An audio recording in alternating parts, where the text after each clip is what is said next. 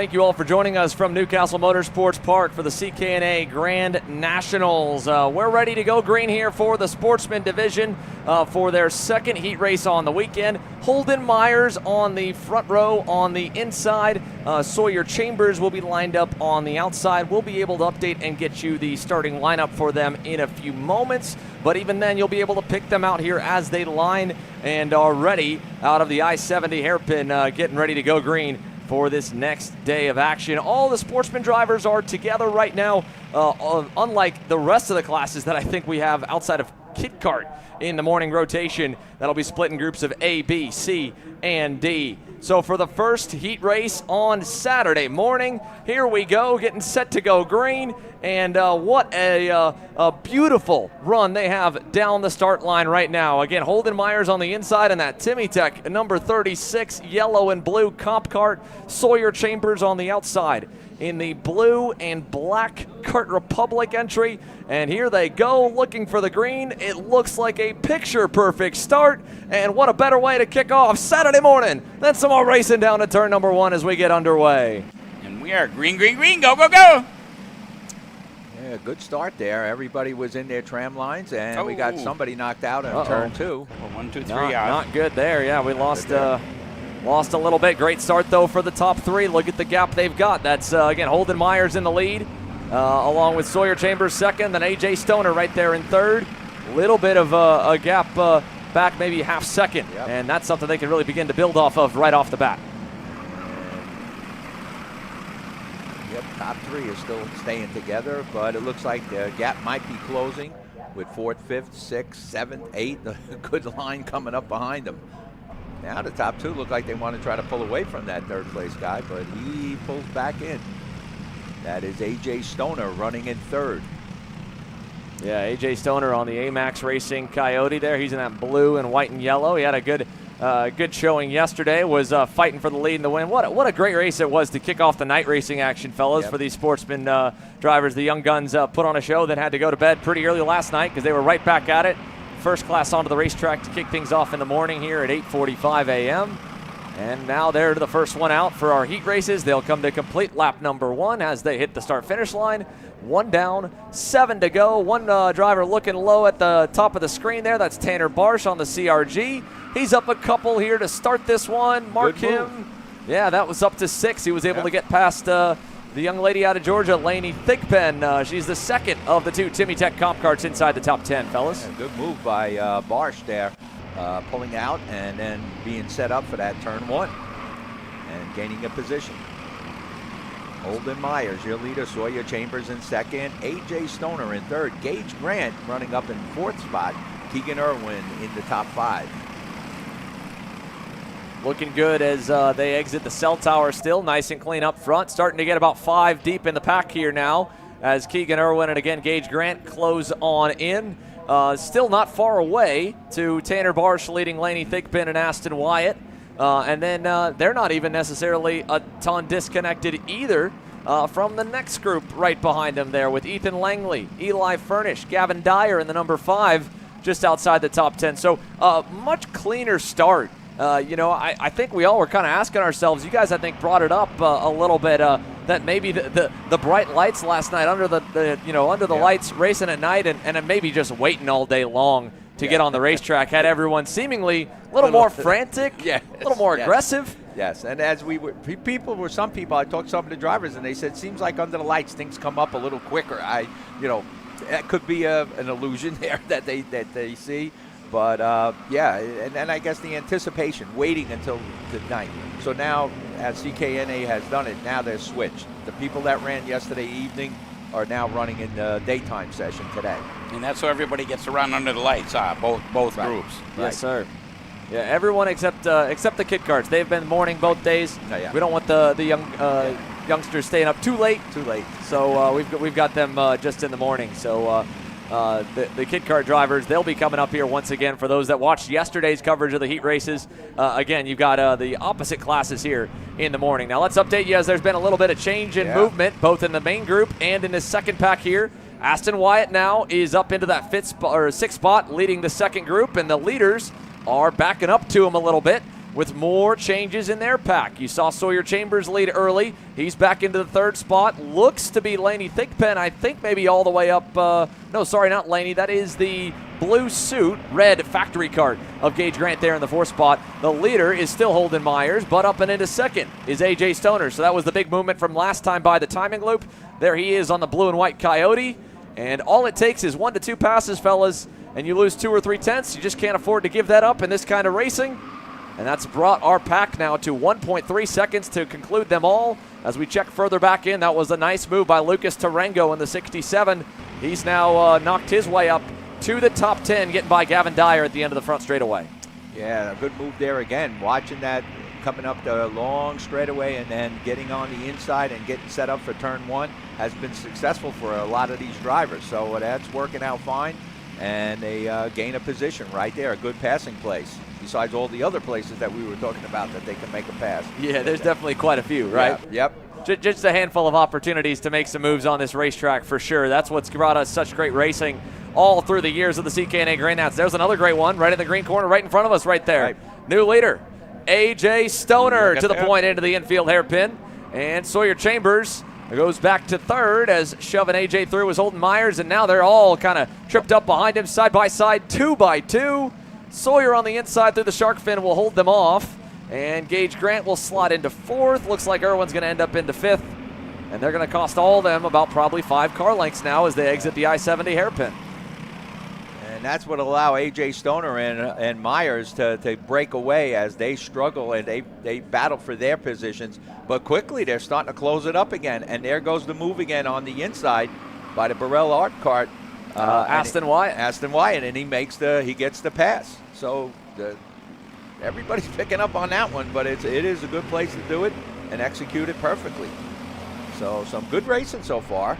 The anticipation seems a little better today, like you were saying, Xander. They seemed a little bit more respectful of each other, and everything's been going good. Good battle at the front between Stoner and Meyer, and now Chambers, I believe, might be. Well, yeah, we're starting to bunch up again. Yeah, we've got a few of them bunched up right there. Yeah. Yeah, quite a pack here again, folks. About 10 deep. Still just at the halfway mark. A little more movement further back in the group. Again, that's Barsh on the MSL Racing CRG Nord-Am entry. He's right behind Keegan Irwin, who's on that bright orange, looks to be a Birol Art chassis with the Charles Leclerc suit. That's the only one. I'm not 100% sure where the branding lies inside the top 10.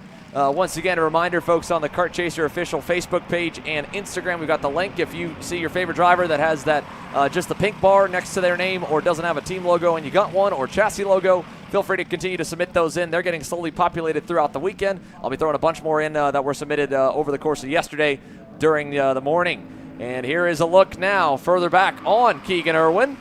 Laney's going to work her way back up to 6th, so she'll get by in turn 1 here with 3 laps to go. Yeah, Keegan was looking there, but he decided to just get back in line, which was the right thing to do at this point.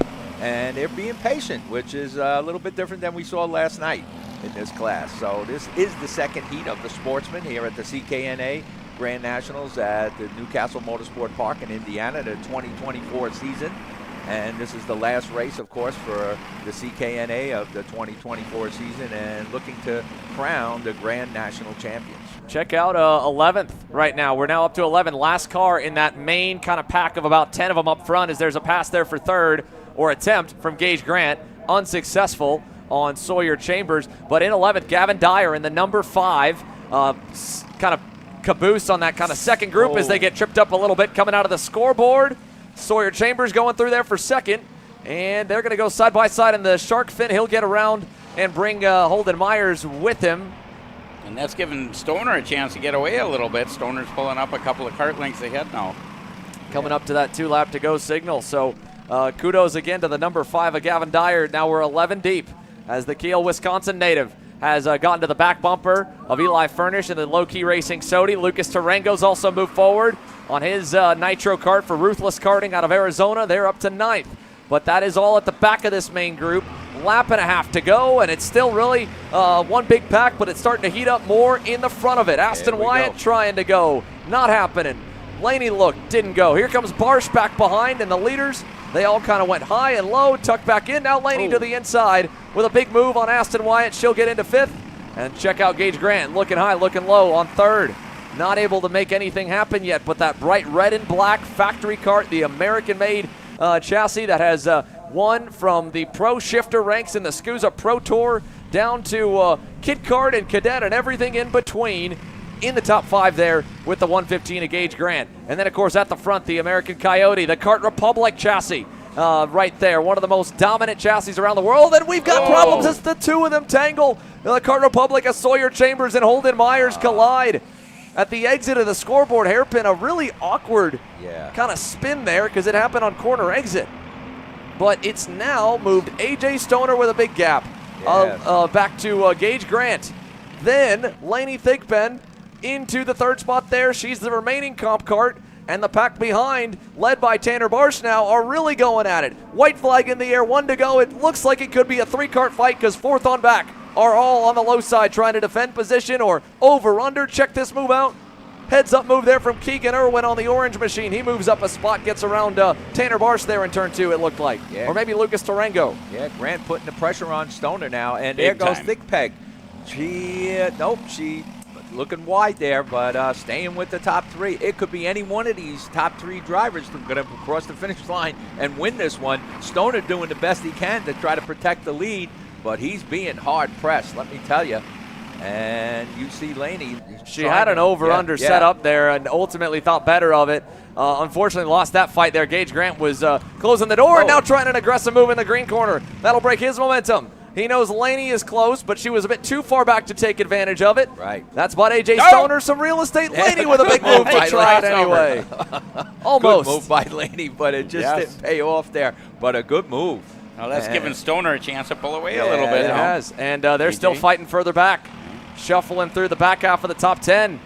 But AJ Stoner with a big lead as Tanner Barsh defending hard for 4th there on the Sodi. Trying to hang on. Look at Lucas Tarango. He'll over under Keegan Irwin to get to 5th. Gavin Dyer on the 5 started this last lap in 10th. He's side by side for 6th. Stoner will win heat number 2, just barely over Gage Grant and Laney Thigpen. And at the line, what a finish there. Black and checkers as they hit the timing loop.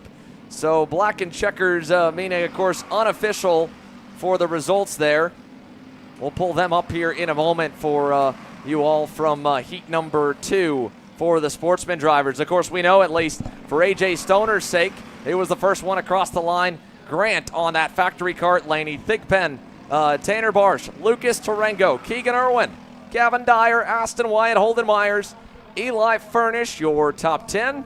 A solid run for Gavin Dyer. That last lap, he picked up 3 spots to move back up the chains to 7th. He had a slow and methodical cut forward throughout that entire race. Nice work for Gavin. He caught up to the end of that group, had to drive his way up there. You could see that the gap was pretty big back from Eli Furnish on the low-key racing Sodi. Then Daniel Dragunov ends up 11th outside the top 10 there. Sawyer Chambers, good rebound from that spin involving himself and Holden Myers. They end up with a 9th and a 12th. You think about how, further wrong that moment could have gone. Yes. Yeah, 9th and 12th. That's a bummer for 2 drivers that are fighting for the pole here, but still, they should be able to get to the first couple of rows tomorrow for that main event with that kind of performance. So solid run, to be fair. They're still in contention, no 2 ways about it. And ending up Myers at 9th, at least he's still in the top 10, and Dragunov is right there in 11th, I believe it was. Yeah, so just outside of it. But they've already moved on now to the senior heavy division. Now this one's obviously pretty hefty, so let's see if we're not rushing ourselves this time. We'll pull the starting grid up for you to bring you through the next heat race to go. This one will be heat number 2, but it's a little bit different. This one is heat 2, and I believe it should be A versus C. Is that correct there, Tony? Taking a look on the schedule. Yes. A and C for senior heavy drivers, and here's how they're going to stack up right on your screen. Logan Stevens on the Comet Eagle will lead them off here after being the highest ranked of the points between the A and the C groups following Heat 1. Again, this grid a little bit different than last night, and it'll be a little bit different tomorrow, or not tomorrow, sorry, later this morning for heat number 3, because it's progressive, but it's not progressive off your last race. It's progressive off all of your points to this point. So even if someone wins heat number 2, it doesn't mean that they're going to start on the pole for heat number 3. It's a combination of heats 1 and 2. But this lineup is from where they finished in heat number 1. More or less, yeah. And again, the tiebreaker will always be the qualifying time. So Yes. that's what's got Logan Stevens on the inside and PPK BJR Coyote of Chris Carroll on the outside. Now, again, we've got Mark Steele and Sean Meyer back on row number 2. The difference, of course, we saw Chris Carroll run at the front of his heat. He finished, I think, 3rd on the racetrack. There may have been penalties, but again, imagine we've got A and C together, and then let's say the C group goes and fights the D group in the last round, right? So if the C drivers finished 3rd or 4th, they might start up towards the front. They might start further back. So the way the points blend, it does keep the drivers guessing a little bit. Keeps us guessing. Thankfully, though, Megan and the entire timing and scoring team are doing a fantastic job. They've got it lined up for us. And for the 3 of us talking knuckleheads up here in the booth, well, we've got them all lined up. Mark Steele, Sean Meyer, that's a very experienced row number 2 here, Tony. Very experienced row number 2.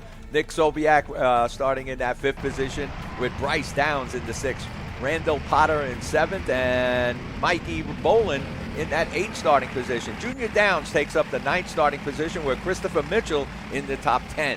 Benjamin Hanville in the 11th position, and in 12th it is Tyler Dolak. And in 13th it's Simon Hansen, along with in 14th Anthony Bello Giovini. And in 15th it's Ryan Sparowski, and in 16th David Cole. So Cole making it up there in the top 20. Caleb Case starting in 17th. Kyle Lamar in 18th. Nicholas Kiefer in 19th. And Nick Burrow in 20th.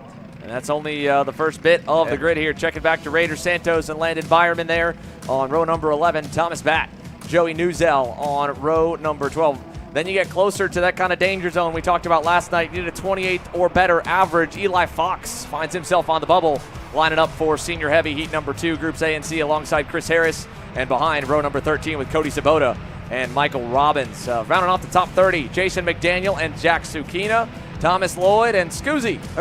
Sorry, there you got me right. Dave Mack last night. Scuzzy, Jason North from Bermuda. The Bermuda boys did not have a good run in their opening round of heats. 32nd and then 33rd for Skitchy Barnes. Peyton Klein there, 34th. Michael Eastwell and Cameron Reinhard with the most work to do of the field, rolling off from row 18, 35th and 36th. Once again, it's 8 laps for these boys and girls here in senior heavy, and it's only half the grid. 36 of them here, 36 lined up on the grid for groups B and D. On the inside, there Logan Stevens in that all-black Comet Eagle, and on the left side of your screen, on the outside of the front row, the white and black PPK BJR Coyote of Chris Carroll, last year's Grand Nats champion in this division, looking to continue to set himself up for a good starting spot for Sunday. Let's see it. Heat 2, A and C is green down to turn 1.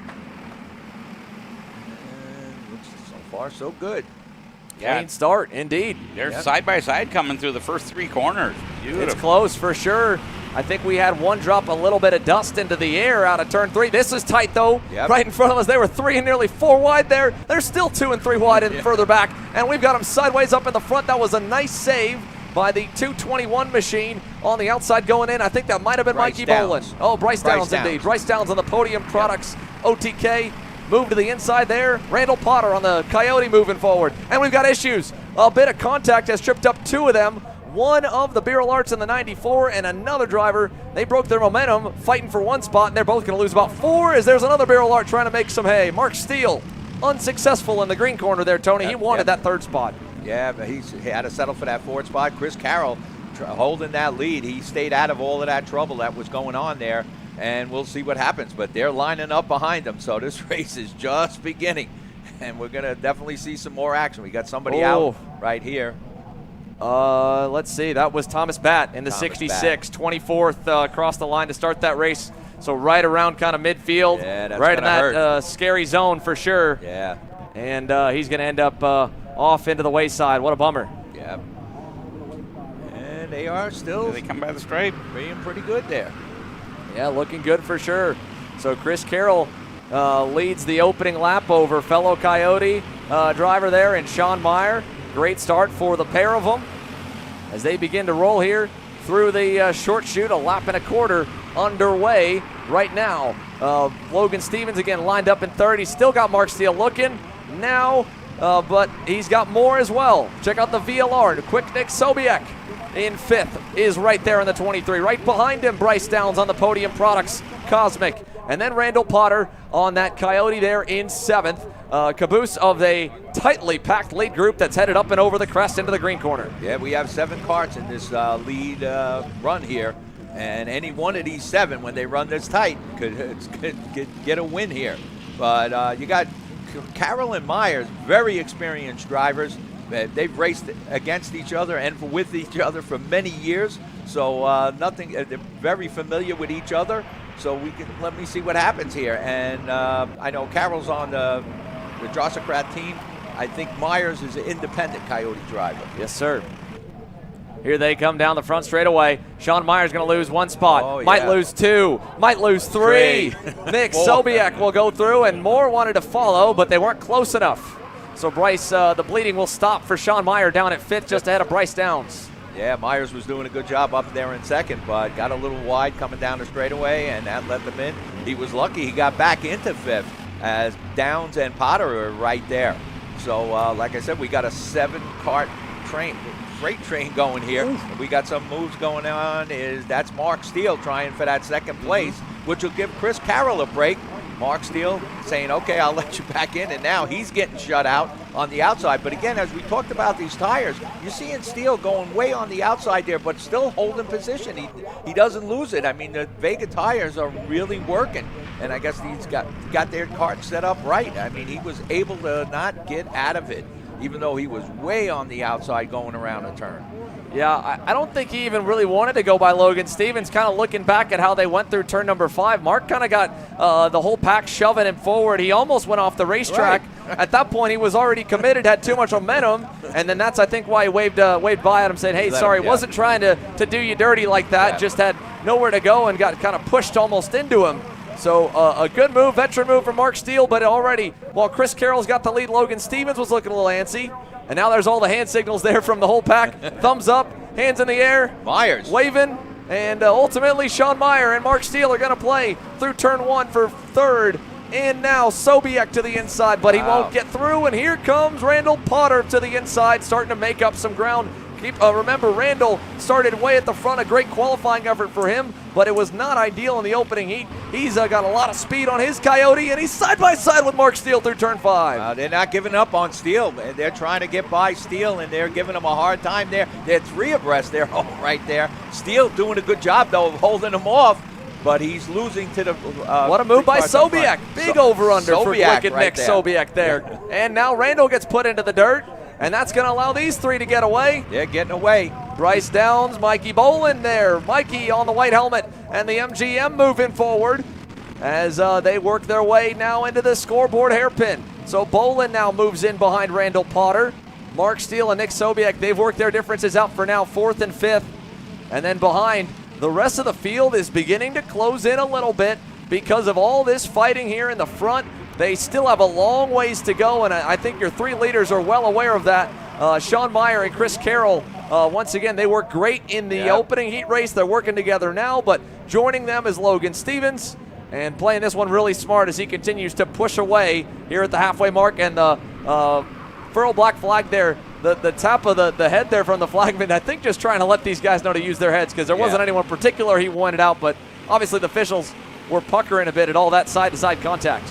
Yeah, already. But, I mean, we saw Steele in that one situation where, like you said, he knew and he said, okay, pointed, let the guy in.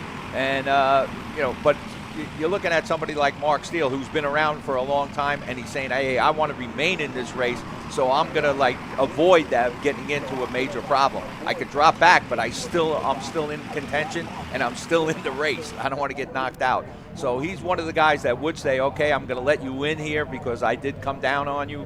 And we're seeing that with the experienced drivers. But the top 3 now have pulled away, and I don't know if Steele doesn't get some help. I don't know if he can catch that lead draft there. But the top 3 are out there. Now, Will Myers start to make a move towards the end to try to get by Stevens. Stevens has done a great job of getting up into second, but Carroll has held the lead the whole time. So it could be anybody's race at the end. Right now, it's between these 3. Any one of those 3 can win. But you see Steele and Sobiak starting to catch. Maybe Sobiak, if he pushes Steele, they can catch that lead draft. Got to give a lot of credit to the next group here that are all trying to bear down on the leaders. Check it out. I mean, we've got more karts looking to join the fray. Tyler Dolak up another spot there into 9th. Nice move forward for him. He gets by on Junior Downs' OTK Podium Products machine.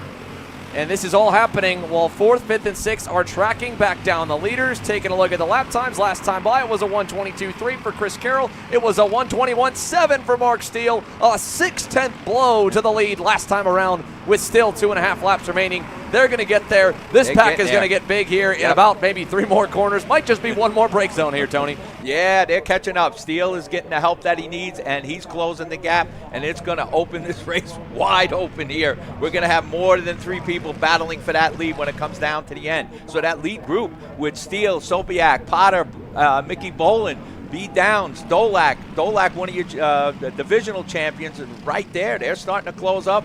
And I'm not sure if that's Myers side by side with Logan Stevens. Yeah. He realized it was throw you to the wolves or I'm getting eaten. He tried to throw Logan to the pack. He's going to end up in the back of the pack now. 2, 3 karts going by. Mark Steele to 3rd. Sobiak to 4th. There's still more. Mikey Boland is side by side with Sean.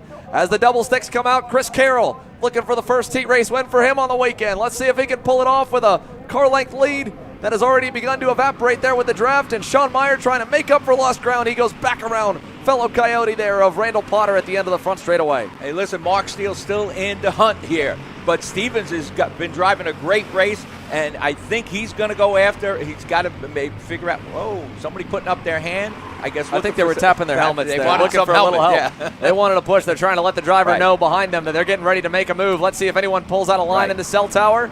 It's going to be Randall Potter on Sean Meyer for 5th back there. Good move for Randall. Gets back by the number 30. So right now, Carroll has no help.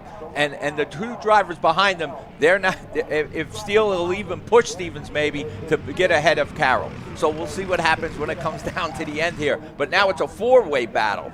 Yeah, 4 karts, single file, trying to take their time and build that gap back up so the pack doesn't close back in on them.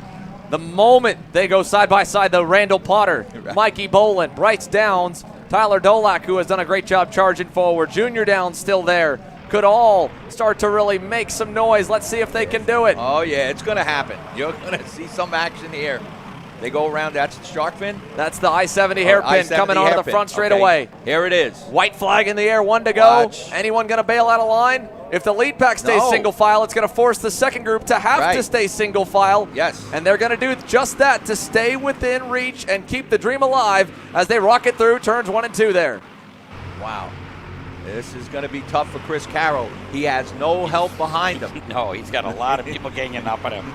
I'm no curious help. if Mark Steele is going to do his tuck Yeah. on the straightaways. He has been the whole race, but now when it's getting real exciting, I'm wondering if he's going to abandon that. Stevens has been calculating this move, and he's going to wait for the right time. And if he gets help from Steele, they could beat Carroll and end up 1st and 2nd, and Carroll will end up in 3rd. Not sure about that. Look at it. Here he comes. We haven't seen this move yet there for the lead. Logan Stevens got through, but Chris Carroll keeps momentum and goes right back down the inside in the green corner. Mark Steele following through. So Mark Steele didn't help him this time. Now to the inside. Well, he helped him, and then he helped his enemy. Mark's just looking for any lane that's moving forward. I can't believe Stevens was able to tuck himself back into 3rd. That was tight there. You'd think he should have been left out, Yeah. Nick Sobiak, Mikey Boland. This is going to get tight for 4th. They're still side by side. Further back 2 by 2 as well. 3 karts in the line at the front. Carroll to the bottom. Mark Steele looking for help. He's going to get it. Will he get it? Will he Big get run it to the high Stevens? side. There it is, the drag race. race. What does Logan want to do? He's going to shove Mark Steele right on by Chris. Yep, sure. he did. And there it is. Black flag is out. Mark Steele, provisional Heat 3 winner, or Heat 2 winner there for Groups B and D with the Steel Motorsports Barrel Lard across the line. Logan Stevens shoves him so far ahead of Chris Carroll. The 2 of them end up 1st and 2nd. Looks like a crash on the last lap for Simon Hansen and Nick Bro. They end up off to the edge and drop all the way down the leaderboard. You can see them continue to fall as the last few cross the timing line. What a bummer for them. I mean, look where Sean Meyer ended up in 6th. Nick Sobiak back in 7th. Bryce Downs in 8th. Junior Downs in 9th. And Tyler Dolak, who was moving up, ends up in the top 10. So, but just what I said could happen. Chris Carroll was in trouble. He had no other Coyotes out there to help him, and he was all on his own. Mark Steele decided, Stevens said, okay, maybe can't win this one, but we'll get Steele up there, and was able to get Steele ahead of Carroll and also take 2nd place. Carroll drops back to 3rd. Mickey Bolin gets 4th. Mikey Bolin gets 4th. And Randall Potter in the top 5. Sean Meyer, like I said, ends up in 6th. And so here's the rest of the field as, again, it shows on your screen, folks. Let's go ahead and take a look back as well at the drivers that didn't have the best of runs and end up closer to the point where they may be headed to that last chance qualifier. We mentioned Simon Hansen and Nick Bro got together, it looked like, or Nick Borough. They end up 29th and 30th. Simon was able to follow. Nick was not. So a bummer for them for sure, but only so much time to kind of catch up on all that. Here we go for Heats B and D. While we clean up the rest of the on-track activities, we'll take a quick moment to step aside. When we return, the other half of the Coyote Racing Chassis Senior Heavy Division is headed your way for heat number 2. Brandon, why are there all these charges for just over $200 from Acceleration Kart Racing's website? That's because AKR gives you free shipping on orders of $200 or more within the continental US. Okay, but I thought you were just getting a pair of gloves. That's what, 70 bucks? But if I'm getting a new pair of gloves, I might as well get a new pair of shoes to match. And then on top of that, I'll get a neck brace because with the shipping, it's basically free. Yeah, I do not think the math checks out on that. Everything you need, all in one place and shipped to your door for free for orders of $200 or more. Exclusions apply. Spend responsibly. Shop AKR.com.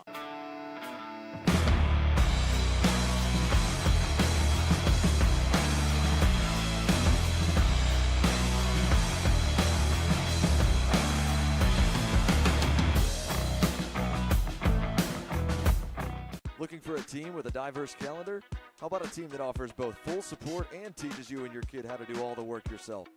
For us at Drive Your Line Kart Sport, fostering growth on and off the track in a family environment is what we do. Well, that and bringing home some hardware. Contact us today online at dylkartsport.com. Are you ready to get behind the wheel? From Formula One to NASCAR and IndyCar, all the pros start here.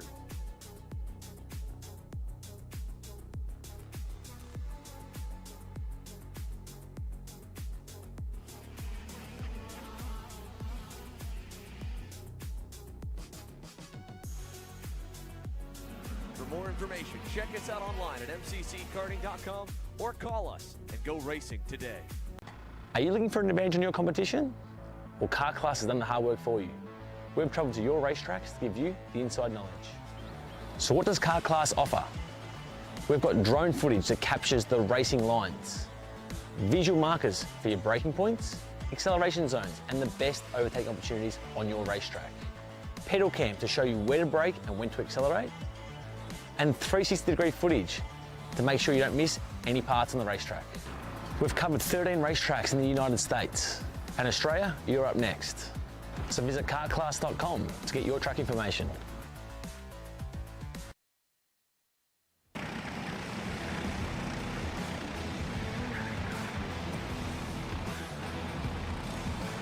Welcome back to the Kart Chaser coverage of the CKNA Grand Nationals 8, presented by Odendahl Racing Products. This division, Senior Heavy, presented by Coyote Racing Chassis. Let's take a look here, the starting grid for Heat 2 B and D. It's an all MGM 1, 2, 3, 4 with Eric Fagan and Owen Lloyd on the front row. Elmer Edmondson. Mo starts on the inside of Brady Atwood there for row number 2. Then row number 3, you have Mason Rick on the inside in the Coyote. He's joined by fellow Coyote there, Jeff Dullian. Then it is going to be Liam Kerper in the number 10 alongside the top car to Clay Settles on row number 4. Josh Conley and William Lessig your top 10. Patrick Lelevieux and Adam Maxwell, row number 6. AJ Roderick and Ryan Curtin on row 7. Dalton Watson, Zach Rinker, Riley Scott, Jake Havelo, along with Matt Lyda and Hunter Bolton on row number 20. And then taking a look back at the final few starters there, you can see on your screen all the way back to 36. So here we go, getting set for Heat 2, Senior Heavy. Groups B and D getting ready to go to the green flag as they begin to make their way over to the tram lines and look for the green. Again, Eric Fagan will be on the right side of your screen on the all blue and green. MGM looking to lead us. The all red and yellow MGM of Owen Lloyd on the left side. 8 laps the distance. Groups B and D, the other half of Senior Heavy. Here we go, Dave Mack. Go, go, go. There it is, and a big jump over the curb, and we've got 2, 3, 4 together, and one driver nearly up and over. Oh, man. Hey, look to the left. I got to give a huge kudos there to the driver in the 99. That was the other car involved. I think it was maybe the 60 and the 99 or the 00 and the 99. Katie McDaniel. She saw the other driver and felt them starting to tip over. She put her arm out and pushed them back down and kept that driver on 4 wheels. That driver drove away before she did. Yeah. Ooh, crazy. We're smoking heavily there. Oh, we got one more, that's pulled away. That's got some issues. But up front, though, let's check in with the leaders here as they look on screen. Owen Lloyd leads the way right now as they head out of the Cell Tower hairpin on the South Georgia Karting MGM. Right behind the white MGM is Brady Atwood. That is the typical MGM livery for Eric Fagan on the blue and green. And it looks like the Coyotes have, looks like that's the BJR PPK Coyote of Jeff Dolian, the Texan, up to 3rd here off the bat as we're coming to the conclusion of lap number 1 here of 8 for Senior Heavy Groups B and D. A and C. A and C was the first group. We just watched that one. This is B and D. We're already a race ahead, Dave Mack. You're marking them off. I am It's too early. It's too early for you to get confused, Dave Mack. Come on. We haven't even made it to lunch yet. Here's a look back at the replay there on the top side of your screen while the leaders live down at the bottom right-hand corner. This is shopakr.com replay of the start. Let's see if we can't break down a little bit of kind of what went wrong. Your front row, obviously, they were tight on each other there through the first corner. And, just off the bat, the middle of the group. And then there you can see Katie McDaniel is just off to the side, able to hold it. Ryan Curtin was involved in the opening lap. Clay Settles looked like he was involved. Trying to get an idea on anyone else that got collected in that one. So that was around maybe the mid-teens that all went backwards. Meanwhile, Owen Lloyd leads the way still over Brady Atwood. Great start for Jeff Dolian. Mason Rick is right there as well in 5th over Josh Conley, who leads the next pack. He's maybe about a second away. Pass for 3rd. Attempt pass for 3rd. Fagan door-to-door and side-to-side with Jeff Dolian. Unsuccessful in the green corner, though. He'll tuck back in. So the MGMs rule the front there with Owen Lloyd and, of course, Brady Atwood in 2nd. Dolan right there in 3rd. Fagan, another MGM, in 4th. And then we got another Coyote in 5th. That is Mason Rick right there in the 421. Mason Rick, right. And then leading behind looks like Mo. I think Elmer Edmondson might have worked his way up into 6th. He was 7th last time by. He's now ahead of that group, it looks like, as fellow MGM Eric Fagan, also with the all-black helmet and suit, is trying again, this time on Mason Rick, it will stick. Rick back to 4th, almost back to 5th. P4 for Mason Rick. Sorry, that was on Jeff Dolian. Dolian went back to 5th. Rick followed through to go to 4th. Fagan into 3rd, and that's allowed the pairing up front to build a gap. Here's a look further back. Elmer Edmondson right there, front of the group. AJ Roderick looking to go by him in the horseshoe. Can he get through? Looking on behind, that's Jake Havelo in the blue and yellow. And Jake's going to try and take advantage of Roderick. Yeah. And still side by side, Josh Conley getting involved on the Cosmic there. He's side by side, it looks like, with Liam Kerper. More drivers behind them all dropping tires in the dirt as this pack is about maybe 7 or 8 deep. Goes back to Adam Maxwell, the 444, Dalton Watson there on the Ricardo kart. And more, Linus Gugino there in 14th, potentially even in it, along with Riley Scott. So big pack of cars inside and outside the top 10. Evlo hunkering up on the wheel and moving his way up. So he's coming back, and you see him there. You see him leaning forward there, hunkering up on that wheel. He's trying to make up some positions here. He's a tough guy. I mean, he's a past champion. Him and his brother raced, they were the Gold Cup champions for many, many years. The both of them just about won everything they raced. So right now, Hevlo coming back to 206, getting involved here and coming to the Grand Nationals, and he's trying to make his way back up. Meanwhile, your leader continues to be Owen Lloyd, along with Brady Atwood, I believe. No, yeah. Brady Atwood dropped the dirt. Fagan got second, I believe. Oh, now. yeah. Fagan's in second. Led it right back up to him. Fagan also turned purple about a lap back, so he is quick, and he's moving that MGM, and I think he's going to go after Owen Lloyd, even though all three are on, and we got an MGM top three. Coyote finally comes up in fourth, and Dolan in fifth, Edmondson in sixth, Hevlo up to the seventh place position. Yeah, Hevlo on that. I wonder if he's still on that old Aero go-kart that was so fast. What's do you know? When I saw him on the grid for practice, he was on it said MGM. Oh, okay. New stuff. Actually, I think, you know what, talking with Paul Rice, that sounds correct. I remember catching up with him after last year. He was so impressed that Jake Hevlo took a 12-year-old, 10-year-old, however old it was, go-kart and ran at the front. He's like, you know what, I need you on my stuff, man. Let me get you on something fresh. So we'll mark that for now, Jake Hevlo. And I know I've got the full MGM lineup that I'm slowly getting filed in, so I just need to check on into my notes, but that could be true. So we're gonna line it up as that. If you called it, I'm putting it on you for now, Tony, until I can take a look. You can put it on me. He was on an MGM at one time, unless he's got more than a couple carts in his stable there, but he was on an MGM, and you're right. I remember Paul saying, let's get this guy on something fresh and get him out there. I mean, he did so well on an old Arrow cart, I believe it was. Well, if he did, it might have been a last-second pull. I don't see him on the original 42 driver list of cars there lined on the field that are in the MGM camp, or at least aboard the MGM medal. So, but we'll leave it for now. Yep. It looks good. I mean, it definitely looks good if you're an MGM fan. 5 of the top 10 drivers right now sporting the blue and green. Riley Scott there in 9th. He's in that second group. The top 5, though, have all kind of still, even with a bit of movement, second and third has changed a couple times. Brady Atwood has gone to that spot. Eric Fagan holds it now. Jeff Dollian's been in third. But still, that next pack really hasn't made a ton of headway towards them. I mean, they've had their own battles. You can see Hevlo right there leading it on the blue and green. I mean, that's MGM colors. It's not the official MGM kit. He's still got his own kind of blue and yellowish green tint to it all. And I would think, it does look like an MGM just by the looks of it all. And well, he definitely seems to be treating Elmer Edmondson like a teammate and vice versa, because they are pushing really good right now back in 6th and 7th, trying to make up some ground. Let's see if they did. Last time by, again, the gap at 2.2 seconds. They were at a 122 flat. Unfortunately, Owen Lloyd and Eric Fagan are too fast. 121.9. They lost a full 10th to the top 5. Wow. So kudos to them for the performance they're all putting in right now. Riley Scott in the 588 right there out of Quincy, Illinois, inside the top 10. He's moved up a little bit. Let's take a look really quickly here. This time by, they'll come to see the 2 lap to go signal. How about the movers and shakers?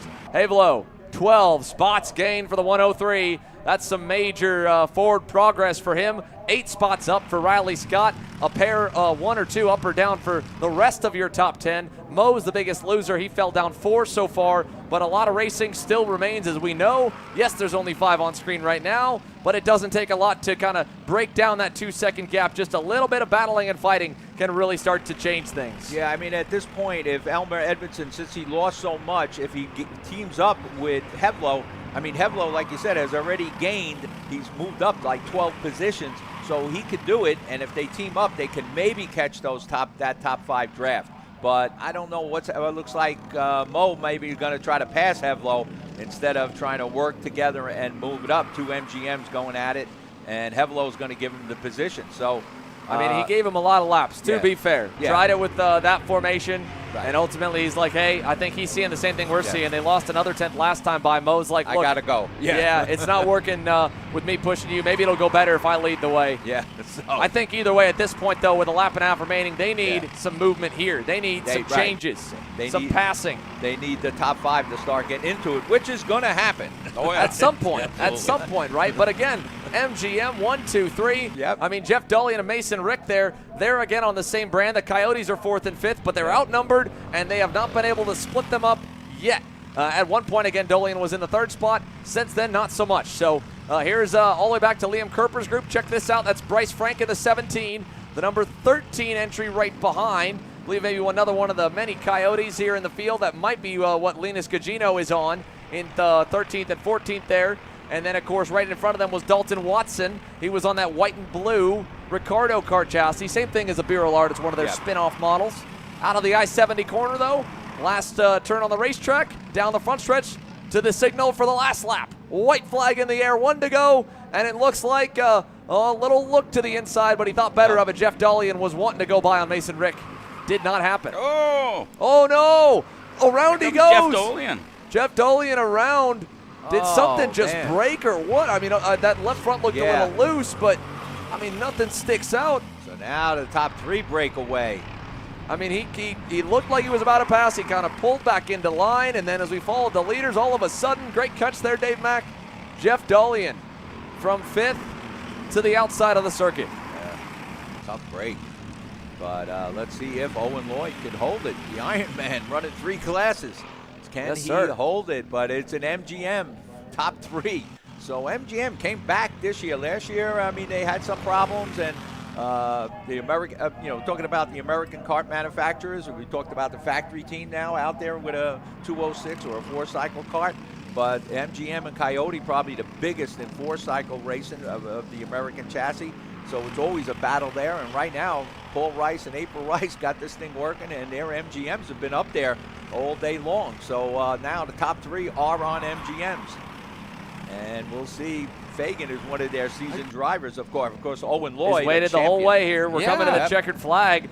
They just stayed in lockstep. Now Fagan's going to pull out a line, and he's going to get a little help from Brady, and that'll give him the win. Got it. So they'll change the order, but it still remains an MGM 1, 2, 3. In fact, it's a 1, 2, 3, 5, 6 to Mo and Jake Havelo there at the end, splitting them all up. Mason Rick, he was just kind of following there. Here coming across the line, that's the top card of Clay Settles, one of many that got involved in that first turn accident that kicked off this one. So a bummer for him as they race into the scale line. So just like that, another one in the books.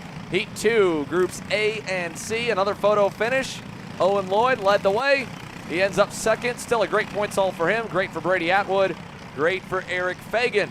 1, 2, and 3 for them. Mason Rick in 4th. Elmer Edmondson, Jake Havelo, Madam Maxwell, Josh Conley, A.J. Roderick able to stay inside the top 10 in this one.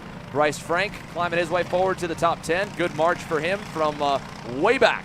34th on the grid there for that one, Bryce Frank. Remember, he broke down in qualifying. He made up some spots, but not many in heat number 1. And now he gets a 10th place result in heat 2. That's a big save because, again, a 34th, that's outside the cut line from what we can calculate. A 10th and a 34th, that's going to put him just inside the average so far. Another good heat, and he could really be safely into the middle of the main event field. Liam Kerper, Linus Gugino, Dalton Watson, Matt Lyda, Hunter Bolton, your top 15. We'll show you the rest here really quickly, and then we'll step away because when we return, there's a lot of racing still to go, and we want to make sure we bring you all of it. A quick word from our partners. You're watching Kart Chasers coverage of CKNA Grand Nationals 8, presented by Odendahl Racing Products.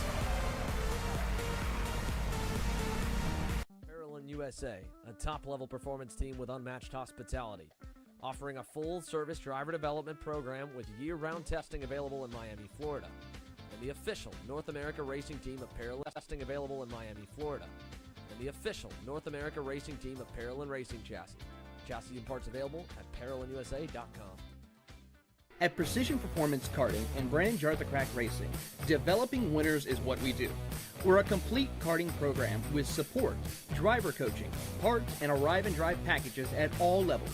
Trackhouse, Motorplex Karting Challenge, Club Races, the CKNA South Division, the CKNA Majors, and a complete in-house ladder program with the BJR to move from 206 club racing to the highest levels of KA and X30 competition in the U.S.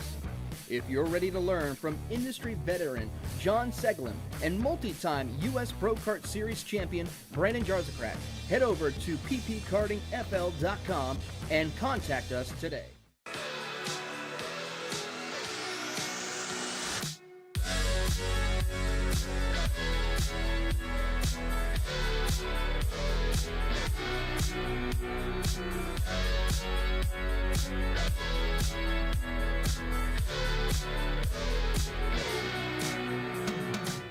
Colin, I need a new 219 chain. I need a 77 tooth roof sprocket. I need some more chain lube, and I need it probably as soon as like tomorrow. Dude, are you even listening? Like, we need this to run this weekend. Want anything else? What do you mean? I already got it in the car on Acceleration Kart Racing's online store, bro. All orders over $200 get free shipping. Oh, throw in a set of tires. Done. Everything you need, all in one place and shipped to your door for free on orders of $200 or more. Exclusions apply. Shop AKR.com. Looking for a team with a diverse calendar? How about a team that offers both full support and teaches you and your kid how to do all the work yourself? For us at Drive Your Line Kart Sport, fostering growth on and off the track in a family environment is what we do. Well, that and bringing home some hardware. Contact us today online at dylkartsport.com.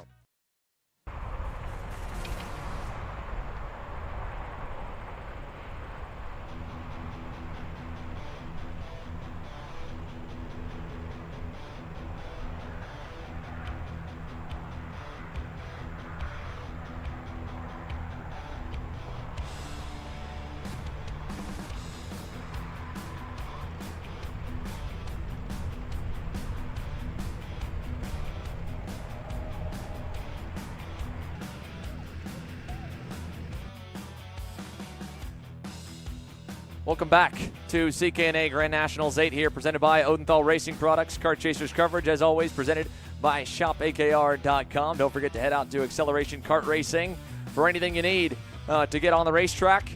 And, well, we've got a lot of people in the pits and a lot more ready to watch this one. The Legends are ready to go for their second heat race. And while they are continuing the last bit of cleanup from the senior heavy class, let's get set to take you through the starting lineup here for the second heat race of the Legends. So once again, getting ready to go here with Ryan Cassidy on the pole. Todd Bolton will be ready to lead him off here from the outside of the front row. Tim Shutt was our top qualifier.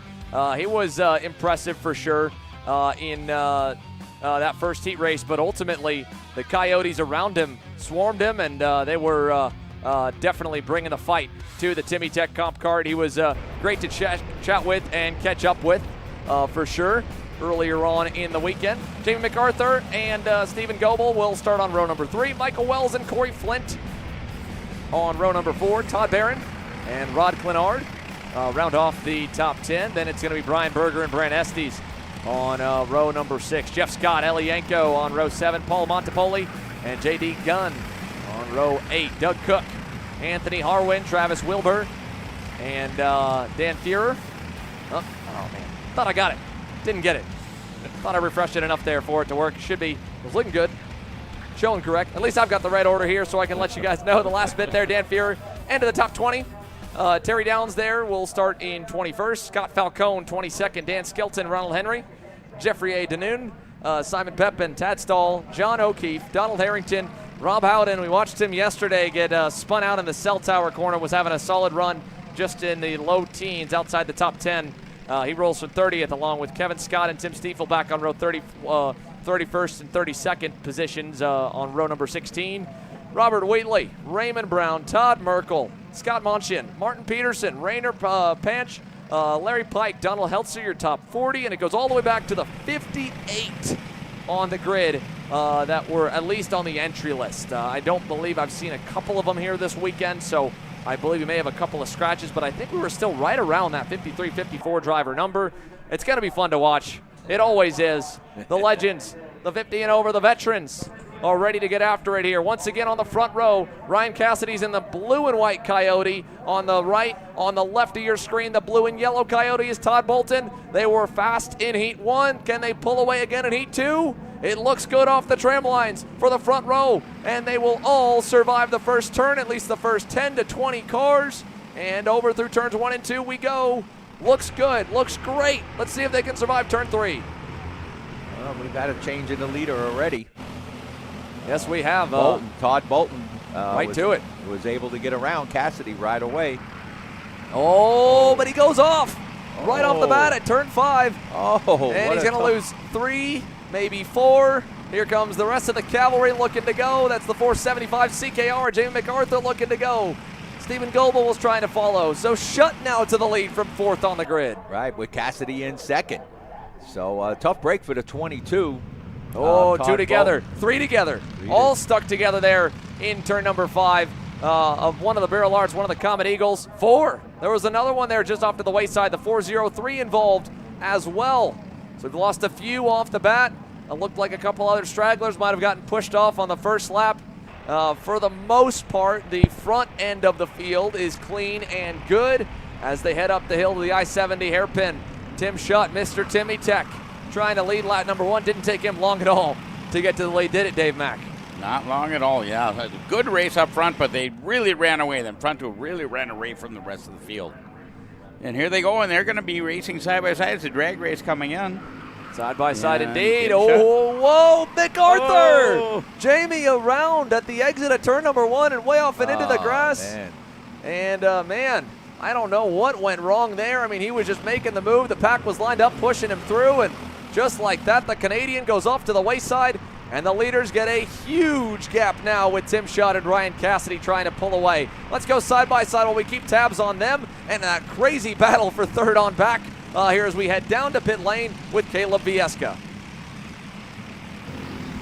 Thank you there, Xander, and we're coming off what was a great heat race here for you guys, Paul and April, a top 3 in 206 heavy, but I want to take it back to last year. You guys had only won that Kid Kart main event in that race. Walk me through all the work that you guys have been through to get to this point here this year. It's just been a long off season, or I guess shouldn't really say off season, but we just went home, put our heads down, went back to work, and did some redesigning, I guess, and came back this year and debuted a new go-kart. So it's off to a good start. We had 2 poles yesterday, 2 heat race wins, 8 top 5s. Came back, had started the top 4 in that heat race for heavies, finished top 3, and 5th and 6th as well. So a good start so far to the day. Yeah, and Paul, for you, I mean, you're not only seeing your brand under your tent, you're seeing it kind of everywhere throughout the paddock with a lot of customers throughout here. What does that kind of feel for you guys, and that hard work is kind of paying off this year? Yeah, it's definitely, thankfully we have over 58 entries, MGMs. So it's been definitely a work in progress. We definitely are the smallest race team out there. We try the hardest for sure. Bringing a new design go-kart here this year was something a little bit out of the box, but so far so good. Well, there you guys have it from the MGM team, looking really strong this year after 2024.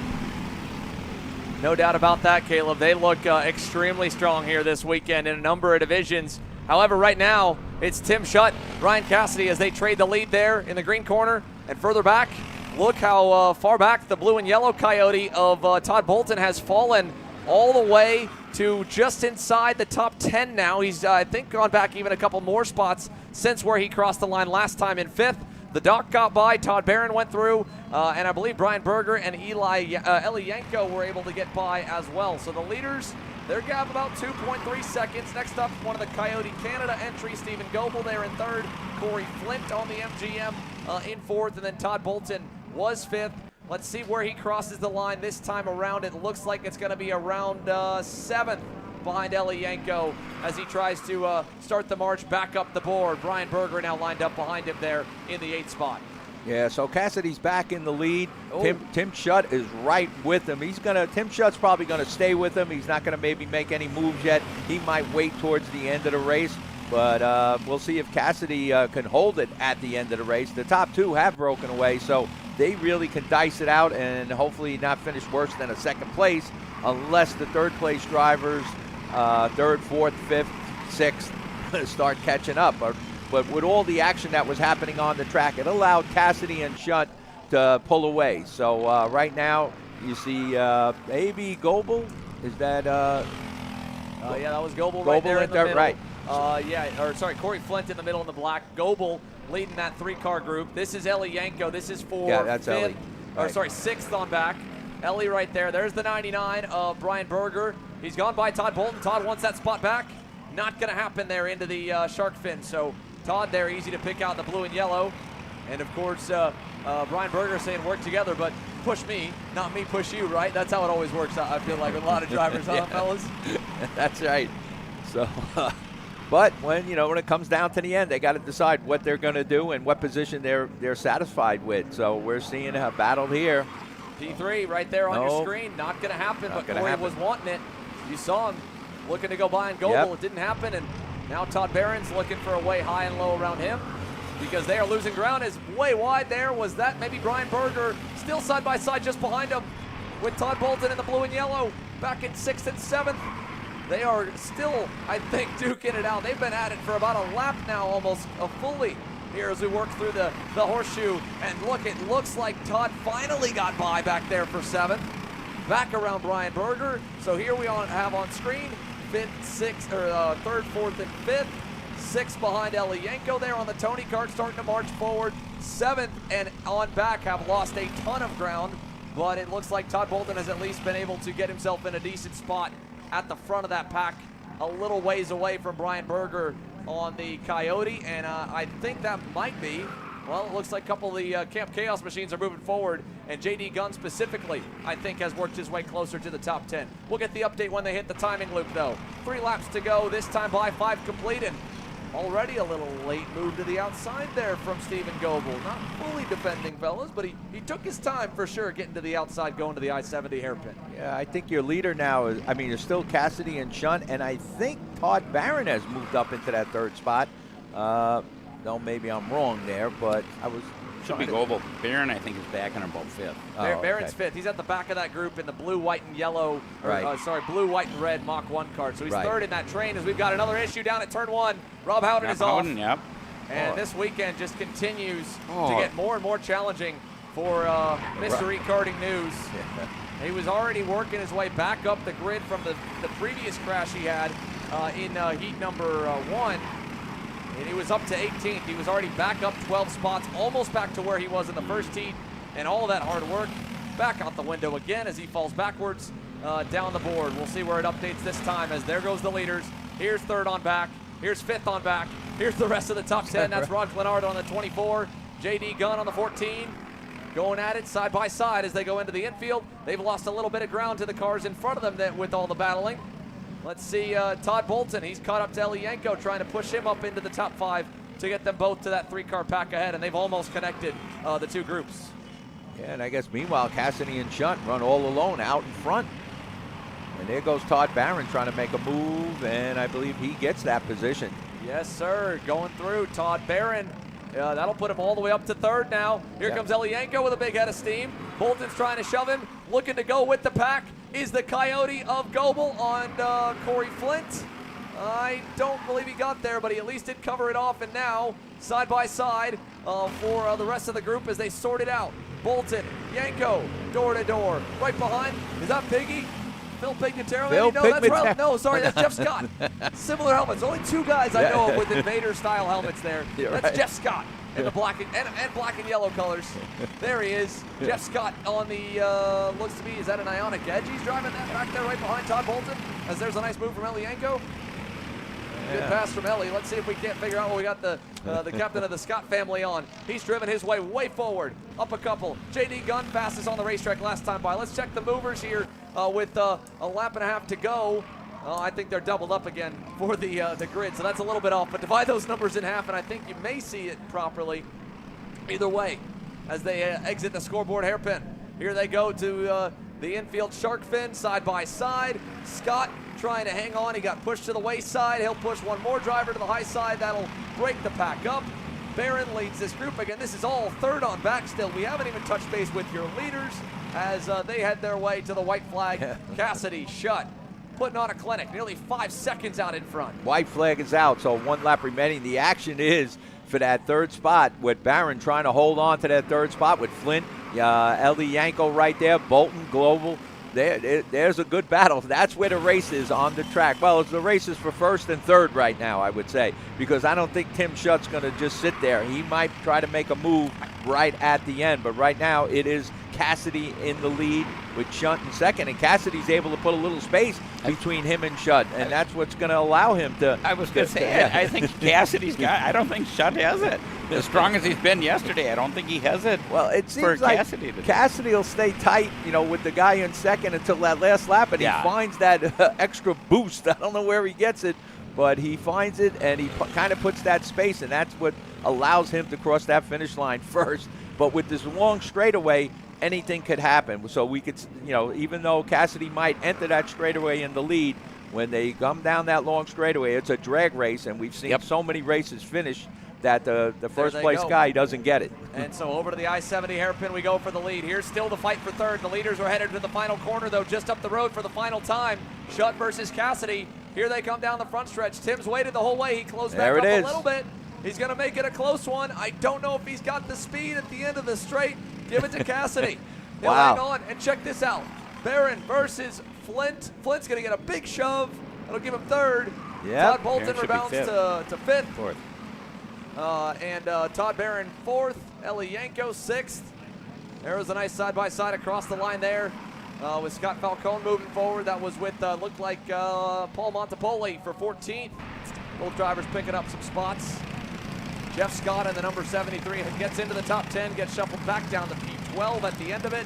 Still a decent march through the heat.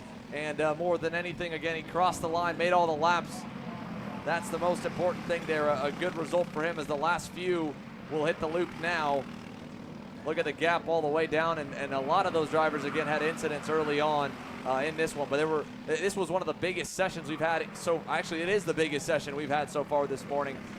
53 drivers at least were able to complete one lap. Unfortunately, only 49 were able to complete all 8. A couple of DNFs, Martin Peterson, Artem Skripnik, Terry Downs, John O'Keefe. Let's take a look really quickly at the results from heat number 2 for the Legends. Once again, Ryan Cassidy, like you said, fellas, I mean, he was kind of building it up. He got up to almost 3 to 4 tenths back to Tim, but Shutt did a good final lap, got a great launch out of the couple of hairpins. He closed that gap up to him. Corey Flint, just about 6 seconds away, but ends up right there. And, well, we're already moving on. So that means it's time to go. It's time for us to send it back down to Caleb Viesca. We'll catch up with more intel from the race as well. So let's go down to Caleb on pit lane. Thank you there, Xander. That was a pretty good race, but I'm sitting here with Brandon Jarscrack, Jackson Woney, Ben Gaunt, more and more drivers down this way as well. We're just chilling out. Brandon, why are you here so early, dude? I completely forgot they changed the schedule, put Kid Kart in between us and Legends. I was looking at the schedule from last night and came up too early, but just chilling out here on the fence, waiting, and we'll go green soon. Nice. And Jackson, for you, first time, I think, in 206 racing action. Well, not first time, but first time in 206 senior racing action. How's it going? It's been pretty good. I've been out front the whole weekend. I like it a lot. And how do you like, how different is 206 racing from what you're kind of used to? It's pretty different. It's pretty slow, a lot more patience, but it's still kind of the same basics. So. And Ben, I'm going to go across here to you. You've had a pretty good weekend as well, right? How's it going for you? Medium were pretty fast. We messed up light qualifying and ended up 86th, so that's not going too good. We made up a few spots in the heat. We're just trying to go forward right now. Otherwise, it's pretty good. Well, there you guys have it. Everybody's in good spirits. We're just chilling out here. Kit Kart's on the racetrack next. We'll be right back.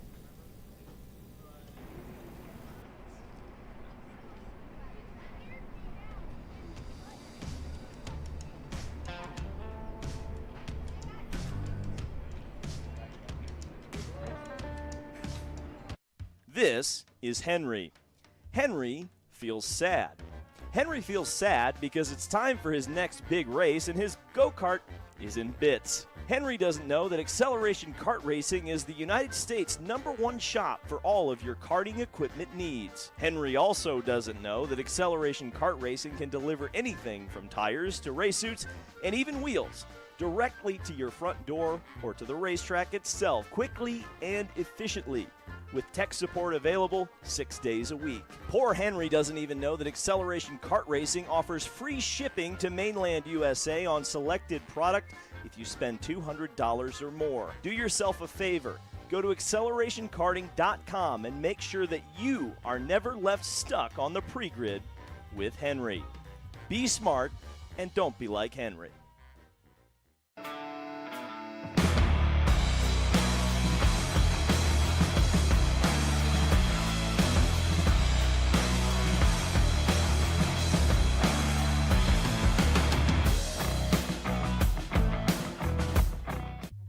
ready to get behind the wheel? From Formula One to NASCAR and IndyCar, all the pros start here.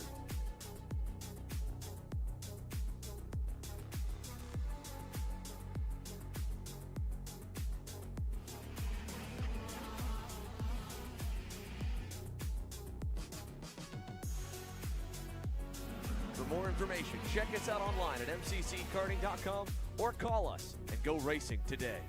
Paralyn USA, a top-level performance team with unmatched hospitality, offering a full-service driver development program with year-round testing available in Miami, Florida, and the official North America racing team of Paralyn Racing Chassis. Chassis and parts available at paralynusa.com.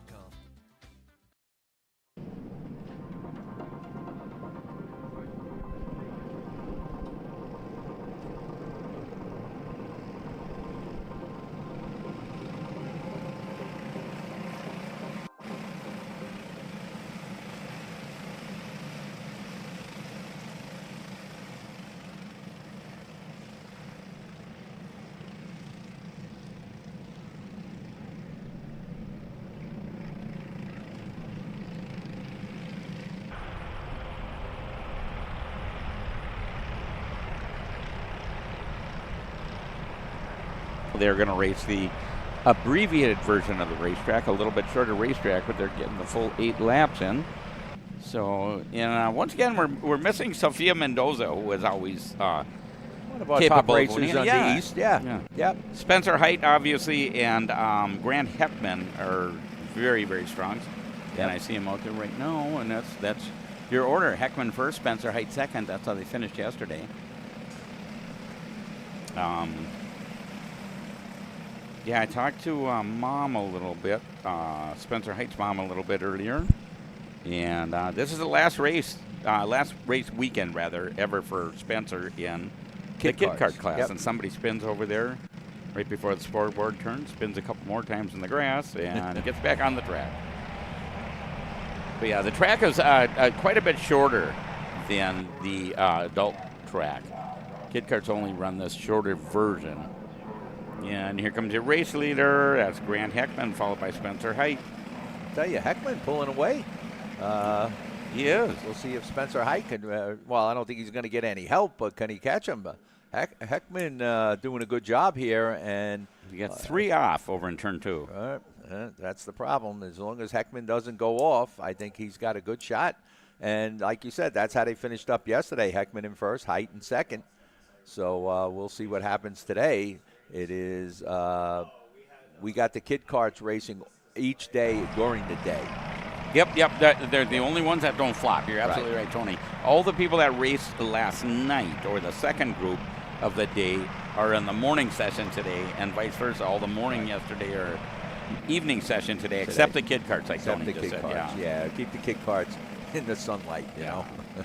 Yeah, and currently Heckman still leading, Spencer Height second. Currently third is Dusty Strayer, fourth is Tristan Francisco, fifth place Tristan Ruth, sixth place Bodie Beyer, seventh place Koa Dozette, eighth place Jackson Jorda, ninth place currently Chase McDonnell, 10th place number 95 Will Fireisen, 11th place number 66 is Kip Knaus, 12th place number 141 Diesel Maxwell. Diesel not super strong yet this weekend. He certainly has the ability to be.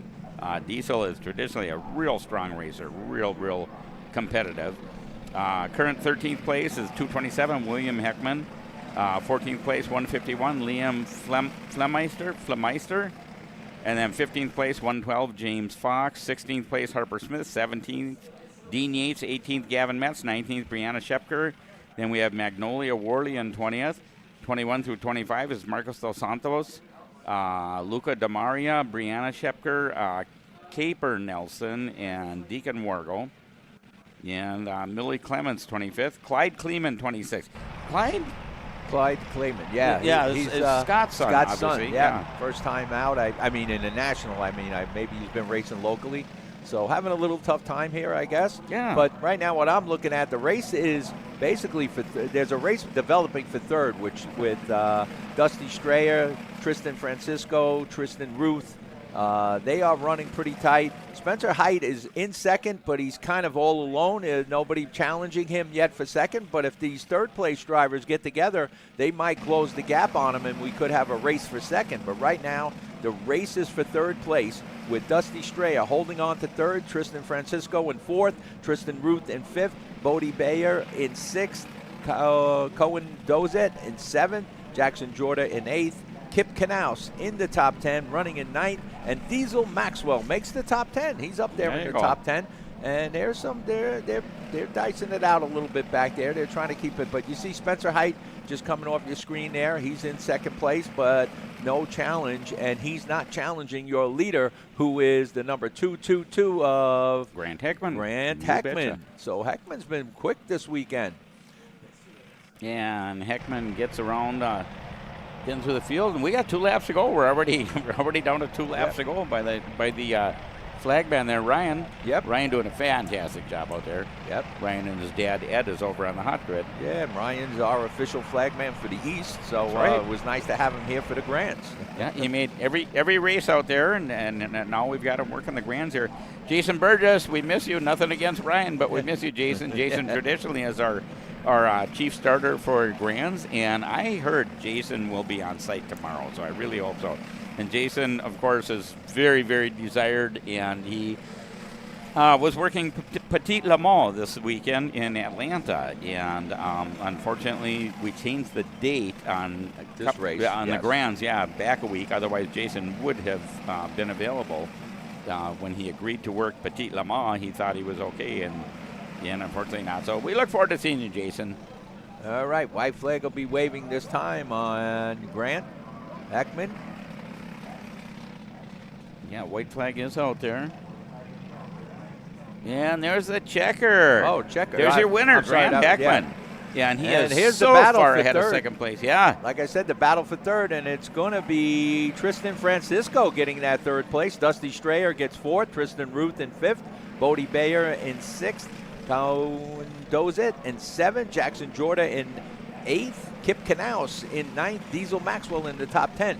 Spencer Height, of course, got second, but he was, like I said, no challenge there. All by himself. Yeah, all by himself, and he did not put the challenge on Grant Heckman. Heckman pulled away right from the beginning, and that was the end of the story. Heckman from beginning to end held the lead. Spencer Height, of course, no problem in second, but a good race for third, and Tristan Francisco ends up in third. Dusty Strayer in fourth. Tristan Ruth in fifth.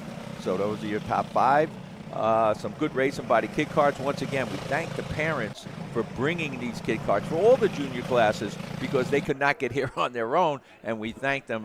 We know this is a tough time of year. Schools are out there. You know, you're going to school, you got to take off, and this is a race that you have to be here almost a week to get everything settled in with 600 entries, over 600 entries. Sure. So we're looking at the grid now, and that's going to be senior light.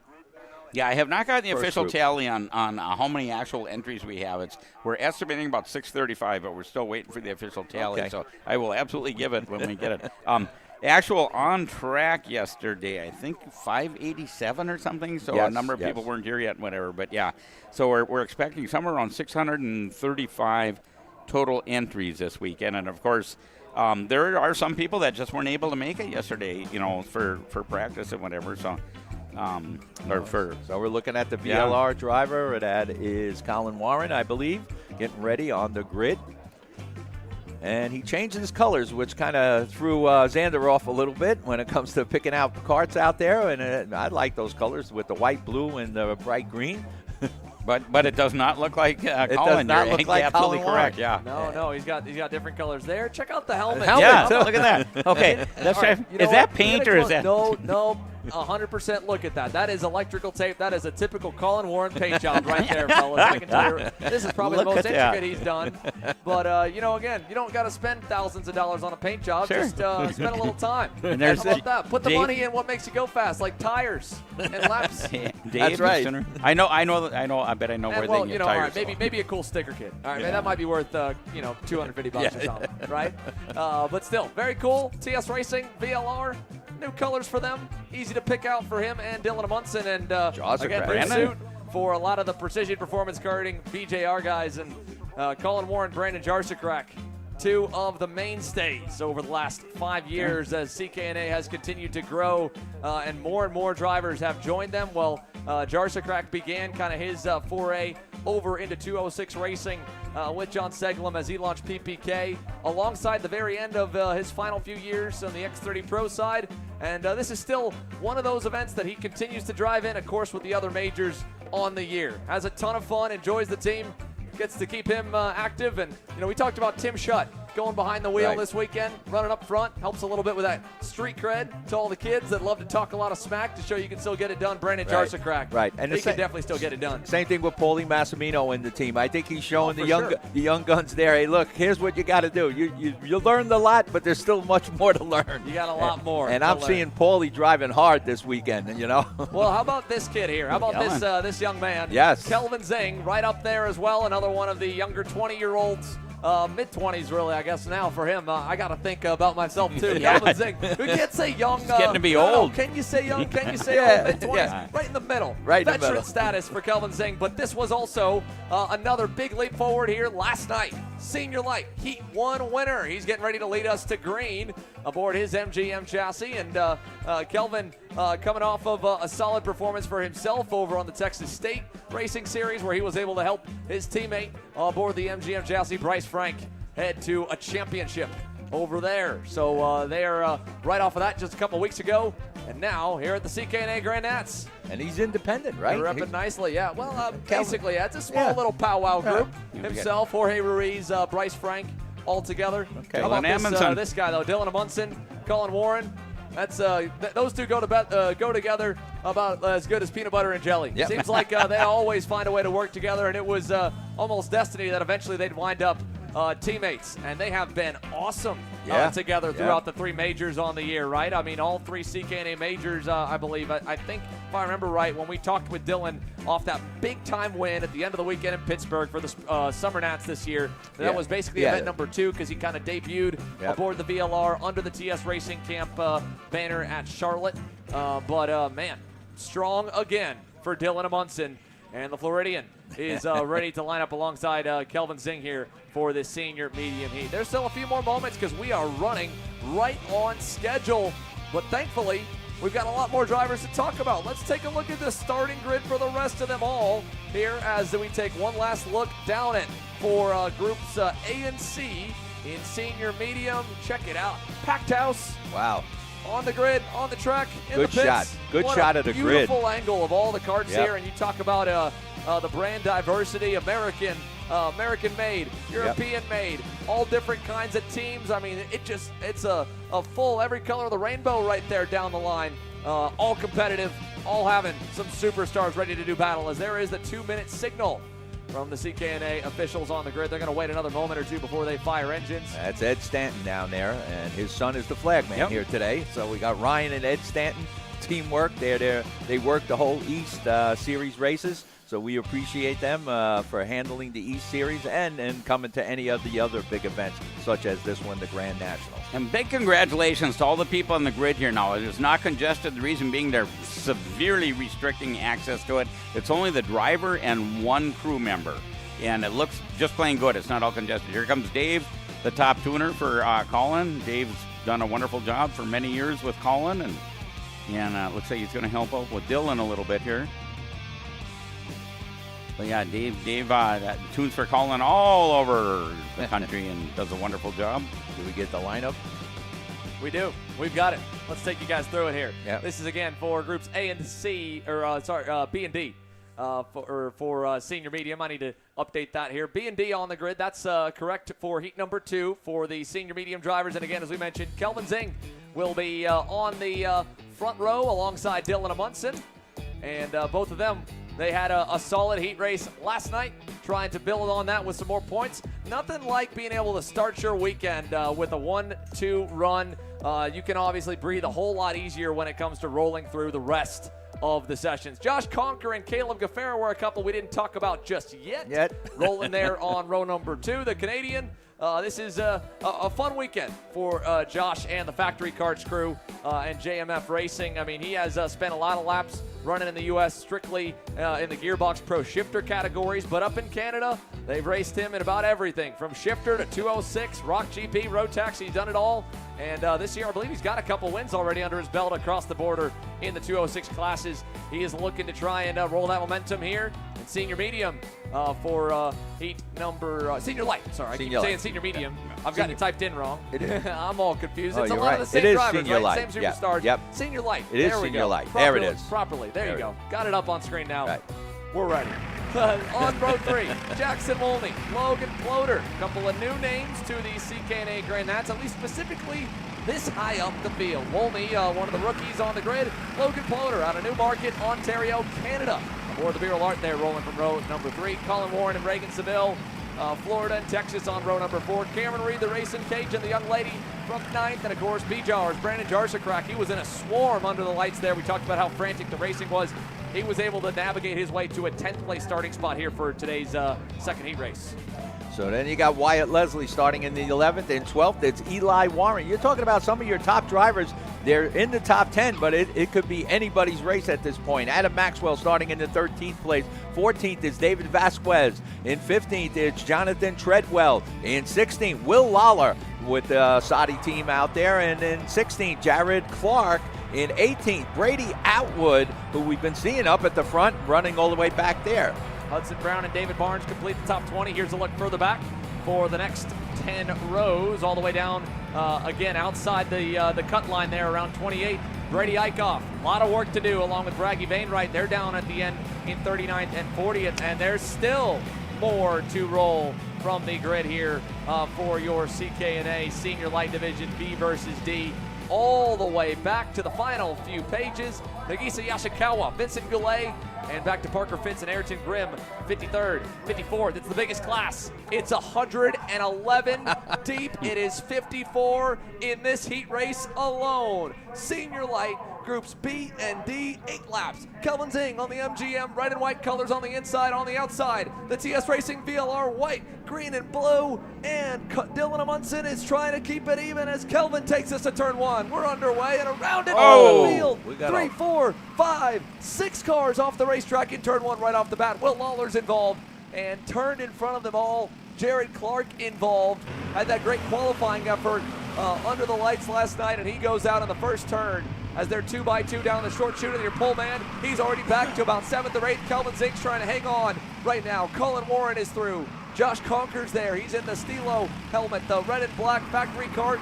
And Caleb G on the MGM right to the inside. He gets around Logan Ploder, and Dylan Amundsen is your leader on the white TS Racing VLR machine. The 136 leads us to the green corner. Wow, what a start that was. And these drivers really had to manhandle it. It was really tight racing going through at least the first 5-6 turns, and they now kind of settled down, it looks like. And we got Amundsen, right, out front. Amundsen, yep, Dylan Amundsen out in front. So Dylan doing a good job and getting out there. Yes, he is here, but he's getting tracked down already. How about the great start from Reagan Seville? The 000 started back on row number 10 in 20th in last night's heat race. He drove his way up and into the top 10. He's up to 2nd here at the end of the opening lap. Great start for young Reagan Seville. Right behind him, Caleb Gaffera, a couple young guns bearing down on Dylan Amundsen. Logan Ploder still in the mix right there in 4th. Yeah, I mean, you look at Seville, he came up 6 slots to get up into that 2nd place, and he did turn purple. So he's fast. So keep an eye on the 000 of Reagan Seville. Looking on through the field here once again. This is side-by-side Josh Conker, Colin Warren, door-to-door. Seville going back a little bit there as Ploder got by. Caleb Gaffera's the worst of it. He's stuck on the high side. Kelvin Zing's going to get the inside. He'll move past Colin Warren. Look at Cameron Reed going by as well. Brandon Jarsacrack was lined up behind her. He'll tuck back into line. She'll find a hole behind Gaffera. And it is still Amundsen and Ploder leading. But this pack is pretty close together and definitely trading spots corner after corner into the scoreboard. Anyone looking low there? Colin looked a little bit on Kelvin. He tucks back in. And this group, it goes all the way back there to what looks to be Eli Warren. He's in 14th. That's how far back this pack rolls. Wow, yeah, they are still staying tight. It could be one of these 14 drivers making their way up to the front. We got a challenge for the lead, I believe, again. Look at this. Side by side. Floater to the high side. He's got a little bit of help. Colin Warren stuck there. They're all fighting down to the bottom. Josh Conker pushed Reagan Seville through. Now he's going to say, all right, you left the door open. I'll go all the way to the lead. Canada to the front here as Seville gets pushed in the dirt. Kelvin Zing, little Texan on Texan, argy-bargy there. And still trying to fight away in. There is Ploder in the 328 with that great low shot at the grid corner. The new top 4, well, I don't even want to say it. It's going to change again. It's going to change. Exactly. Here comes the leader, the pole sitter from this heat race. Kelvin Zing to the point. Conker still trying to hang on for second at least. Looks like he will. Side by side for third, Warren versus Cafera. Wow, what racing we got going on here so early on. Zing back into the lead. Yeah. You got it. Zing really driving his, let me tell you, he's really driving here yesterday and today. Now back into the lead. So side by side there in the green corner, Cameron Reed to the inside of Reagan Seville, and again Reagan is going into the grass, trying to rejoin somewhere. He'll lose about 3 or 4 spots with dirt all over the tires. To the inside for Eli Warren. Wyatt Leslie looking on there in the 541. There's Hudson Brown in the gold card. He's starting to make some room and some spots up from that 10th row starting spot. But Kelvin Zing back nearly to 10th, quickly started marching his way back up. He looks like he should at least lead us out of I-70. To be determined whether he's going to lead us across the line for lap number 3. Again, fellas, we're not even at halfway. Oh. And this is barely just into it, pandemonium up front. But finally, there's an opportunity for the top 4 to get away. It's about 9/10 from Caleb G back to Logan Ploder. If they can stay patient and just not pass, forget the pushing and working together. Right. If they don't pass and the group behind does, they've got a chance to get away. But check it out. Senior medium, Grand Nats champ there, Chris McKeithen. Moving up the chain. Brandon Jarscrack, there's a look at Keith Warren. Eli Warren's father watching on there from the fence line. He's already picked up a number of spots into the top 10 right now.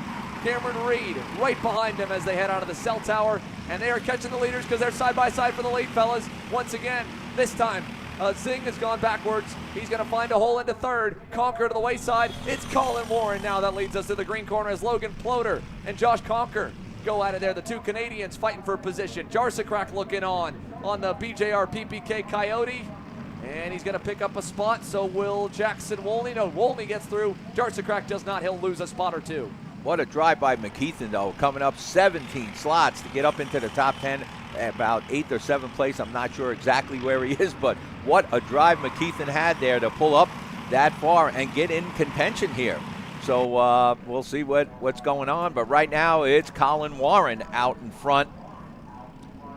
Yeah, and he's looking for some help there. Yeah, he would love it. He would love at least a little bit of working together. Meatball flag out on the front straightaway. Somebody.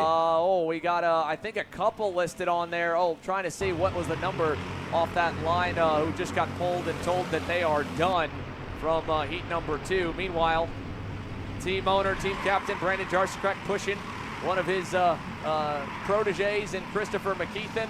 You know, this class last year, Brandon Jarscrack was fist pumping across the line for 4th. And you'd say, for 4th? Really? And it's because all 3 drivers in front of him worked together perfectly. And it was a 1, 2, 3, 4 for his team, his group, a chassis he's had a huge hand in developing and bringing to the forefront of the 4-cycle national scene. And it was kind of a payoff moment, a 3 years of building to one of the most dominant performances that the Grand Nats has seen, if not the most dominant group performance in CKNA Grand Nats history. He'd love to do it again, and he's showing how he was able to get it done, pushing Chris McKeithen forward to try and catch Jackson Wolney.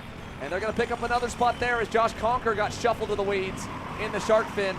He'll fall back behind Warren. That'll move the Canadian from 4th down to what looks to be maybe 9th, maybe more. Looking to go on him is Hudson Brown. He wants to get into the top 10 as we put 5 down, 3 to go. Top 3 trying to break away. Yeah, you talked about that performance last year of the Jarscrack PPK, right? That, I think, influenced a lot of other karters and teams. You see MGM now really starting to, having a lot of good finishes here. So putting the challenge back over to at the Coyotes, along with a lot of the other karts that are up there. So last year, pretty dominant. This year, I'm saying it could be anybody's domination but a good challenge, and I think that inspired a lot of other karters and teams to they had to step up their game over the off season and figure out what they're going to do. You heard Paul and April Rice. They worked on it over the off season, and now their karts are doing pretty good. Right now you got their karts in second and third, and VLR also with Colin Warren and getting a few others to help that VLR team out. So there's some good challenges out there now. This time by the loop. 2 laps to go. Speaking of challenges, again, we've traded the lead. Yep. It looks like we're going to trade 5th. McKeithen through on, that was on his teammate, on Jackson Wolney. The march forward continues for the 19. Jarsakrak's going to go as well as Cameron Reed. Warren is still looking there, back of the group. See if Wolney hangs on the outside. He will. Oh, a little bit off to the dirt. Yep. And that'll cost him 1 more spot. If he would have let Reed go, he might have been able to tuck in. Instead, by fighting the pass, he lost 2 positions instead of 1 and a lot of ground. Now, here comes McKeithen on Logan Ploder. What an impressive march. I mean, this is surgical right now for Christopher McKeithen and Brandon Jarsakrak. They are cutting up this field and making it look easy as the leaders race again. Zing to the inside. He'll put MGM 1-2, getting to P2 on Colin Warren. Yeah, so Zing moves into second. Gafara in the lead, and looks like he's trying to pull away. And we'll see if Colin Warren teams up with the MGM driver there, Zing, and they've closed the gap. What an impressive run for Christopher McKeithen. We saw how crazy it was at the front in the first couple of laps. He was able to part the seas, pick up 20 spots, mark it at 21 positions forward. Now for Christopher McKeithen, it's 5 up now, I believe, for Brandon Jarsakrak as they run 4th and 5th. It'll update when they hit the line. Massive charge forward. Wow. The same as well for what looks to be a couple cars further back outside the top 10, but he's definitely in the top 15. Biggest mover. White flag in the air, 1 to go. Anyone ducking out of line? No one there, but Gafara kind of covered center track, and that little bit of racing up front. Could Christopher McKeithen go from 25th on the grid to a heat win? He's up to 4th, and they are all together now, Tony. Yeah, we got a race going on here. Like you said, what a drive by McKeithen to get up here and get in the mix to be in the challenge for the lead. Incredible. He could actually do it. So we'll see what happens here. But Gafara's going to be tough to beat. You got Zing right there, your winner yesterday. And so we'll see. I got to throw this pun in there. A good move by Hudson Brown. He up 9 positions. He got up into the top 10, and that's where he needs to be if he wants to be in contention as this series continues here this weekend. Here we go into the final couple of turns. Zing kind of fading low to cover from Warren. Unfortunately, they've lost some ground, and now as Zing goes wide, Christopher McKeithen, great move. Wow. Heads up into second. What a charge. 25th, 23 spots gained. Unfortunately, he's a little ways back from Gafara, so he's got to kind of go low in the I-70 corner to hold on. I think he's going to lose it now. Yeah, Zing Great went. run, but Zing's got a nose down low. Across the line, black and checkers. Gafara should easily win the heat race. Yep. It'll be MGM 1-2. Kelvin Zing ends up second. Warren third. Jarsakrak fourth. McKeithen still makes up 20 spots on the heat. What a charge. Unbelievable from Christopher McKeithen there. Great stuff. No, you got to give McKeithen credit. I mean, he actually was in the mix to maybe get the win after all of that, coming up 20 positions. Yeah. And then I mean, it was just so tight at the end. He ended up where he ended up, but still, he ended up in the top 5. But he was right there going for the win. And that allowed Gafara maybe a little more time there. I mean, he got out a little bit. Zing got back up there in second. Colin Warren in third. Jarsakrak in fourth. And Christopher McKeithen held on. At least he got back in the line and got 5th. 20 spots gained for Christopher. Yeah, look how much that sets him up now for the next heat. How much better shape he's in. That should put him, I think, with a 25th and a 5th, right? You're thinking around 15th to 12th, maybe more or less, maybe a little more, maybe closer to 11th or 12th. I mean, he already passed 20. That'll be less than 20 that he'd have to pass to go and win heat number 3, and that would put him in a really good and safe zone, hopefully in the top 20 to 30 overall to roll for the main event in Senior Light on Sunday. But there's still a lot of racing left, and while McKeithen on the front end has a great run forward, you look further back and things start to get a little bit scary. Mikhail Aubin-Poirier, one of the Canadian division champions of the CKNA Cup Karts North America Canada Division 2024 season. It's locked him into tonight's senior showdown. He was only 27th there, one spot above what we believe to again be the danger zone. So not ideal to start on the regular weekend, but the good news again for Mikhail Aubin-Poirier that he will be locked in to tonight's all-star event. We've also got the option for 2 drivers to join from senior light, from senior medium, and senior heavy. If they're not already locked in, top 2 starters, top 2 in the overall points. From Heat 3, we'll know potentially whether or not we're adding 4, adding 3, adding 2, because it could be a reigning champ, could be a divisional champ, but it could also be someone that is neither and is looking to go forward. How about that one right there? Eli Fox in the new Gen Motorsport machine. Across the way, Lucas Nanji, Gianluca Savalio. There's a lot of superstar talent ready to go green here. And let's go all the way back up to the front row that we were keeping an eye on earlier. How about it for Paulie Massimino and Austin Garrison at this point? They're high up in the points off that great opening heat race. Neither one of those 2 drivers are locked into tonight's show. Can they race their way into the inaugural CKNA Senior Showdown and what will be one heck of a entertaining event? Free to view again for those that were watching right now. We're exclusive to the KC Premium members for the heats and the mains. But tonight's all-star races, the CKNA Briggs and Stratton Out of the Box Challenge and the Senior Showdown will go green at 8 p.m. Eastern, live and for free on YouTube. And here we are. Engines fired. Let's go through it. Starting lineup for groups A and C. That was, again, B and D. I'll get it right this time before I pull our graphic up, fellas. Let me make sure that we're proper, looking good. Senior light. Not senior medium, senior light. Presented by CKT. And we're waiting on the command to lead them onto the racetrack there on the right. Again, Paulie Massimino in the blue, white and black PPK BJR Coyote on the left. The white and black GFC chassis.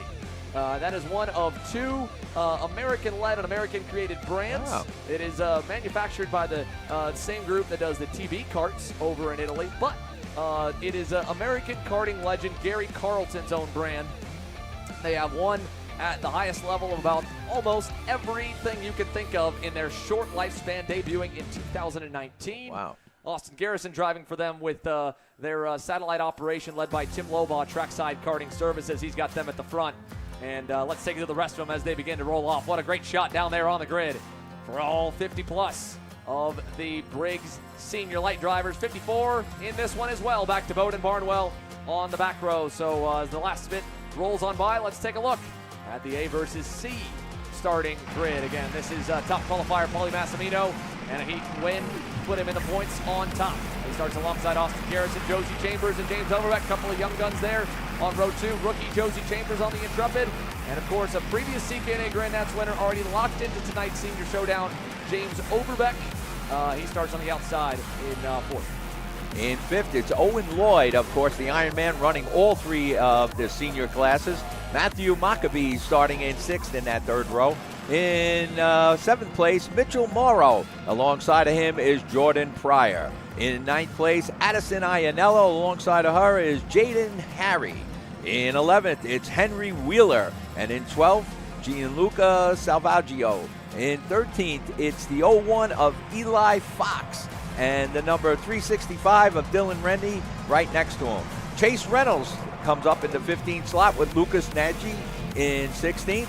In 17th, Gavin Isaacs. Alongside of him, the number 92 of Scott Clayman. And look at this, back in 19th position, Nicky Palladino alongside of him, Cale Zimmerman. So some of your top racers, you got it.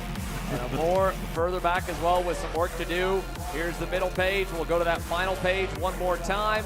Last couple of starters all the way back to the starters on 53rd and 54th row. Again, that'd be row 27. We got a lot of them. We're ready. Senior A versus C, Heat 2. No, yellow, no start. Green on the first try by.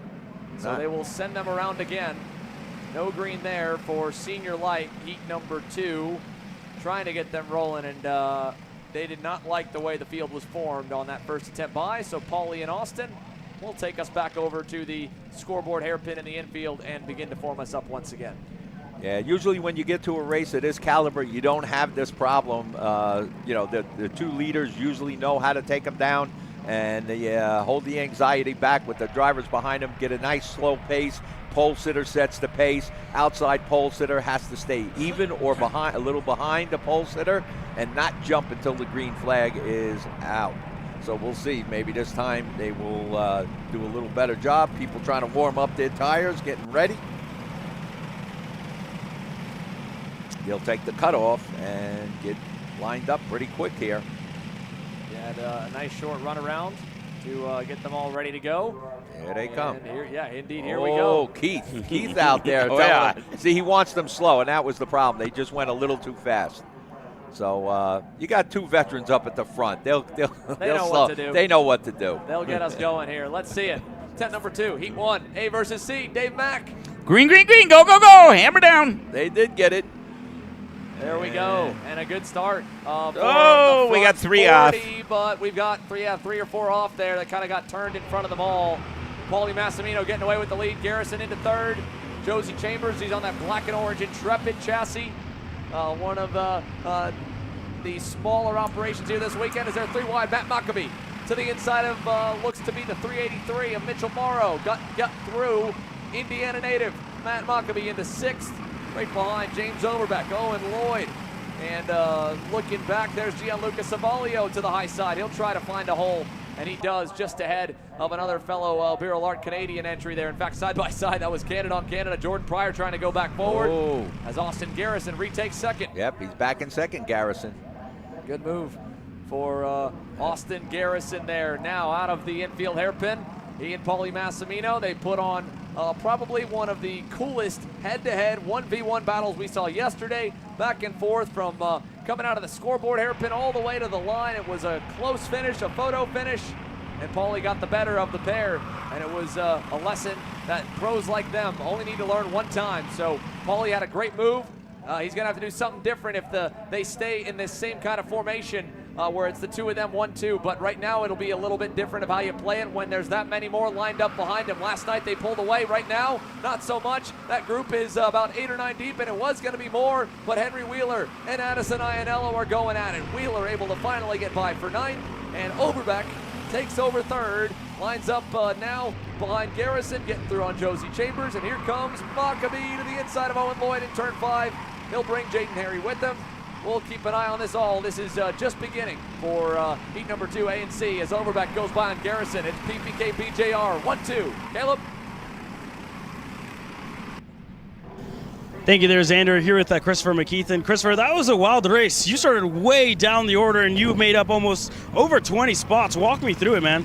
Yeah, I mean, every single chance I got, I went for a pass, and I mean, honestly, I didn't think I stood a chance at the beginning, starting 25th. I was just hoping for top 10 at most, and then I ended up getting up to 2nd on that last lap, and then just lost it down the front stretch, and I think I finished 4th. So.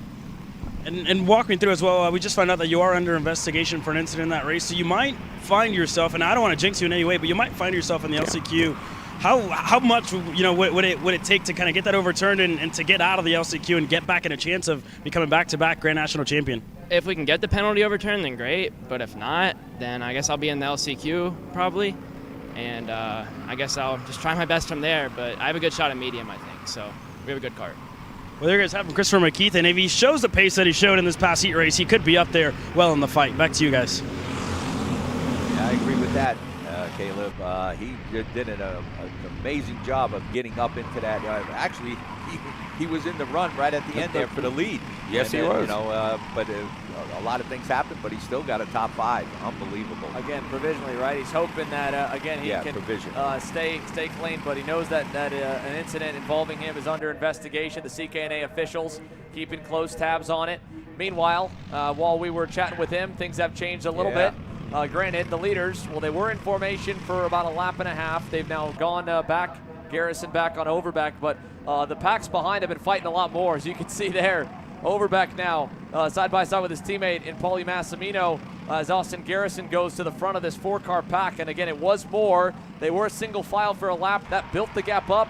Now as Garrison has made a couple of back-to-back passes, it's put him to the lead, but it's also pushed them backwards towards Matt Maccabee, towards Mitchell Morrow, Jaden Harry and company. Owen Lloyd there is still close as well as Gianluca Savalio kind of looks on.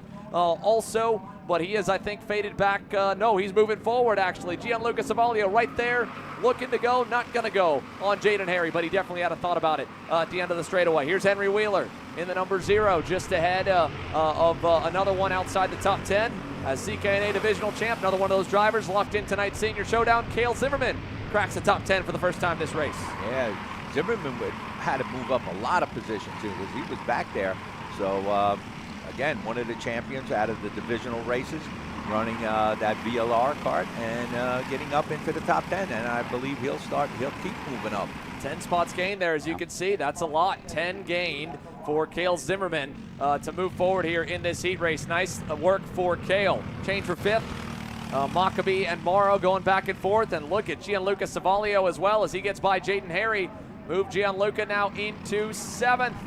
So Gianluca Savalio charging up the board now. He'll move even closer to the top 5.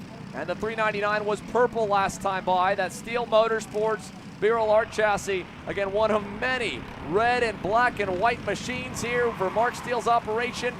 Starting to continue to close the gap, I believe, with Mark Steele. I know, obviously, a Birol Art. We've got a number of different Birol Art teams here this weekend. Prime Power Team, one of them. I believe I've seen the Pro Kart Racing Ontario tent as well. And if there's any corrections, of course, make sure to let us know. For now, we'll count it towards the overall Red Army. The 399, P7 here at the halfway mark. Yeah, so a good battle going on. Garrison, Massimino, Overbeck, Chambers having in that lead pack. And we'll see if Garrison can hold on to it. I see his front bearing there vibrating a lot, catching a lot of air, I guess. Well, running it loose as well can also kind of help keep the go-kart free. No different than with the rear bumper, as there's another move. Savalio going by on Mitchell Morrow. He's already gone by on Owen Lloyd. Gianluca continues to close in on the leaders. He's up to 6 now and still marching forward. Second in that group. Up front here, looking for P2, James Overbeck. Yep. On his teammate, Paulie Massimino. Nice and easy, painless through the scoreboard hairpin. So James takes the blue, red and white PPK BJR machine into second. The BJR team there have been working good together, and a good run by Overbeck to move up into second, get by his teammate. Does not mean it's going to stay that way, but we'll see what happens here. Now, baby, this is the strategy that he can, and that's it. So Overbeck goes into the lead with Massimino pushing him up there, and they get by Garrison. That was the way to get Garrison out of to get him back to 3rd place. And now the 2 BJR carts up in the lead. Overbeck. I want to show a spotlight on one specific thing here, Tony and Dave Mack. Ian Quinn, we saw him yesterday get turned around in the out of the front of the pack running second. He is up to 14th right now. Ian Quinn had to start basically dead last in 46th. He is up an incredible 32 positions right now on the red, black, and white Robert Kubica Birol Art for the Mark Steele Motorsports camp. There he is. He's closing in on another one. Next in line will be Nicky Palladino in 13th. Ian Quinn might go from 46 to the top 10 before this heat race is said and done. What a comeback drive, and a much needed one to try and put him back closer towards a front or straightaway ticket to the main event and not having to go to that last chance qualifier in senior life. I think that gives these other drivers out there, especially the newer drivers who've never raced a Grand National or any big race, saying that never give up.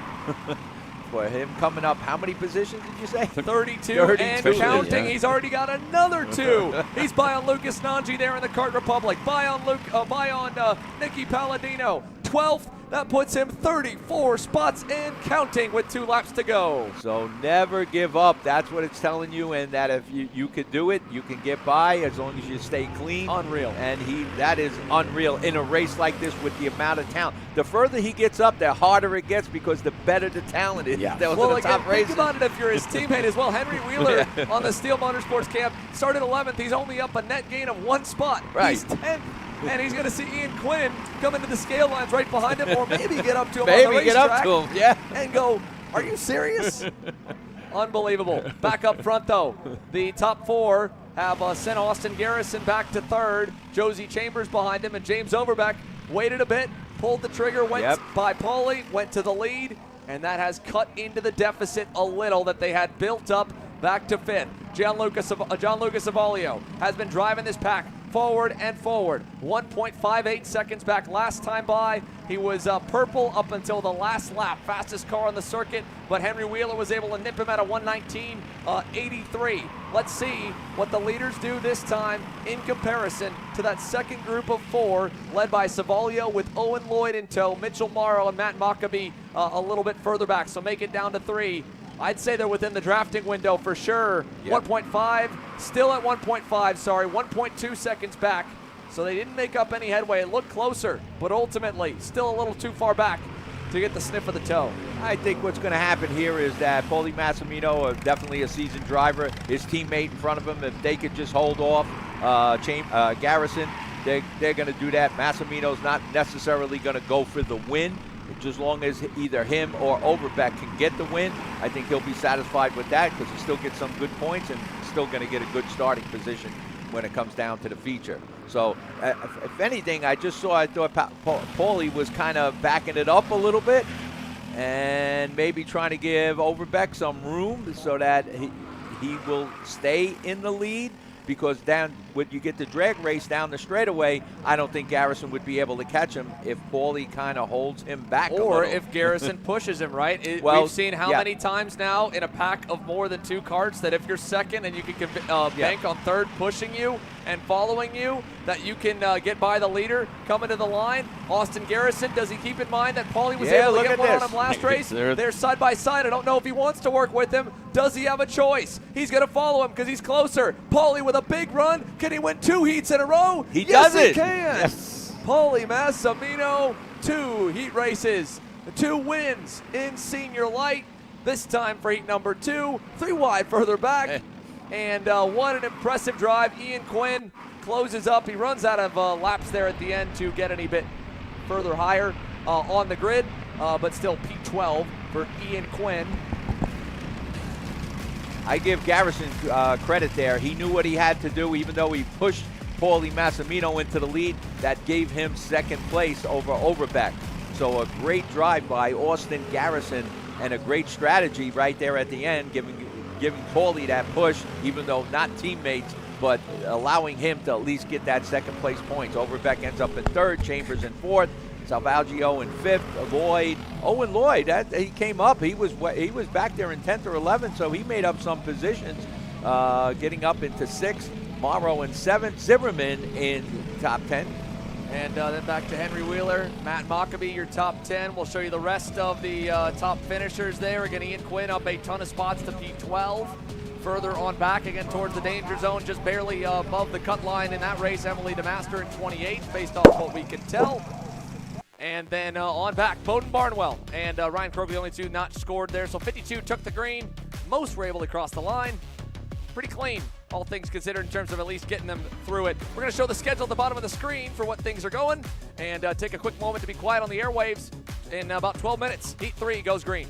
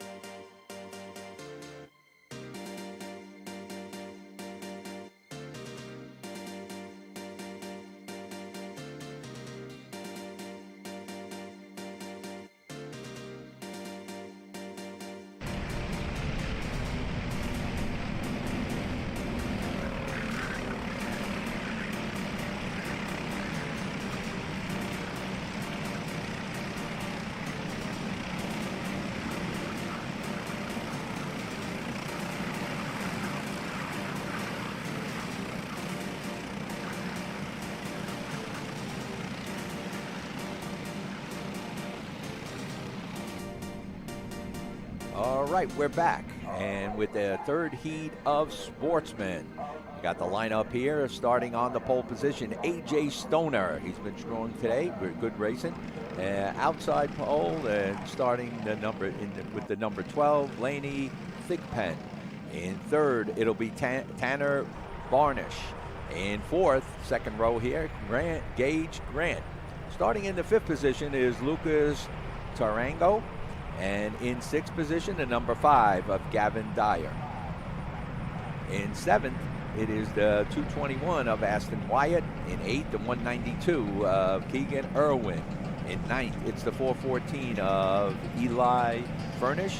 And in 10th, Daniel Dragonoff.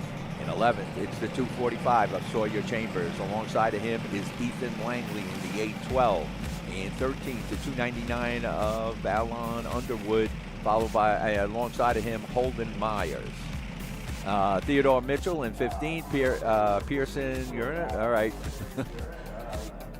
We'll get the rest of the people here. We got 34 starters, Jordan Lappin, and we're getting ready for green. So A.J. Stoner, and I believe that is Lanny Thigpen. And they get the green. Green flag is out on this third heat of Sportsman. As they head through, we're getting everybody through turns 1 and 2. Here they come.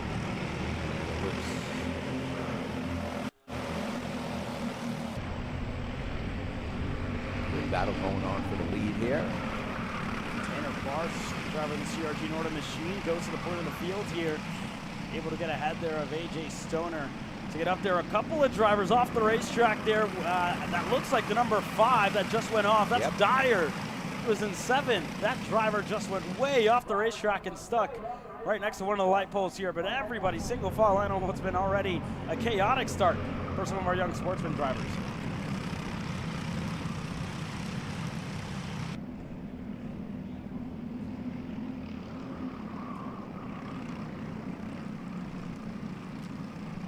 Work our way through the shark fin here now. Tanner Barsh able to hold on to this lead now, and it was a little bit of a struggle for him in the second heat race earlier on today, Tony. He just didn't feel like he had the speed, and they made some changes here as well to try and gain a little bit more speed, and he's looks like he's found it. He's gotten the lead here early. Aston Wyatt as well has made up a good number of spots. He's up to 5th now. Or I should say staying in 5th here. A couple of drivers that are further back. Holden Myers looked like he lost a couple there at the start. He's going to come across the pylon and finish to work his way to 11th. He's going to work his way through. A couple of the big notables as well in the second heat race earlier on today.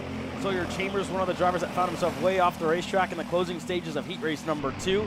He now finds himself working his way through in 9th after starting further back in his field and further back in the order as well. So Sawyer doing a good job so far to get himself up the order and picking and choosing when he's going to make his moves. And talk about picking and choosing here, Aston Wyatt able to get through for 4th.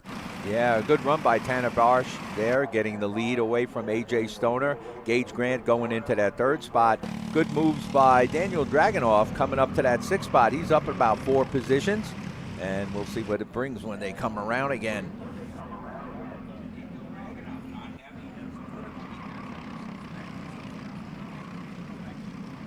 Yeah, he's doing. Right. I would expected him up there more often, but yes, right. So, but he seems like he is on the move again. Not going too bad right now. Yeah, he's in 6th at the moment, and again, these are very long heat races, especially heat race number 3. This is their last and final heat race here, I believe, gentlemen. Tomorrow it's just going to be straight into main event racing for these Sportsman drivers, and this is to pick and choose where you're going to start tomorrow. Already a couple of moves. The factory car to Grant looked to fend off Aston Wyatt and A.J. Stoner there as well. Everybody able to make it through, but it's getting very hairy here, Dave Mack. Goodness gracious here. One driver dropped a tire into the dirt there, it looked like. Yeah, getting a little wild there. This is the final heat, so drivers are going to be really anxious to get the best finishing position they can get, so they can get a good starting position in the feature. Oh, Dragonoff and Grant getting together there a little bit. Banged wheels on the exit, and they were able to get through. Grant fell down the order. Looked like he lost 2 spots in the process. Stoner was able to get through as well. as another one. But Tanner Barsh and Austin Wyatt, 2 kids from Texas, leading the field away. And you see Wyatt's kind of trying to tell Barsh to get on with it and to work their way up. And Austin now going to go for a move. Dragunov there going to go side by side with Tanner Barsh. Dragunov's up to second down for a kid who's kind of been working his way up the field here, Dave. You were saying he's been struggling. He's now up to second. Yeah. Yeah, Aston Wyatt now in your new leader. So Aston Wyatt doing a good job there and taking over the lead. And we got a challenge for the lead again. Yeah, with Aston Wyatt, they're fading low. Dragunov is able to easily set up that over-under move, but they're going to go side by side all the way into turn number 1. Tanner Barsh, AJ Stoner at the bottom of the racetrack. Sawyer Chambers able to get through. Barsh gets through for the lead. Wyatt gets shoved to the wayside. And Dragunov goes into second now, right? Yeah. Yep. Not for long here, gentlemen. He's off the racetrack. AJ Stoner gets through. Sawyer Chambers is through. And as well as Thigpen, that driver gets up to 4th now here as well.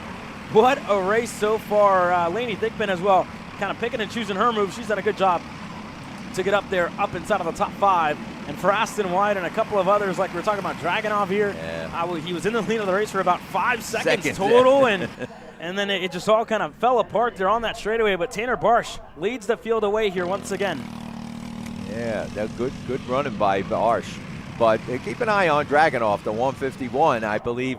I mean, he made it all the way up. He had the lead, as you were saying, for about 5 seconds. And then it was all over as they started dicing for position again.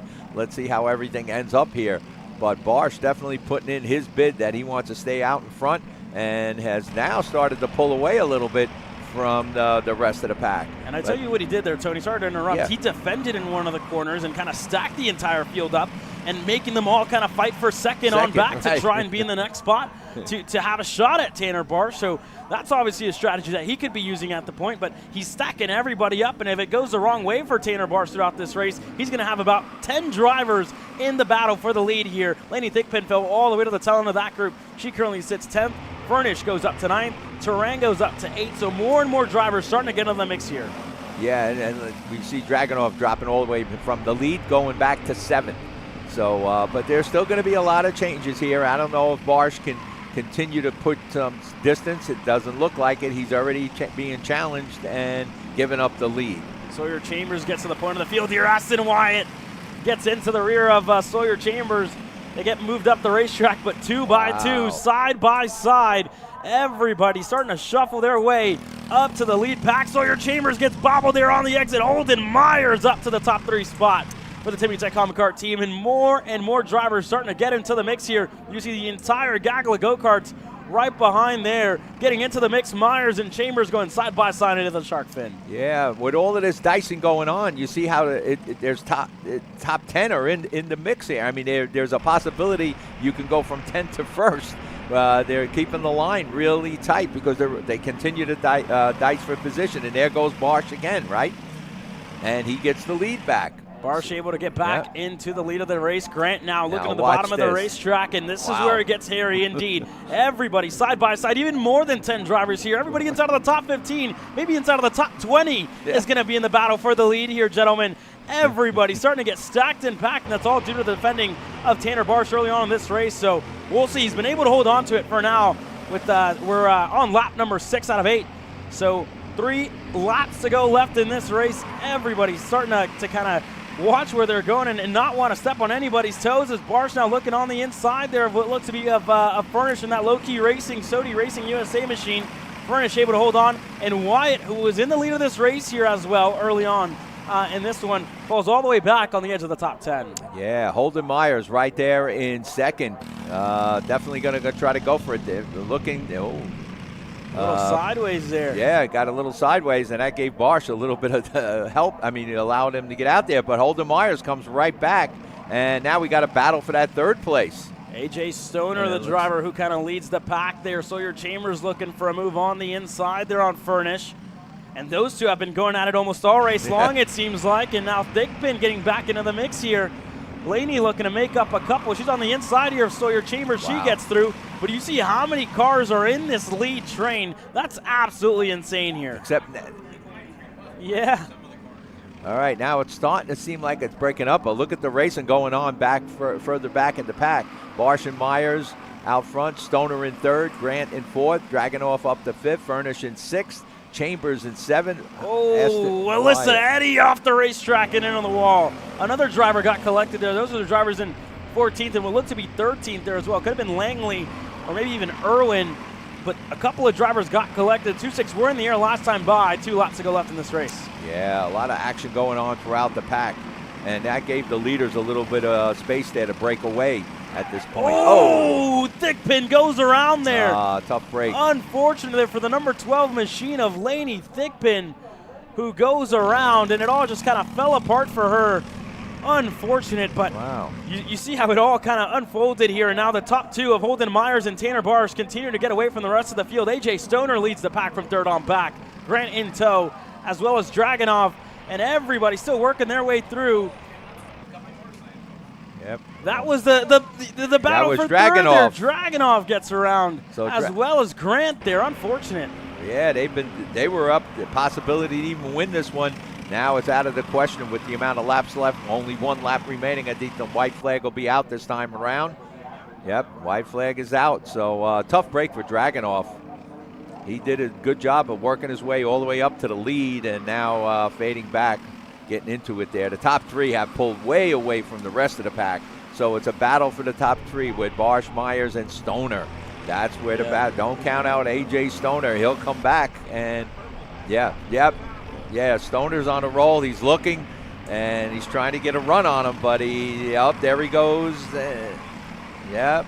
With this much fighting, though, you have to think, how long is it going to take Sawyer Chambers and Austin Wyatt to get up to the top 3? Because Tanner Barsh has been at the bottom of the racetrack in almost every single corner. Now Myers looks to set up an over-under here. Barsh drops the tire into the dirt. AJ Stoner gets through, and here comes Sawyer Chambers and Austin Wyatt. Myers to the bottom of the racetrack. Stoner following through. And now Barsh on the attack here, going to sit passenger as Myers looks to hold on to the lead of this race. Stoner looking low, and he's going to fend off Tanner Barsh here, but Chambers and Wyatt have now joined the party here, coming into the shark fin for the final time in heat racing action for the Sportsman class. Barsh able to get through for second, and now this is going to give it away here to Holden Myers, who has a big gap, almost 5 car lengths, and with Barsh continuing to defend, that's going to give it away to the Timmy Tech Comp Card here to end up in the lead of this race, and with the win of this heat race. Black and checkered in the air. Holden Myers holds on to it, but the battle for second, side by side. Austin Wyatt, Sawyer Chambers, and more. Going to get ahead of Tanner Barsh, who comes across the line in fourth. Tarango, the only driver not able to finish ahead of Barsh there. Stoner, your top 6. Man, oh man, what a heat race here. And again, the disappointment for Laney Thickpin there, who fell all the way down outside of our top 20. Wow. Well, yeah, he got tied up. So all that positions he made up, he just lost more than what he made up there. So, wow, what a run by in the end with Holden Myers holding on. Myers got a break because they got into it, and there was no battle for first on that last lap, but a good battle for second with Aston Wyatt taking second, Sawyer Chambers getting third, Tanner Barsh ends up in fourth. He was in contention the whole race. Lucas Tarango gets fifth. AJ Stoner, who's been really quick, up there, he was in contention, but with all the dicing that went on, ends up in sixth. That was what a way to kind of start the third round of our heat races here, gentlemen. That's exactly what we're expecting to see as the day continues to go on here as well. And it looks like we have some pickup getting set to go underway. We're quite on our side. When we come back, more heat racing action set to come your way with your senior heavy class on the grid next. So you finally want to get behind the wheel, huh? Yeah, I've been shooting for 3 years and I've never got to drive. Well, you're gonna need some more gear than just your helmet. Why don't you go to shopakr.com. They got their inventory online and they'll ship it the same day if you order before 5:30 p.m. Eastern. They got shoes? Yep. Gloves? Yep. Rip protectors? Got those too. Can they make me go fast? No. Here at Acceleration Kart Racing, we've got everything you need to get on track. What happens next? Well, that's on you. Check us out online at shopakr.com. Looking for a team with a diverse calendar? How about a team that offers both full support and teaches you and your kid how to do all the work yourself? For us at Drive Your Line Kart Sport, fostering growth on and off the track in a family environment is what we do. Well, that and bringing home some hardware. Contact us today online at dylkartsport.com. At Precision Performance Karting and Brandon Jartha Racing, developing winners is what we do. We're a complete karting program with support, driver coaching, parts, and arrive and drive packages at all levels. Trackhouse, Motorplex Karting Challenge, club races, the CKNA South Division, the CKNA Majors, and a complete in-house ladder program with the BJR to move from 206 club racing to the highest levels of KA and X30 competition in the U.S. If you're ready to learn from industry veteran John Seglin and multi-time U.S. Pro Kart Series champion Brandon Jarzacrack, head over to ppkartingfl.com and contact us today.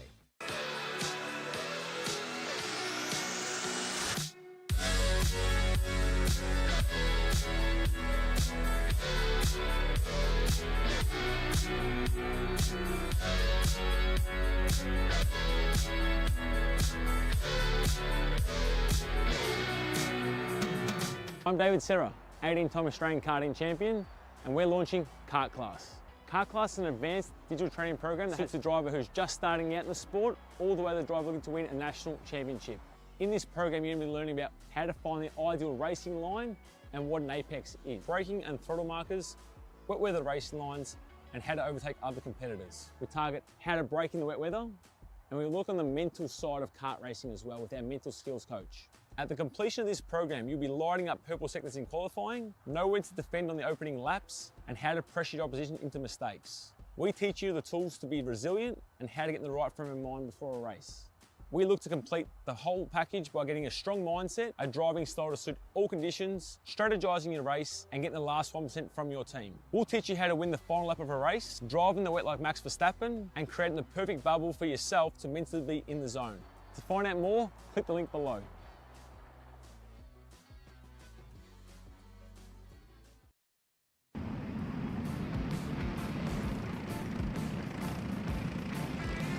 Welcome back here to Newcastle Motorsports Park as we get set to go green with heat race number 3 in senior heavy. Nathan Heath and Owen Lloyd starting on row number 1. Mark Steele, Brady Atwood on row 2. Sean Meyer and Jake Hevlo on row number 3. You go back to Potter. Adam Maxwell had a good finish in heat race number 2. Nick Zobiak, who didn't have the best heat race finish, and he came off the racetrack very upset after that one. Tyler Dolak as well, your top 10 starters. You go back to Eli Fox, a driver we've seen a lot in the shifter category so far this year. Liam Kerper. You go back to Linus Gugino in the Happy Cart. Dalton Watson, Matt Lyda, Clay Settles, who fell way down the order after an unfortunate start for him in heat race number 2. You go back to Lomar, Newzell, Ben Lyda, Nicholas Kiefer, the Kaiser starting on your top 10 rows. You go back to the rest of your field here. And again, 36 drivers total in this heat race. Find your favorite driver. Find who you're going to support in this one, because this is it. This is going to define where they're going to start when we get into main event Sunday, championship Sunday, here at the Grand Nationals. Owen Lloyd getting set to take the green flag. And we are green, green, green, go, go, go. Oh, and we got a big tangle on turn 1. Huge. David Cole is involved, and more are involved here. One of the Lyda brothers as well. They're off the racetrack. Oh, man. 14 carts I count. Wow. That's correct. What an unfortunate start for some of these drivers, but out in the lead. Smooth sailing so far for Owen Lloyd. A couple of moves further back for the top 3 spots, and side by side all throughout.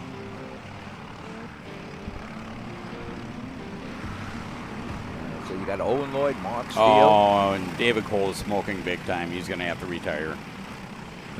Unfortunate there for David Cole. It looks like he's going to pull in this lap. Just going to try and get that LSR CRG machine back into the pits. The top 4 single file so far for Wick and Nick Zobiak. Sits 20 in that 23 VLR machine.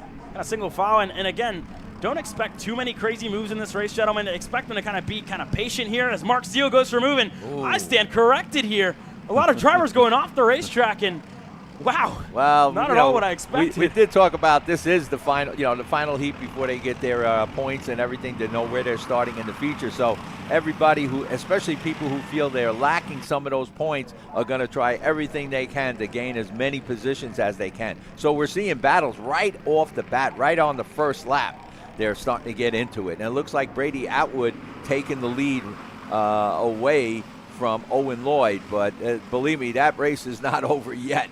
Yeah, no, indeed. I mean, Brady Atwood and Owen Lloyd worked really, really good together with Eric Fagan there as well in their second heat race. Not too much fighting in between the MGM team, and they all just kind of had the same idea there. And I was kind of standing on the fence line with April Rice the entire race, and she was saying those boys are going to work together. Don't expect to see too much fighting out of them. But again, they're all winners. They all want to come out here and win, and you see a lot of battling here. Adam Maxwell in this battle. Eli Fox in there as well, going side by side with Maxwell.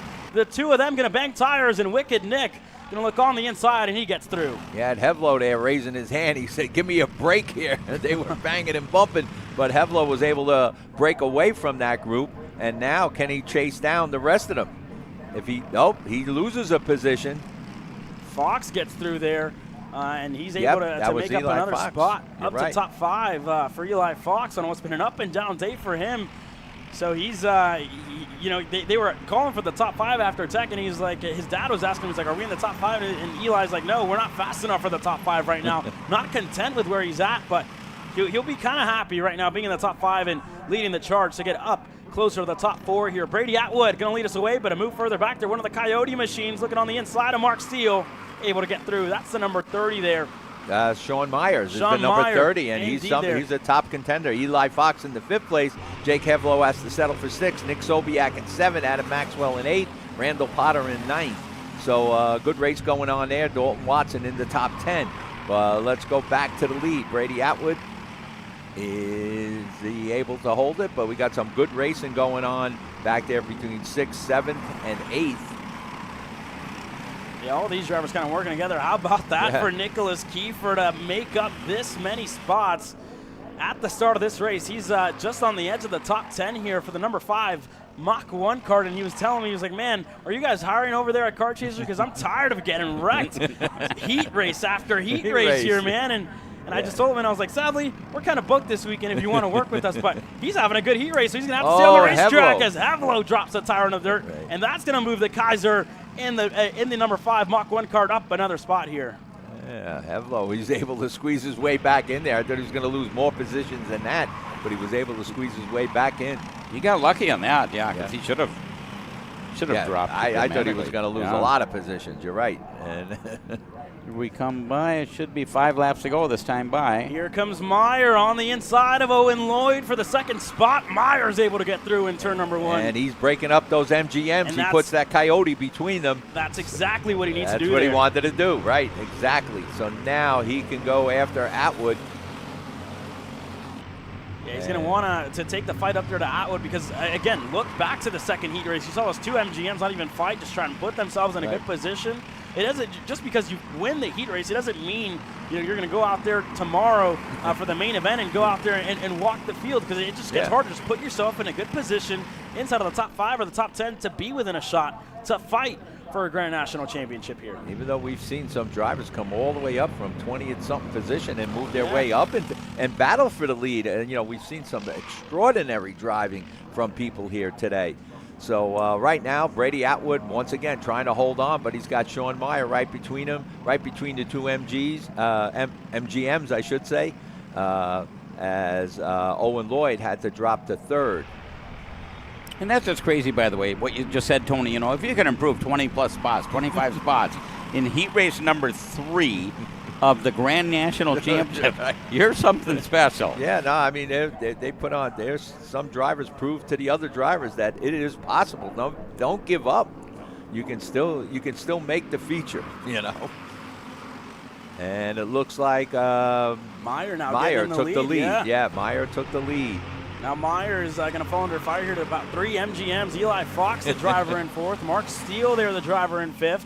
Right behind him, Nick Zobiak leading the charge for the VLR team. And again, another Coyote there. And the first Coyote here inside of the top 5 with Adam Maxwell, his teammate, right behind him there. And what looked to be Potter, I believe, there, right behind him in the Coyote machine there as well. So a little bit of a mix-up in between brands up here inside of the top 5. You have Brellard, a VLR, a couple of Coyotes, and a couple of MGMs here as well. So a good little mix, but the top 2 looking to be pulling away here just a little bit from Brady Atwood, but again, do not expect it to stay this way. And you move your way back as well. One of the OTKs right there as well. But everybody working their way through, and this is kind of where it starts to get quiet here, gentlemen. They're not going to either go for too many moves at this stage of the race. They're going to kind of wait until they get the 2 sticks. They got the halfway mark last time by. So with 3 laps to go, this time around. It's going to be kind of a game of chess, Yes, almost all the way to the end. exactly. How much do you want to fight? How much do you want to risk for what could be a very, very low reward here? Yeah, I mean, we see the real battle going on right early on in the race. Then, like you said, this is the point where it settles down. Everybody starts to think what they want to do, where they want to be. Can they close a gap? Right now, the top two have put a little bit of a gap between third and fourth. That's Atwood and Fox. So Myers and Lloyd have tried to put some space between them, but could Fox and Zobiak and Steele close it up? And then we'll have about 5 or 6 of them that are capable of winning this race right at the end. So it looks like now we got the top 4, and they are running pretty tight. And we'll, like I said, here it comes down to the end. I don't know if Meyer could hold it. He's got Lloyd, who's definitely knows that I think he can make a move. He's going to wait for the right time to do that, but he's staying right with Sean Meyer. So them front 4 look like they're just together as they are. And then a little bit of a gap, 5 by himself, a little bit of a gap, 6, 7, whatever. And how many times in any other normal race, that would be, you'd kind of figure out, okay, well, that's pretty much where they're going to finish. They might dance around a little bit up front. No, not here. No. Yeah, this is motorsports. Anything can happen here, especially with such a very high drafting class like the 206 and like the heavy class here as well. But the big separation really was caused by Adam Maxwell going there on Mark Steele, and they that gap opened up a little bit, which left Nick Zobiak in no man's land with no push up ahead. But again, whenever Owen Lloyd decides to make a move here on Meyer, you're going to see that gap start to close down in between 4th and 5th, and more drivers, everybody inside of the top 10, are going to be able to get well within a shot. You have Hevlo right back there, as well as Kerper, who's closing down his gap, and Potter not too far back. He's right behind Mark Steele this time around. But again, expect Owen Lloyd to go for a move here. He's been super quick all year long. He had a really good showing at Pittsburgh. I believe he was able to get the win there and had a really good showing at Charlotte as well for that MGM team. And Paul and April have been super happy with his performance in all 3 classes. He's a contender in whatever go-kart, at whatever weight class that you put this kid in. Out of Georgia, he's going to definitely get into the mix as more moves further back there. Potter looking to go on Mark Steele. That's going to open up their gap just that little bit more. And it's going to start to spread out here, but this time around, white flag will be in the air. How long is Owen Lloyd going to want to wait behind Meyer? And again, he has help from Atwood. He has help from another MGM that's right there with Eli Fox with the new Gen team. But how much are they going to work together? How much are they going to want to get ahead of Meyer here? I mean, I'd be surprised if Meyer can win this one. He is in trouble. He's got, like you said, the MGM's behind him. He's the lone coyote out there. White flag is waving.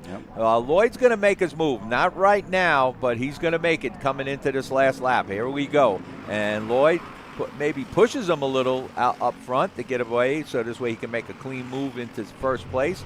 But it's going to be the top 4 going at it. Now, Atwood kind of dropped off there a little bit.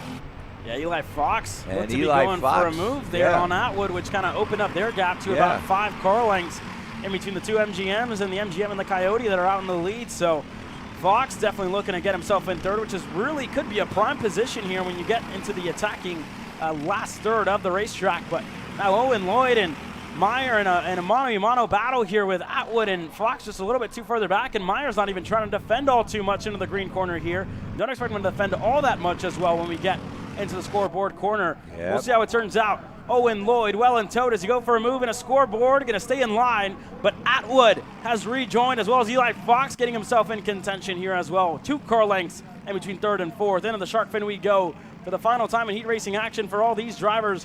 Owen Lloyd, I assure you he's going to want to wait until the main straightaway. There goes Atwood looking low. And it's going to be a drag race all the way to the finish line. Time and time again, we see races end this way. Can it hold on for Meyer? Owen Lloyd can have help from Atwood. There he goes. Lloyd Atwood's got to help him. Atwood's going to help his teammate out. Owen Lloyd comes across the line and wins. Yes. I'm surprised number 3. I'm surprised Atwood didn't get second, but he was right there. Myers ends up in second. I said it was tough for Myers to get the win here with 2 MGMs following him. But the Coyote gets in between the 2 MGMs. Owen Lloyd, of course, MGM gets the win. Meyer on a Coyote, by Brady Atwood on an MGM. Eli Fox finishes up in 4th. Maxwell in 5th. Zobiak in 6th. Potter in 7th. Mark Steele ends up in 8th. Jake Hevlo gets up into that 9th spot. Keeper finished up in 10th. In 11th, Nicholas Kiefer in 11th, Dalton Watson in 12th, Clay Settles in 13th, Jeff Dolan in 14th, Tyler Dolak in the top 15. You go back a couple of more to our second page here. Everybody else that kind of was looking to make a couple of moves, Rylan Stanzi, Matt Light-up. And then you go way down the order to the drivers that got collected there at the start of this race. I believe Ugino, one of those drivers involved, the Skitchy Barnes, and more. David Cole, the big one, out early on in this heat race. But that was just half of what we're going to see for your 206 heavies. The second half getting set to go out onto the racetrack there in a couple of moments' time. But what a start to it. And with 2 heat race victories for Owen Lloyd, that could very well put him on the pole position when we get down to it. Later on, I believe a second, a first, and a first for Owen Lloyd. He's one of the favorites to finish on the pole position. I would assume he has the best points average out of anybody else out there on the racetrack and in the class here as well. So this has been already a good day of racing here. Yep, and this is the final day of their, like, more or less qualifying for the feature. So we're going to see that action heat up each time now coming into this, because this is the last chance, so to speak, to get your position, that you would try to get the best position you can in the feature to start the race tomorrow.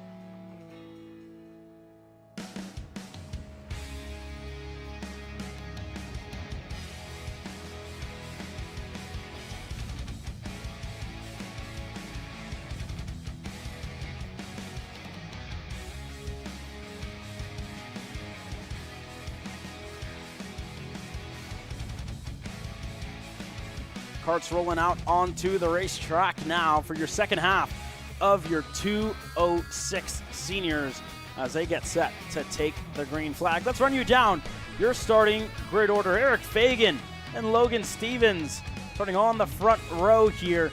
Eric Fagan having a good showing so far this weekend, and Logan Stevens as well was able to take away the win in his half of the first heat race. Chris Carroll and Mason Rick on row number 2. You go back to Mikey Boland, who's had a really good showing so far this weekend. He's going to start alongside a fellow MGM and Elmer Edmondson. Bryce Downs and Joshua Conley on row number 4. You go back to Junior Downs and AJ Roderick on row number 5. Bryce Frank has had to work his way from the tail end of the field in every single heat race after a mechanical DNF in qualifying.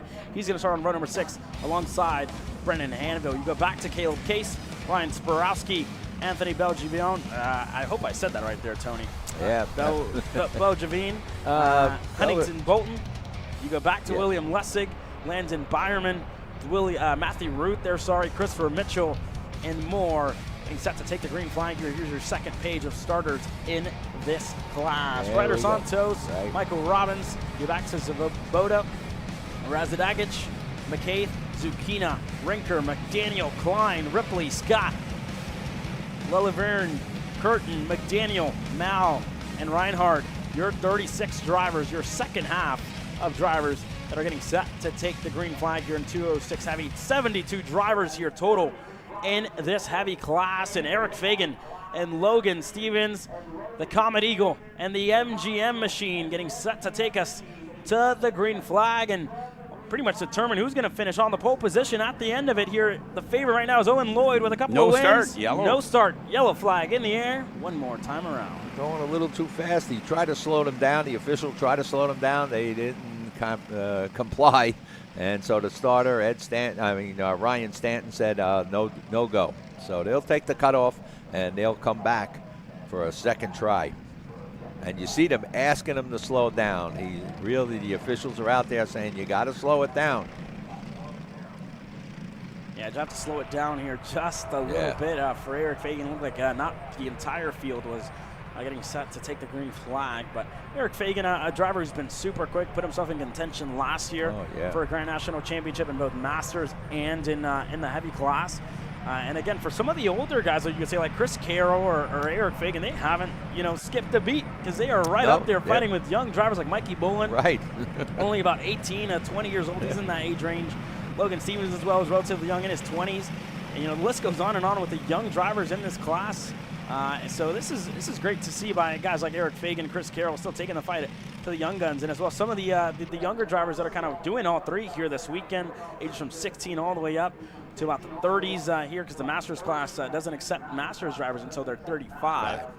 So you see Keith in the blue. He's your race director, and he got out there now to tell him, you got to slow down. You got to slow. He doesn't want to have to penalize anybody and put them back.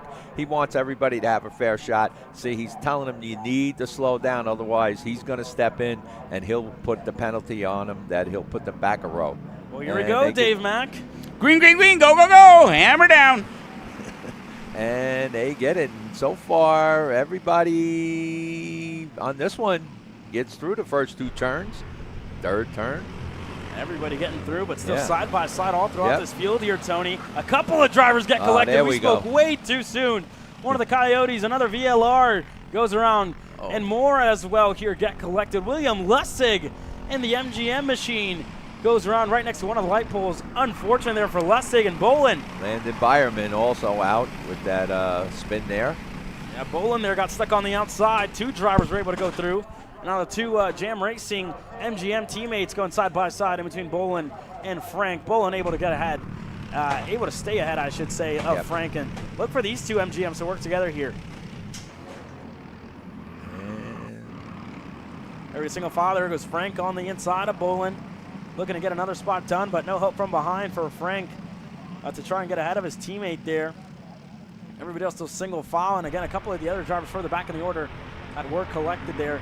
Fell down the order, but already Logan Stevens made quick work of Eric Fagan to get up to the point of this field. He's going to lead us to the 7 laps to go. 1 lap down, 7 laps to go here in 206 heavy. Again, Stevens has had a really good showing this weekend in what could be his first and maiden Grand National Championship here. He has a lot of wins, a lot of experience around this racetrack, but again, time and time again, we talk about how hard it is to get it done this weekend, especially with the amount of drivers that are here.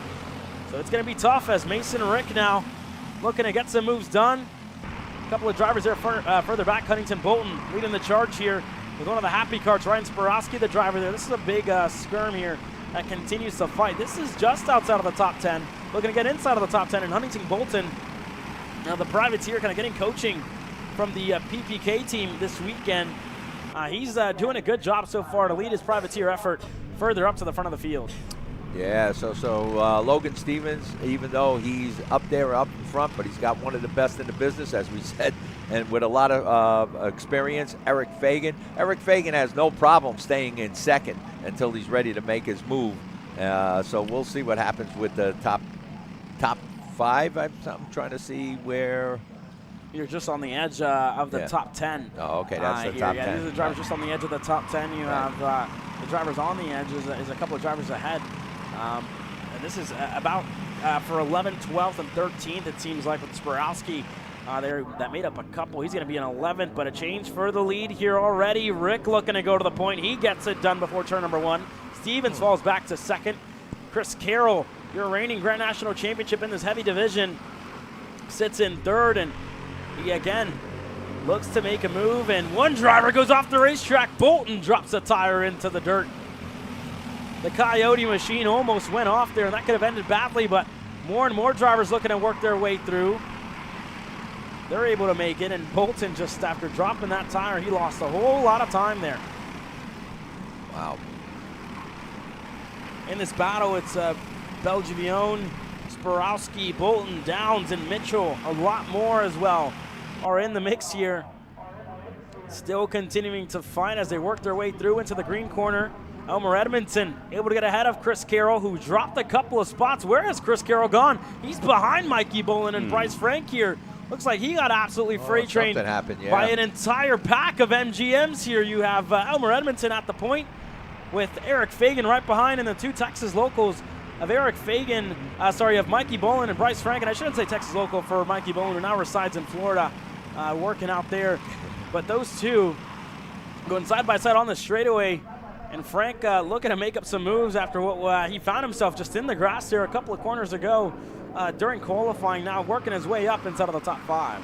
Yeah, so you have Mason Rick out in front, Logan Stevens, Elmer Edmondson in 3rd, Eric Fagan drops back to 4th, Bryce Frank in 5th, Mikey Bolin in 6th, A.J. Roderick, good run by him, up 3 positions into 7th, Chris Carroll dropping back. We said we had to pick him up. He's back in 8th, but don't count him out yet. He dropped 8 spots. Yeah, but Benjamin Hanville in the top in 9th, and Joshua Conley in the top 10. Bryce Downs runs in 11th, Anthony Bello-Giovini in 12th, and Ryan Sporowski in that 13th position. We got some good racing going on back there, but right now at the front, it is Mason Rick in the number 421. And here goes Frank starting to lead the pack here with Roderick right behind him. And behind him is Mikey Bolin and Chris Carroll there as well. So these drivers staying single file, and it looked like the move from Frank really slowed this entire pack down, and about 3 car lengths forward, even more than that, I believe, here to separate your drivers in 4th and 5th. So that MGM Espionage machine going to look to close down. And here goes Elmer Edmondson on the inside of Logan Stevens into the I-70 hairpin. Elmer gets through. Now side by side in between Stevens and Eric Fagan. That's exactly what Bolin and Frank and Roderick, Carroll, that's what they all want to see. Frank now on the rear bumper of Logan Stevens, halfway through, 4 laps to go left in this heat race. Well, that broke up. Stevens was able to break up the MGMs there. You got MGMs, Edmondson in 2nd, Fagan in 3rd. Then you have the Eagle in 4th with Stevens, Frank, Bryce Frank, I believe. He's on an MGM, and you have A.J. Roderick, I believe he's Coyote, and then you have Mikey Bolin on an MGM. So the MGMs are really back this year. Last year they took a beating, so to speak, and this year they did their homework and got things together and got people out there and have done a great job here. You're seeing the MGM logo showing up at a lot at the top. And again, that's all due to the hard work that Paul and April Rice have put into that chassis all kind of off-season long. And they didn't really have an off-season. They were testing week after week with a multiple number of drivers. You saw Gafera hop on that program to help the development of the chassis there as well. And again, to see kind of your chassis around, not even under your tent, but around many other tents and people from all over the country, having faith and what you're doing is definitely the biggest thing for them. But they're winners at the end of the day. They want to be on the top step of the podium come Sunday afternoon, whenever that double checkered waves in all those main events. But to have Elmer Edmondson, to have Eric Fagan, Frank and Bolin all inside of the top 5, taking the fight here to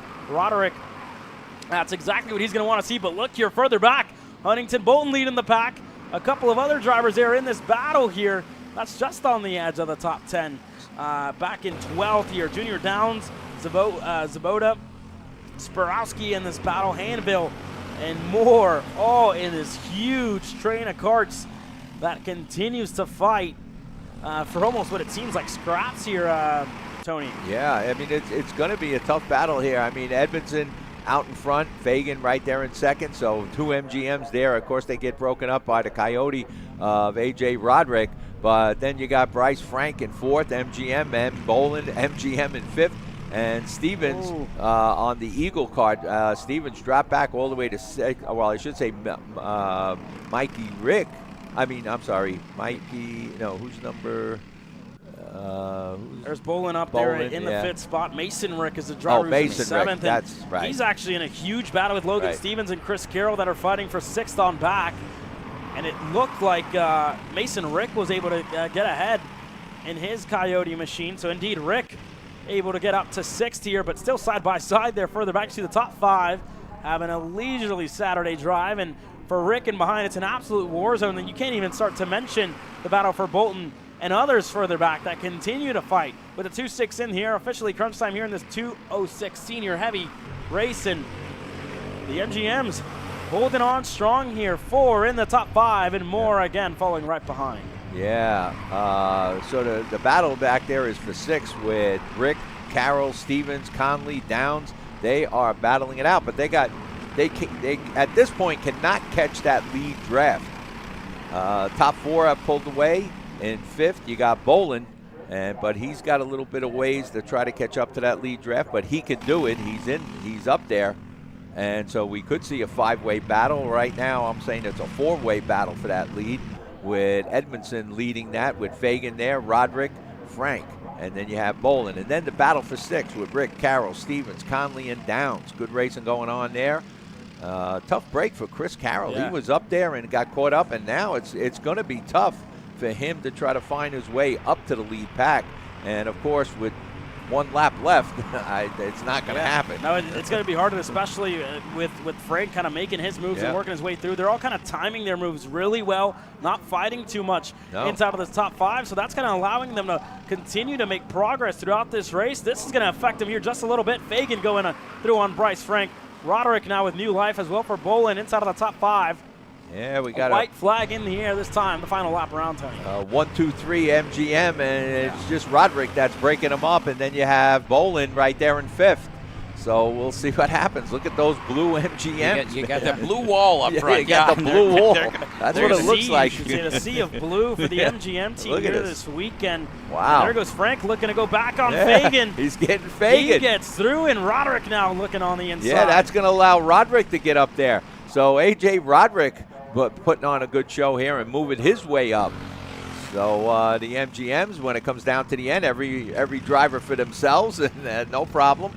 But they did a good job of getting MGMs in the top 5, that's for sure. Yeah, and Elmer Edmondson was able to pull away there. And that allowed him. You were getting at, indeed, because all this battling for second on back is opening up the gap to Elmer, and he's going to be able to pull away from second on back with Roderick making moves. Fagan and Frank, they were battling there for a little bit. And it looked like Bolin now, this is going to spread it out even more. Roderick going to be able to hold on a second, and Bolin can't help Frank. But Elmer Edmondson, a high-speed chess match here at Newcastle Motorsports Park. He's able to get it done. There it is. And it looks set to be almost a top 5 with all MGMs and heavy side by side with Roderick and Frank. Elmer Edmondson gets it done in heat race number 3. Roderick across the line second. Frank, Bolin, and Eric Fagan in the top 5. And with how these heat races have gone for that MGM camp, you have to expect what we're going to see tomorrow. That drought that's been almost a year long for Paul and April Rice could end tomorrow. Those MGMs have been stellar in the heavy class. We'll run you down the results here on what was a great race inside of the top 10. Chris Carroll fell all the way back to 9th. Mason Rick got himself in the mix here, as well as Downs and Logan Stevens, who fell back to 6th. You go back to the top 10 with Hanville and more closing this one out. Some pickup getting set to come your way live from Newcastle Motorsports Park. You're watching Kart Chasers live coverage of the Cup Cars North America Grand Nationals number 8. So you finally want to get behind the wheel, huh? Yeah, I've been shooting for 3 years and I've never got to drive. Well, you're going to need some more gear than just your helmet. Why don't you go to shopakr.com. They got their inventory online, and they'll ship it the same day if you order before 5:30 p.m. Eastern. They got shoes? Yep. Gloves? Yep. Rip protectors? Got those too. Can they make me go fast? No. Here at Acceleration Kart Racing, we've got everything you need to get on track. What happens next? Well, that's on you. Check us out online at shopakr.com. Looking for a team with a diverse calendar? How about a team that offers both full support and teaches you and your kid how to do all the work yourself? For us at Drive Your Line Kart Sport, fostering growth on and off the track in a family environment is what we do. Well, that and bringing home some hardware. Contact us today online at dylkartsport.com. At Precision Performance Karting and Brandon Jartha Racing, developing winners is what we do. We're a complete karting program with support, driver coaching, parts, and arrive and drive packages at all levels. Trackhouse, Motorplex Karting Challenge, club races, the CKNA South Division, the CKNA Majors, and a complete in-house ladder program with the BJR to move from 206 club racing to the highest levels of KA and X30 competition in the U.S. If you're ready to learn from industry veteran John Seglin and multi-time U.S. Pro Kart Series champion Brandon Jartha, head over to ppkartingfl.com and contact us today.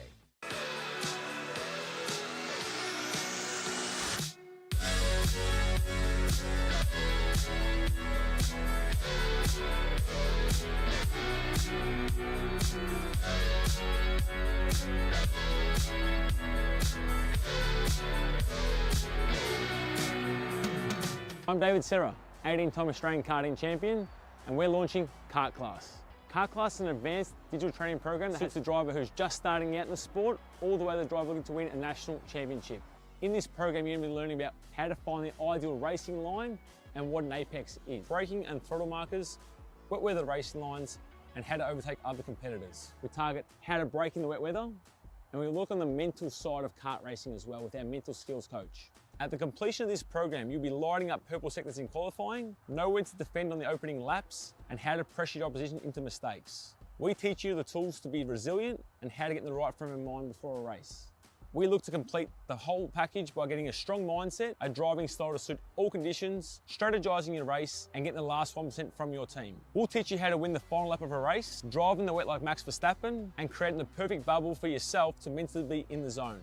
To find out more, click the link below.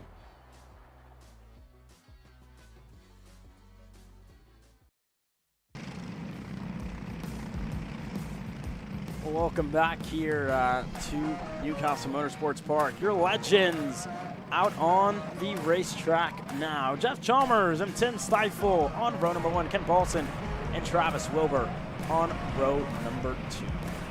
And row number 3, Steve Bushhout.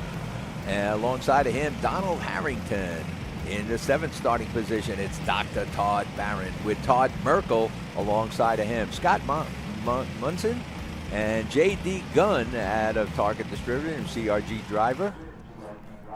And we get set to take the green flag here, Tony, there as well. Okay. So they're going to cut us off here a little early. Again, find your favorite driver here on the starting grid order. Dave Mack. That was wrong, that grid. Was it? And we're all watching. Wait for it to update. Yeah, it was. I just realized there. One driver with the hand in the air there further back. We are green. Go, go, go. Hammer down, boys and girls.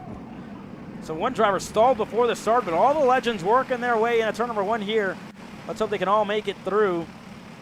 Going into turn 2 side by side all the way throughout this field. But already Tim Schutt out to the lead early. Timmy Tech going to lead. Todd Doc Barron out moving ahead. into 2nd, yeah. Putting Brian Cassidy back in 3rd. Cassidy now not going to waste time going on the inside. Up to 2nd here.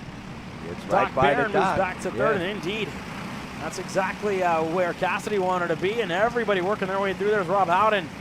Hopefully he can stay on the racetrack throughout this one, because he's been struggling so far today. Find himself off, and I believe not even able to close the second heat race out, but there goes Ryan Cassidy. Cassidy into the lead early on. Tim Schutt there ends up in 2nd. Doc Barron in 3rd.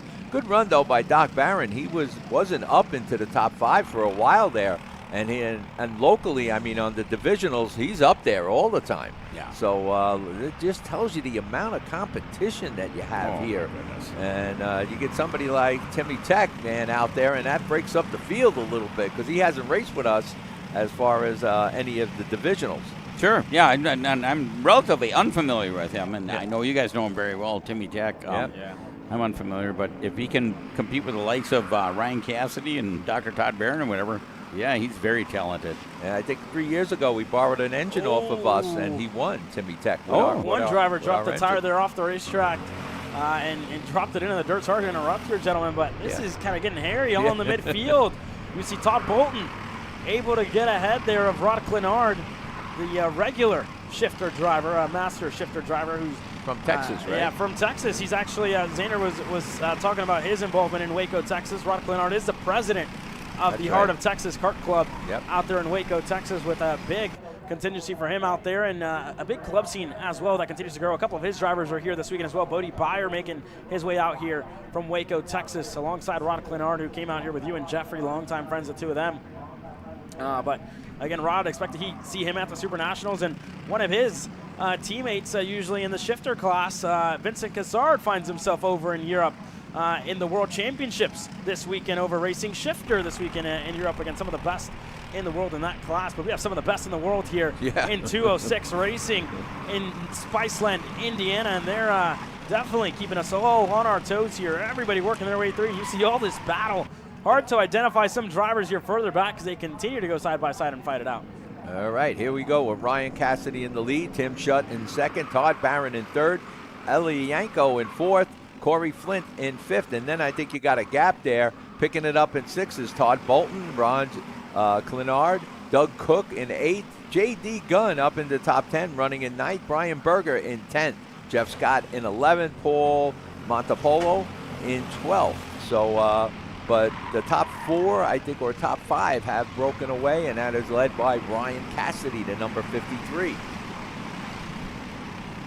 Cassidy doing a good job here to hold on to this lead in his Coyote machine. The Timmy Tech of Tim Schutt right behind him. Go back to Barron, to Yanko, to Flint, first of the MGMs in this class, and one driver way off the racetrack there.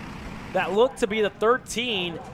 That went way, way off the into the wayside. I think that was the 13. Could have been there.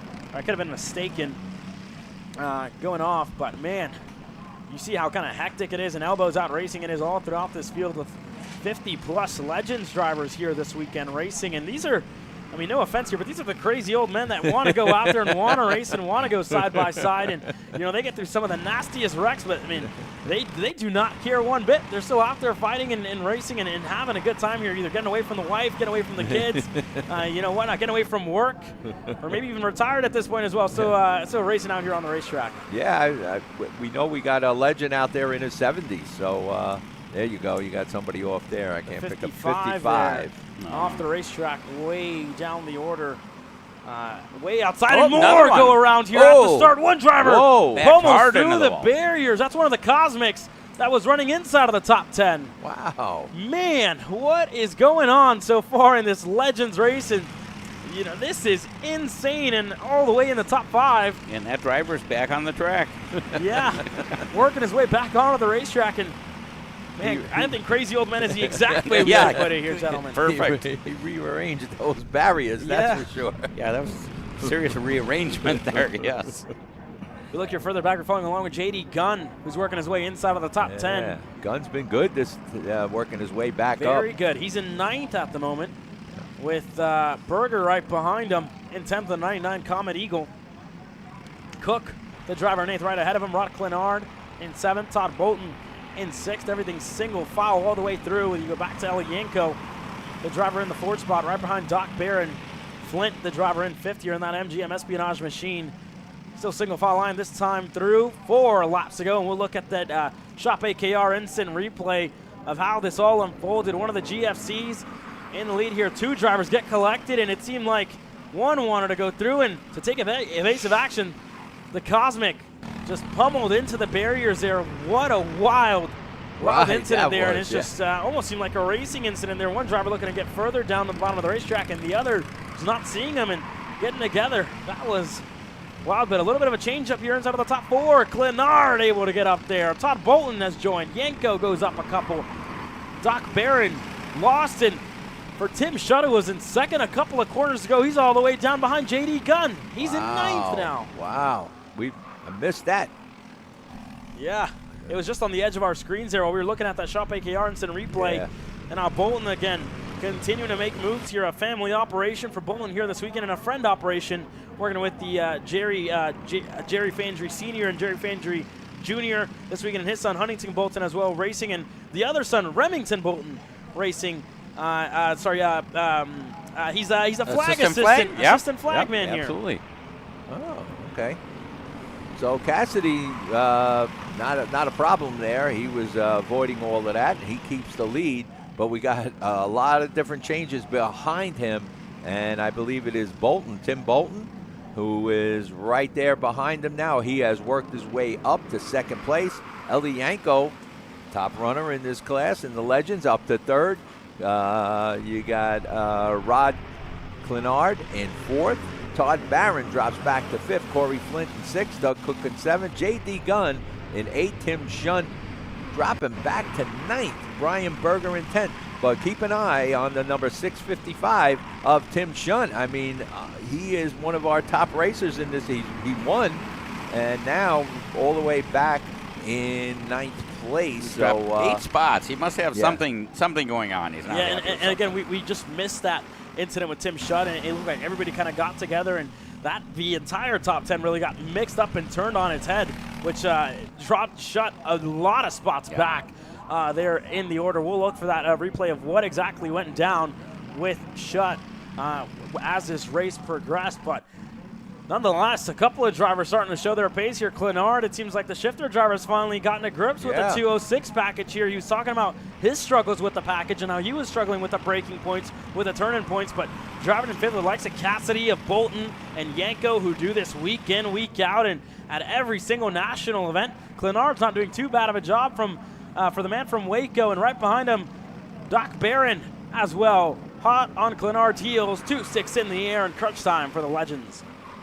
So you got your top 7 are running close. Tim Shunt moving up to 8th place. He gets by J.D. Gunn, but can he catch the top 7 draft? He's got a way to go to try to catch up to that lead draft of Cassidy, Bolton, Yanko, Clinard, Barron, Flint, and Cook. That's who's in that top draft. So they're staying pretty tight to have a 7-car top draft here. And, you know, when they run this tight, it could be any one of these drivers. But the one thing I can say, when most people out in front take it on early, I'll say they might not have a good chance of winning, but Cassidy seems to be able to get out in front right away and hold it, and at the end he seems to find some power to put that gap between them so they can't run him down on the straightaway. But we'll see if Bolton could do it. Yeah, and again, Cassidy's been in this position time and time again. Anytime that we come to a national event here at the CKNA, and whatever national event, Cassidy always finds himself at the front. The same goes for Todd Bolton. The same goes for Eli Yanko, and more that continue to put themselves in the mix here week in, week out, event after event. And here you have it. Cassidy going to lead them to the white flag. 1 lap to go. Clinard looking to lose a little bit of touch with the top 3. Now going to fall under fire to Bolton, who falls out, to Barron, who fell back in a line. But 2 Coyotes out up the front being challenged by an OTK right behind. Yeah, I mean, like I said, I would say Cassidy's not in a good position, but he has been somebody that can pull it off, even though it could be a 3. Well, anybody can win this when the top 3 right there are tight. So, your 3rd place driver, Eli Yanko, could come up and get the win. Bolton, of course, is definitely a favorite to win this one, and we'll see what happens. But you see Cassidy, he starts to put that gap between him and 2nd place Todd Bolton, and that's what allows him to not get into that drag race down the back straightaway, the long straightaway. We'll see if Bolton, though, can keep it tight, and Bolton has closed it up, so we still might have that drag race down the straightaway. Let's see if Cassidy is not gapping like he usually does. He may be in a bit of trouble with Bolton here. This might be it. You might not want to be in 1st place now coming to the checkered flag. There goes Cassidy, though. Look at it. He put a car length. Put a car length there on Todd Bolton. Put a car length as well on Eli Yanko, and Rod Clinard continue to fall under fire here to the Dr. Todd Barron in P5. Flint as well right behind. Cassidy looking to hold on to it. Black and checkered in the air. Bolton to the bottom of the racetrack. He has help. Cassidy's going to get freight train. Todd Bolton wins heat race number 3 in Legends. Cassidy across the line in 2nd. Yanko crosses 3rd. Rod Clinard for the CRG Nordum team, and I bet you there's going to be a smile on you and Jeffrey's face after that race to finish 4. Todd Barron, your top 5. Yeah, but I mean, Cassidy would have had that one. He was in the good position, but Ellie decided to help Bolton, and that's all it took. Bolton needed that little bit because Cassidy, I think, would have had it. He was there, but, that's how it works out. So top 3, Bolton, Cassidy, and Yanko that was a good race there. As you said, Clinard 4th. Todd Barron, Dr. Barron gets in the top 5. Corey Flint in 6th.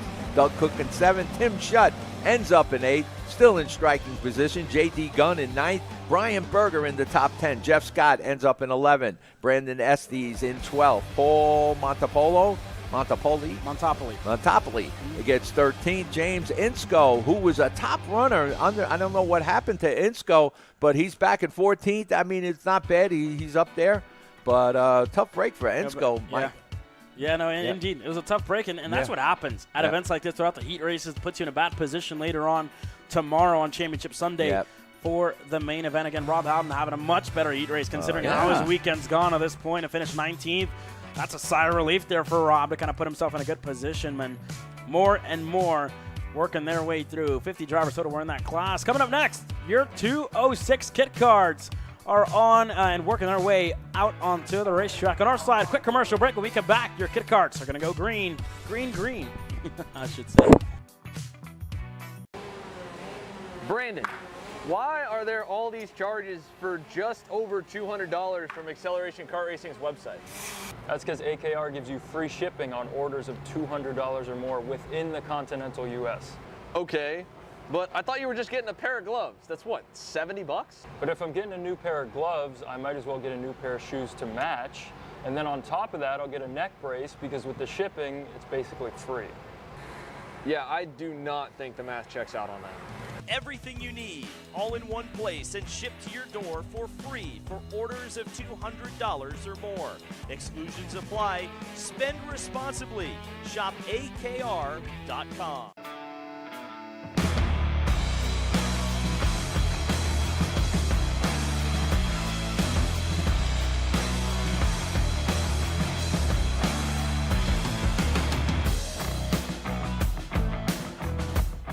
Looking for a team with a diverse calendar?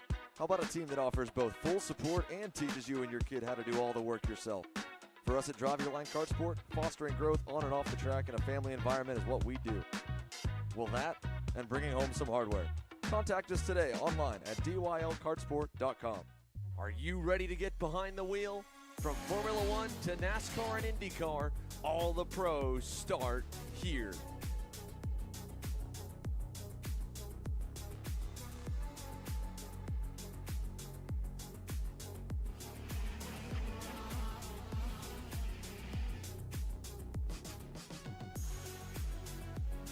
For more information, check us out online at mcckarting.com or call us and go racing today. Are you looking for an advantage in your competition? Well, Car Class has done the hard work for you. We've traveled to your racetracks to give you the inside knowledge. So what does Car Class offer? We've got drone footage that captures the racing lines, visual markers for your braking points, acceleration zones, and the best overtake opportunities on your racetrack. Pedal cam to show you where to brake and when to accelerate, and 360-degree footage to make sure you don't miss any parts on the racetrack. We've covered 13 racetracks in the United States, and Australia, you're up next. So visit carclass.com to get your track information.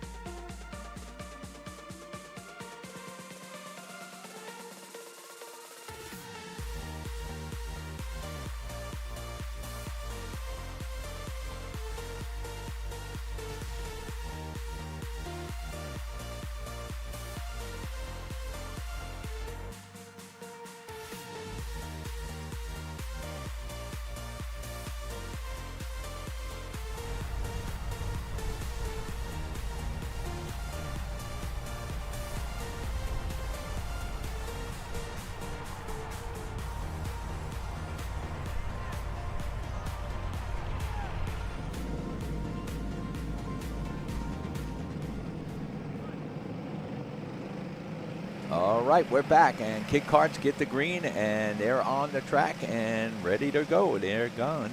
Oh, absolutely. And what a good turnout of Kid Karts this weekend, Tony. Yep. 26, I believe, the last I counted. Yeah, 26 Kid Karts. I've never seen so many Kid Karts out there. And they put on a fantastic race sometimes. Yep, and Greg Heckman has been your fast... Grant, yep. Oh, Grant, I'm sorry. Yep. Grant No, Heckman. that's fine. Yep. Grant Heckman, yeah. has been your fast driver this week. With looks like Francisco got that second starting position, Height third, Strayer in fourth, and like I said, they have gotten the green and they are out there racing. Let's see what happens. Yeah. Spencer Height, his mom did a bunch of favors for me and helped me out with some paperwork and whatever. She did a real good job. Lawn Height. Lawn, yeah. Lawn. She had to help me with that the very because she spelled out well. It doesn't look anything like, of course. But yeah, she said just like Lon. Okay, thank you. So and Dad Adam is on site. Dad Adam works for is it NBC? Yeah, the Peacock. NBC Sports. He delivers a lot of stuff. Yeah, for different shows and things that are going on. Yep. That's for Sporting sure. events and whatever Yeah. he does. I don't know, Super Bowl or whatever. Anyway, yeah, he's the truck driver for NBC Sports. So. And there's your leader, Grant Heckman, going by the stripe, followed by Tristan Francisco, Spencer Height in third place, Tristan Ruth in fourth place, Dusty Strayer in fifth, Koa Dozette in sixth, Bodie Beyer in seventh, James Fox eighth, and then we have Kip Knaus in ninth place, Jackson Jorda in 10th, William Heckman in 11th, Chase McDonnell in 12th, 13th place, Luca Di Maria, 14th place, Liam Flemister, 15th place, Diesel Maxwell, number 141. 16th place, Will Fireisen. 17th place, Kuiper Nelson. 18th place, Harper Smith. 19th place, Gavin Metz. 20th place, Dean Yates. 21st, Clyde Kleeman, Scott Kleeman's son. Yep. 22nd, Magnolia Worley. 23rd, Brianna Shepker. 24th, Millie Clements. And then we have Marcus Dos Santos, 25th. And rounding out the top 26, Deacon Wargol from Louisiana. All right, we're half done with this race already. 4 laps down, and Grant Heckman, he's just been the cart number 222. He has just been the person to beat all day long. He has. I think he's led every lap of every race that's so what far, I'm saying. hasn't he? Yeah. He's been the person to beat. Tristan Francisco in the number 17, I think, still runs in second. We'll pick it up this time as they come by.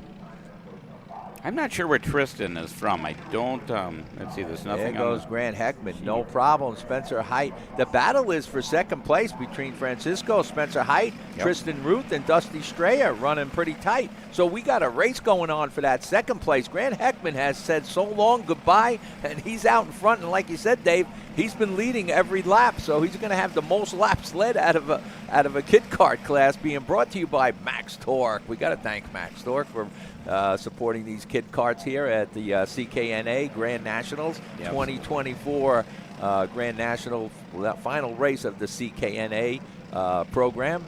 And this is your future motorsports. These kids, you're going to be hearing about these names for a long time. And look at the lead Heckman has on the rest of the pack. But the battle is going on for second. Number 17, Tristan Francisco, holding on to that second place, being pressed by the number 31 of Spencer Height, the number 37 of Tristan Ruth, the number 12 of Dusty Strayer.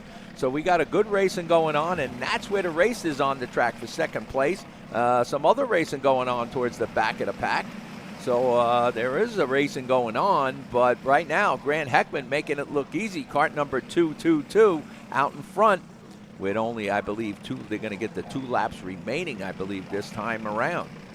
Yeah, it should be 2 sticks up. Watching Ryan. Sure enough, he's got 2 sticks in hand, so I'm guessing he's going to display them. Yep, there it is. Two laps to go, just like you said, Tony. We've got somebody spun off here in, let's see, 1, 2... like turn 3 maybe for the kid karts. Yeah. Kid karts run an abbreviated version of the track, a much shorter version of the track. They still run the 8 laps, but a much shorter version. So the numbers are different for their corners. And yeah, Heckman's still looking unbelievably strong out there. Yep, and I think there was some good racing going on between the number 6 of Dozette and the 10 of Bayer. Some good racing. Cohen Dozette, Bodie Bayer, James Fox, Kip Knaus holding on to that 9th spot. And then you got Jorda in the top 10. And the white flag is off for your leader, Grant Heckman. So one more lap for Grant Heckman. Here he comes. Yeah, no problem for Grant Heckman. Like we said, he's been dominant all day. Good race going on. Let's see what happens in second place. Here's a good race coming here. I'm watching Spencer Height to see if he peaks at all around here. Tristan Francisco in second. Yeah, I think that's Dozette, Bayer, Fox, Knaus, Jorda having a good race out there. Francisco holding on to second. He's got one of the best in the business, Spencer Height, right behind him. Yes. But Francisco doing a great job. Tristan Francisco in the number 17. Here comes, well, we're going to wait. Here comes your leader and winner. It is the number 222 of Grant Heckman. And here, a drag race for Spencer second. Height comes back at the last minute, but not enough to get Francisco off that second position. But a good run by Spencer Height at that last, at the checkered flag waving. And then you got Tristan Ruth finishing up in fourth, Dusty Strayer fifth. There was a good cross the line there. They were three abreast just about. Bodie Bayer gets sixth. James Fox gets seventh. Koa Dozette gets eighth. Kip Knaus holds on to that ninth place. Jackson Jorda gets 10th. Diesel Maxwell gets 11th. William Heckman ends up 12th. Kuiper Nelson 13th. Luca Di Maria in 14th. Will Feyereisen in 15th. Chase McDonald in 16th. Liam Flemeister, yep. Yeah, in 17th. Gavin Metz in 18th. Clyde Clayman ends up in 19th. Dean Yates 20th. Magnolia Worley in 21st. Harper Smith in 22nd. Brianna Shepard in 23rd. I probably got that one wrong. Then 24th. Marcus Dos Santos in 25th. Millie Clements. And in 26th, Deacon Wargo. And that's how they finish up. Kid Karts will now get ready for the final heat of round 3 of Senior Light AB. Yep, the A group and B group. That Grant Heckman was obviously very dominant on there and good for Grant. Yeah. But that battle for second place, now these are 5, 6, and 7-year-old kids, for goodness sake. Yeah. And they generally, when they get in line, when they break down a single file after the start there, turn 1, 2, whatever, they'll just stay there. They're comfortable to stay there. Stay there. And that Spencer Height was challenging. Yeah, he got at the last. Very close. It was a drag race right to the end. That was kind of fun to see. Oh, yeah. It's time for Senior Light racing action. Austin Garrison, Reagan Seville, the two teammates, driver coach and driver protege. You can say these two drivers have been working together all year long at the Sportsman Racing Series. And Garrison, a track that's treated him well so far this year, and a weekend that's treated him well Where as they from? well. Garrison's from Florida. He's from Davie, Florida, and Reagan Seville now resides in about the Huntsville, Texas area, which is a suburb of Houston, Texas. So he's out there very close to me. But Austin Garrison, speaking of him, he wasn't looking forward to the racing action. Thought that he didn't have pace, and then you get into the first heat race, you drag race all the way to the line with a driver who you've shared teams with and whatnot with Paulie Massimino across the line. He came across the finish second and has been pretty good so far this weekend. Had 2 seconds for him, and again, a first here would put him well up at the front of the starting order coming to the main event, And Tony. I'm seeing this engine powered by Fleming. Doug Fleming. Is he out? Indeed. He is here this weekend. No, but I mean, where is he from, Cal? I have no idea where Doug The Fleming's name at. Doug Fleming sounds familiar to He's me. up from the Midwest. I think near Idaho or up there. There's Wicked Nick Zobiak. Hope he's doing all right. Yep. Christopher McKeithen.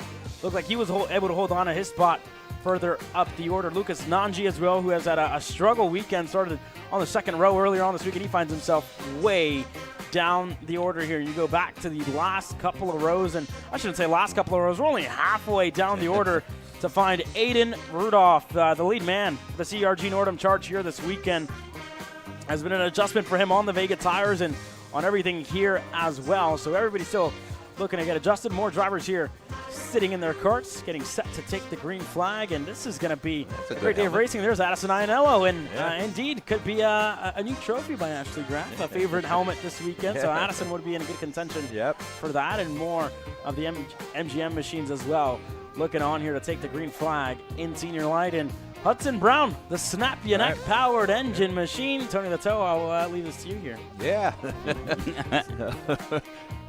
But like I said, the name Doug Fleming seems familiar to me from back in the day, but I could be wrong about that. He's been around in the sport for quite some time. So there you have it. Henry Wheeler found himself in the grass yesterday and now able to get himself back on the racetrack and with a good starting spot here as well. So look out for that Mark Steele powered machine. And how about for the old man, Brandon Jarsacrack, looking on here. So I'm pretty sure you can hear me. How you doing, Brandon? Hope you're doing good. Hope the back's feeling all right as well after a long day of racing. Thumbs up. He is feeling all right, so seems to be in good spirits this weekend. And for James Overbeck as well, one of the big steamers here this weekend, looking to have a good showing here as well. There you have it, a strong contingency for those boys here as well, so look out for them. And how about Kelvin Zing, the kid from Georgia, moved to Houston, moved to Saudi Arabia for about 2 months, missed the Grand Nationals last year, came back for the IKF Grand Nationals. He's shaking his head. I know he's smiling under that helmet. I know he's in good spirits. But now resides in Jacksonville, Florida. Hasn't been in the seat as much as he would like, but he did good. Hasn't skipped a beat. He's been really, really quick all weekend long in that MGM AR Academy powered machine. And I'm sure Alan Rudolph, looking on as one of his drivers, is leading the charge, and his son as well in the mix here in the mid-pack. But more as well. We talked about Colin Warren earlier on. When you think about 206 racing, you think about this driver that has been so quick for many, many years, and he's always going to be a contender when these drivers hit the racetrack. And the list goes on and on. The star power in this heat is insane. And think about this is only half of our starters for this heat race. The second one's going to be even more, I shouldn't say even more action-packed, just as action-packed, if not more action-packed for the second half. But you go all the way down, there's more and more drivers way down the order. This is going to be insane and a great race to watch here, fellas. We've had some predictions here early on the weekend, but I think everything that we predicted definitely didn't go the way that we would have thought. Atwood all the way down there. Yeah. I'm telling you, some of your top drivers having a tough time. Other ones getting it done. But you see this grid goes all the way down almost outside of the fence there. And there's more. There's Ben Gaunt and more drivers as well that look to put themselves in a good position later on tonight here. And you go all the way back here with more of the VLR machines. I believe that was Dylan Amundsen there who won one of the heat races. Finished second in one of the heat races, and he fell way down the order in heat race number 2. Dylan has a lot of work to do in this race if he wants to get himself within a good starting spot and race his way out of the LCQ here as well. This light class, one of the biggest ones this weekend with over 100 drivers in it. You can only see on the grid how many of them there is. So you can only imagine the nerves for this driver that has the pace to win this race, that has the pace to run up there at the front with the rest of these drivers. Just putting himself in good situations is going to be the key factor when they take the green flag and as this race continues to progress. Look at the engines start to get fired up here at New Castle Motorsports Park for the 8th edition of the Cup Karts North America Grand Nationals. It's been a pleasure being here, and it's going to be an even bigger pleasure to see these senior light drivers hit the racetrack here in a couple of moments. They work their way out onto the track. Let's run you down your starting grid order for heat race number 3. Kelvin Zing starting on the front row there alongside what looks to be Paulie Massimino, who's starting there on the inside. Paulie's had a really good day. Good weekend here as well. Austin Garrison starting right behind them with more star power. James Overbeck, Colin Warren. This top 5 is absolutely stacked. The top 10, the top 20, everybody in this field, anybody within the top 20 really has a realistic chance of coming away with this race. But if Christopher McKeithen has another drive like he had earlier on today in that second heat race, he can put himself within a really good shot to come across the line into the main event. Again, we talked to him earlier. I had the chance to interview him, and he was under investigation. Looked like he wasn't able to get it overturned, but he was able to kind of make up for it. Here's your starting grid, and Nanji starting way down the order. So we'll take this off your screen here. Not the correct order, but again, when you think about it, this is going to be a really, really exciting race. The fences are lined. There's not another spot to stand there by the fence. Everybody has their eyes glued onto the racetrack right now. Your senior light drivers get set to take the final heat race of the weekend here. Paulie Massimino, Kelvin Zing going to get set to go into the tram lines. Man, that's a lot of go-karts sitting out there coming around the corner. And some of the top drivers, I mean, it's unbelievable that, you know, you got them up front, but you also got them scattered out through the pack, so you could see somebody coming up through the pack. It's going to be interesting here. See how this thing ends up. We'll see how it ends up here. Dave Mack will get ready to take it to the green. We're all watching Ryan. He's got both sticks in hand. Green, green, green. Go, go, go. Hammer down, boys and girls. Paulie Massimino with a good start. A contact further back. Rudolph gets collected. Way off the racetrack. A couple of more going 3 wide almost at the start. A couple of those drivers are sitting passenger to what occurred there. A lot of them got collected, but your front runners staying put there in the top 10. More shuffling all throughout this field. Vasquez looking for a move there on the inside. Can't get it done. Paulie Massimino gets to the point. Overbeck not going to waste time. Garrison on the rear bumper there of Kelvin Zing. That could have been bad. Garrison lost a couple. McKeithen now ahead. Brown gets ahead, and it's absolute chaos. 1 lap into this race. More drivers get collected and spun around the field. Rudolph gets together once again. Man, what a start to this one here. Wow, Jared Clark gets involved there as well. They didn't wait until this thing got settled down. They got right into it right off on the first, not even the first, you know, the beginning of the first lap. So what a lot of carnage there. And that's going to cost some people some big time and maybe not make the main. So we'll see how they stack up. Yeah, a lot of drivers going to be left scratching their head here on what just occurred, why they were risking this much on the final heat race. Right. That should really just be damage limitation and you know, try and get yourself in a good stay start. in it. Yeah, right. Stay in it. Stay in the show. But, man, that was a crazy start to it. We'll see how they all stacked up after lap number 1. Massimino leads from Overbeck to Warren to Cale Zimmerman there. Jarsakrak, McKeithen back to Zing, to Brown, to DeMaster, to Garrison. All inside of the top 10. Addison Ianello, 11th. Look at Henry more Wheeler as well. back at 13. Wow. And this battle here continues to get ramped up here further back, just outside of the top 10. But your top 5 drivers, your top 10 drivers, I should say, well in line as Hudson Brown looking for a move there on Kelvin Zing. We got some movement going on there. Brown gets through. I think Hudson ahead got of the through. MGM. So, man, this has been a hectic start for sure. And I feel like I have to catch my breath already as Warren, there's no time for that. Massimino gets shoved to the wayside into the grass for Paulie Massimino. He falls outside of the top 10. What an unfortunate sequence of events there for Paulie. Looked like the VLRs wanted to go through, and he just got the bad end of the stick there. Wow, that's a tough break for Paulie. And look at this Shop AKR instant replay. Overbeck got through on Zing, and then it all also unfolded there. Garrison got over Zing, and everything here further back just really came together, almost like an accordion effect. Everything kind of just collapsed there at the end. Contact through there. Rudolph got collected, and more drivers gets insane. But look at the bottom right of your screen. Cale Zimmerman to the point of the field. Jarsakrak up to second. Zing going side by side with James Overbeck. On the inside for DeMaster. She gets through. What a run by Cale Zimmerman. Yeah. To get up there. So we got a completely different front line as we had earlier today, and now it changed drastically at this point. So we'll see if there's more to happen, but you can see this group has broken away from the rest of the group, and I'm looking. This is a big group that still has the main lead draft.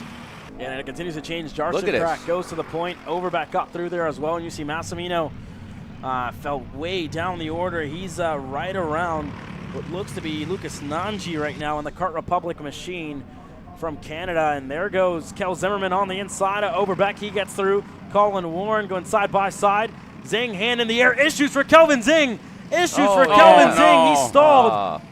Taking the cut through here. Kelvin Zing, I don't know if he was able to get restarted there, but big issues for a driver who's been running up at the front. He's not going to be able to get going here. Unfortunate for the kid from Georgia who is having a career best weekend here at the Grand Nationals. What a tough break for Zing. Looked like maybe something broke. I'm not sure there because he looked like he was looking down. Maybe his throttle cable broke, and that's why the engine stalled. Could have been something. I have no idea what happened there for Kelvin Zing, but heartbreak. Yep. There for Kelvin Zing out of this one early. Everybody else working through. Zimmerman side by side with Warren. Zimmerman going through. Warren looking to squeeze his way back through. Tanner DeMaster holding on to the top 5. He gets through now on Colin Warren. DeMaster's up to 4th. Warren slots back in the line. McKeithen brought into play. Same goes for Henry Wheeler and Moore as well. Further back, Asinello in the VLR machine, who sits 8th. She's making up a couple there as well. Wow. Totally different than what we saw in the first heat, that's for sure. So, Joshua Crack. Is he holding on? Yep. Yeah, Brandon holding on, and again, don't expect Overback or Brandon Jarsacrack to really fight all too much. Again, No, teammates. A team owner and I guess a team driver, right. there, and they had a really successful weekend last weekend at the Mark Harrison Memorial 200. Yep. Brandon wasn't driving. James was driving alongside Paulie Right. Massimino, and again, these two expect them to work together from start to finish. Further back, you can't say the same for DeMaster and for Zimmerman and for Warren, even teammates. The two VLRs have fought here in this one. McKeithen there as well. And Henry Wheeler, the first of the Mark Steele Motorsports machines up there at the front. But, man, it's all falling apart for a lot of drivers that had a lot of pace in this one. A lot of stories set to come out of this race here as well. But the top 5 sitting still for now, and I spoke too soon. There goes McKeithen on the inside of Warren, and you see Warren kind of scratching his head on why they're fighting throughout the stages of this race. But again, with the pace that McKeithen has had all weekend long, he's able to work his way through. Now Wheeler side by side with Warren, wasn't able to get through. He's going to lose a spot, and Warren's lost a whole lot of time kind of battling with a couple of the young guns.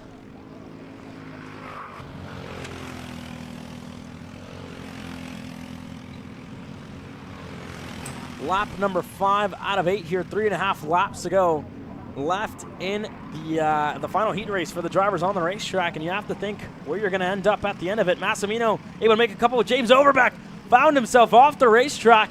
Not sure if Zimmerman caught up or what just occurred there for Overback to find himself way off the racetrack. Jarsacrack left on his lonesome there at the front, but there's a hungry pack of karts right behind him. Zimmerman, the first to lead the train. You go back to DeMaster and McKeithen now looking to help out his team owner. McKeithen looking not enough. Warren there as well, all in tow. Back to Addison Ionello leading the group. Further back, Massimino as well, getting himself back in the mix here. Wow, what racing we got going on here. Zimmerman doing a great job here. DeMaster put off the racetrack there. It's going to cost him. Yes, going to cost him big time. Cost him a lot, cost him almost 5 spots there. Massimino got through. Nanji now looking to get through as well. Wheeler got through, and more. DeMaster looking to stop the bleeding here. Holds Lucas Nanji at bay, but definitely not how you want his race to unfold here. Nanji now finally gets through on DeMaster. Gonna have to regroup here there for Tanner DeMaster to work his way back up to the front pack here that is led by Brandon Jarsacrack. Now Warren goes on over back there.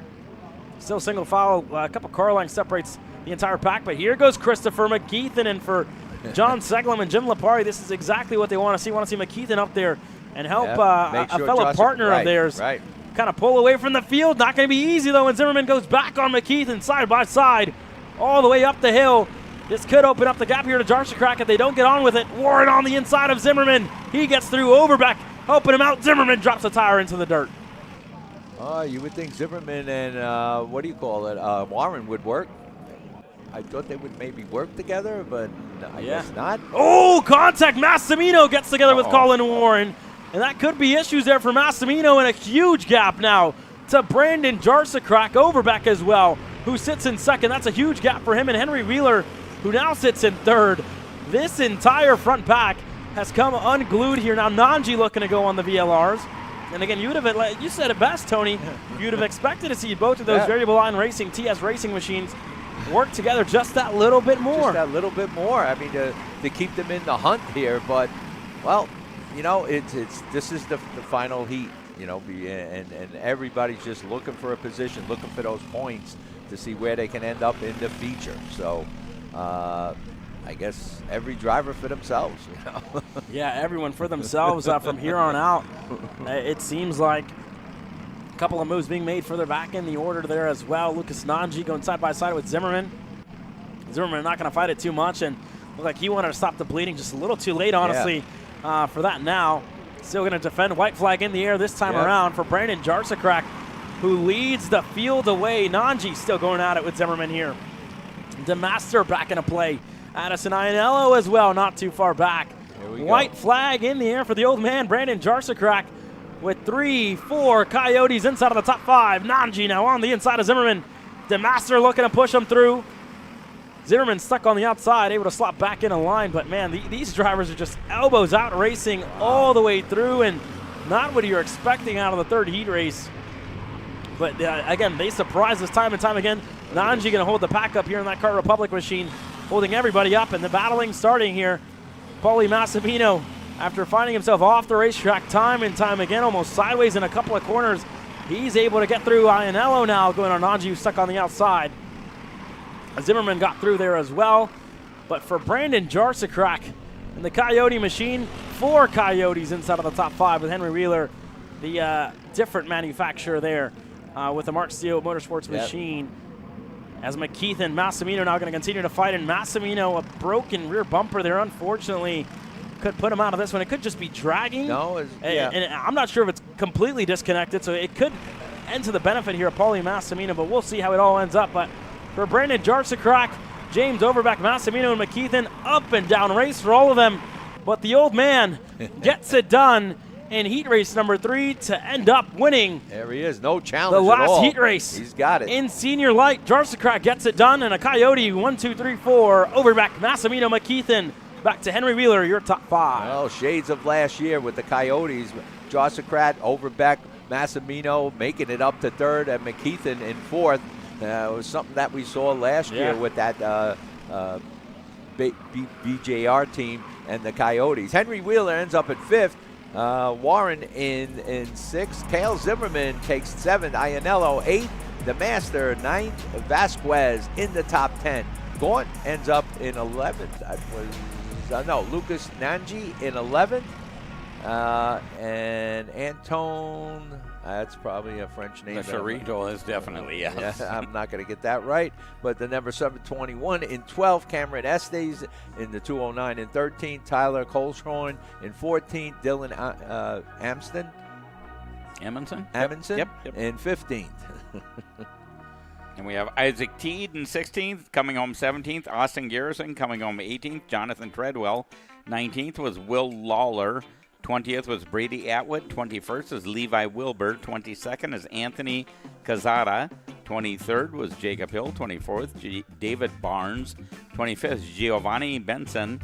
26th, Hudson Brown dropped 15 spots. Yeah, something happened. 27th, Nagasa Yoshikawa.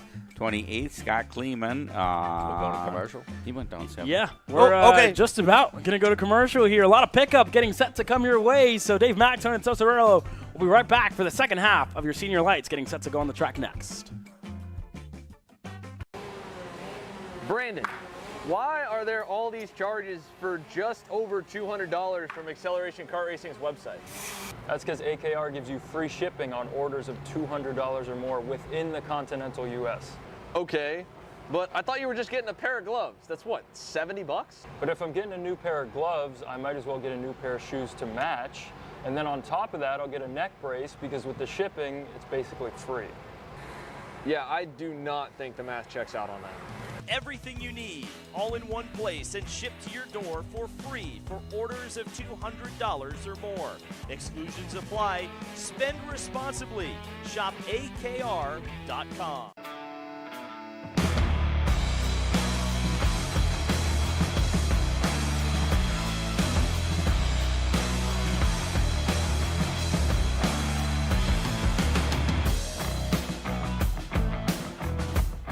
Looking for a team with a diverse calendar? How about a team that offers both full support and teaches you and your kid how to do all the work yourself? For us at Drive Your Line Kart Sport, fostering growth on and off the track in a family environment is what we do. Well, that and bringing home some hardware. Contact us today online at dylkartsport.com. Are you ready to get behind the wheel? From Formula One to NASCAR and IndyCar, all the pros start here.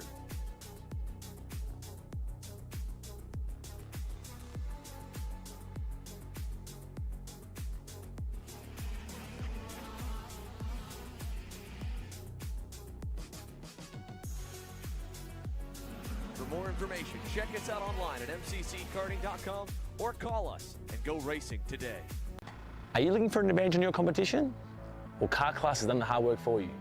We've traveled to your racetracks to give you the inside knowledge. So what does Kart Class offer? We've got drone footage that captures the racing lines, visual markers for your braking points, acceleration zones, and the best overtake opportunities on your racetrack, pedal cam to show you where to brake and when to accelerate, and 360-degree footage to make sure you don't miss any parts on the racetrack. We've covered 13 racetracks in the United States, and Australia, you're up next. So visit kartclass.com to get your track information.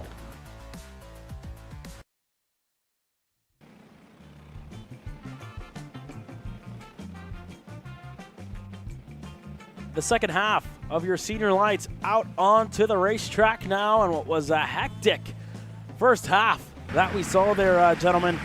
Again, my name is Caleb Jeska. Alongside me here this weekend, Tony the Tosarillo, and the voice of the Cup Cars North America, Dave Mack. Dave Mack, the famous, the methodical Dave Mack. Well, we get set to take the green flag here with your final heat race of the morning groups. Caleb Gaffera, Josie Chambers on row number 1. John Lucas Avalio and Logan Floater on row number 2. Owen Lloyd and Jackson Wolney on row number 3. Mitchell Morrow and Cameron Reed on row number 4. Eli Warren and Matthew Maccabee on row number 5. Your top 10 starters here on this one. The R2R Trackside Karting Services GSC driver Reagan Seville on row number 6 alongside Jaden Harry. Ian Quinn and Eli Fox on row number 7. You go back to Maxwell Leslie Conqueror, who lost a lot of spots at the end of his race, coming across way down the order. He's starting alongside Nicky Palladino on row number 9. You go back to Emil Osman, Rafael Kraus, your top 10 rows here for the second half of the senior light heat race. You go back to, again, a couple of notables here. Emily DeMaster, a driver who's been really quick. She found herself racing out of the LCQ at Pittsburgh, and just not the weekend that she would have wanted to put together so far in this one. Braden Domain as well, a couple of struggles for him. Matthew Winfrey, a driver with a lot of pace, finds himself starting 38th. Find your favorite driver here on the starting grid. About 50 plus getting set to take the green flag for the final time in heat racing action in senior light. The final time in morning sessions here on this Saturday afternoon that's been filled with beautiful weather and some great racing from start to finish. Into the tram lines we go here. Dave Mack, I'll hand it over to you. Yeah, we're watching Ryan, our flagman. Ryan's up on the perch, just like Jason Burgess. We are green, green, green, go, go, go!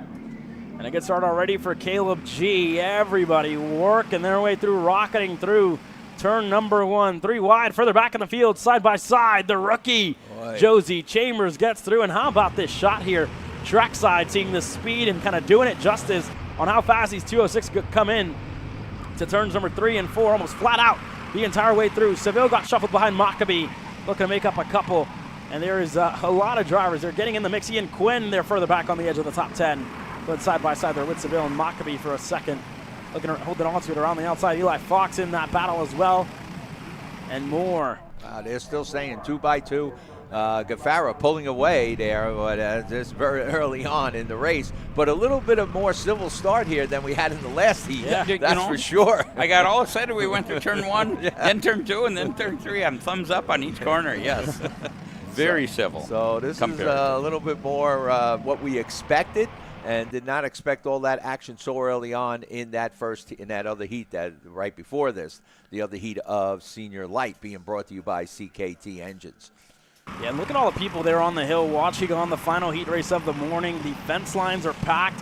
You can't even find a place to stand out here at Castle Motorsports Park to get a glimpse of the racing action by one of the 3 marquee classes here at Cup Karts North America for the Grand Nationals, and all these drivers with a lot of pace inside of the top 15. One driver dropping it off the racetrack.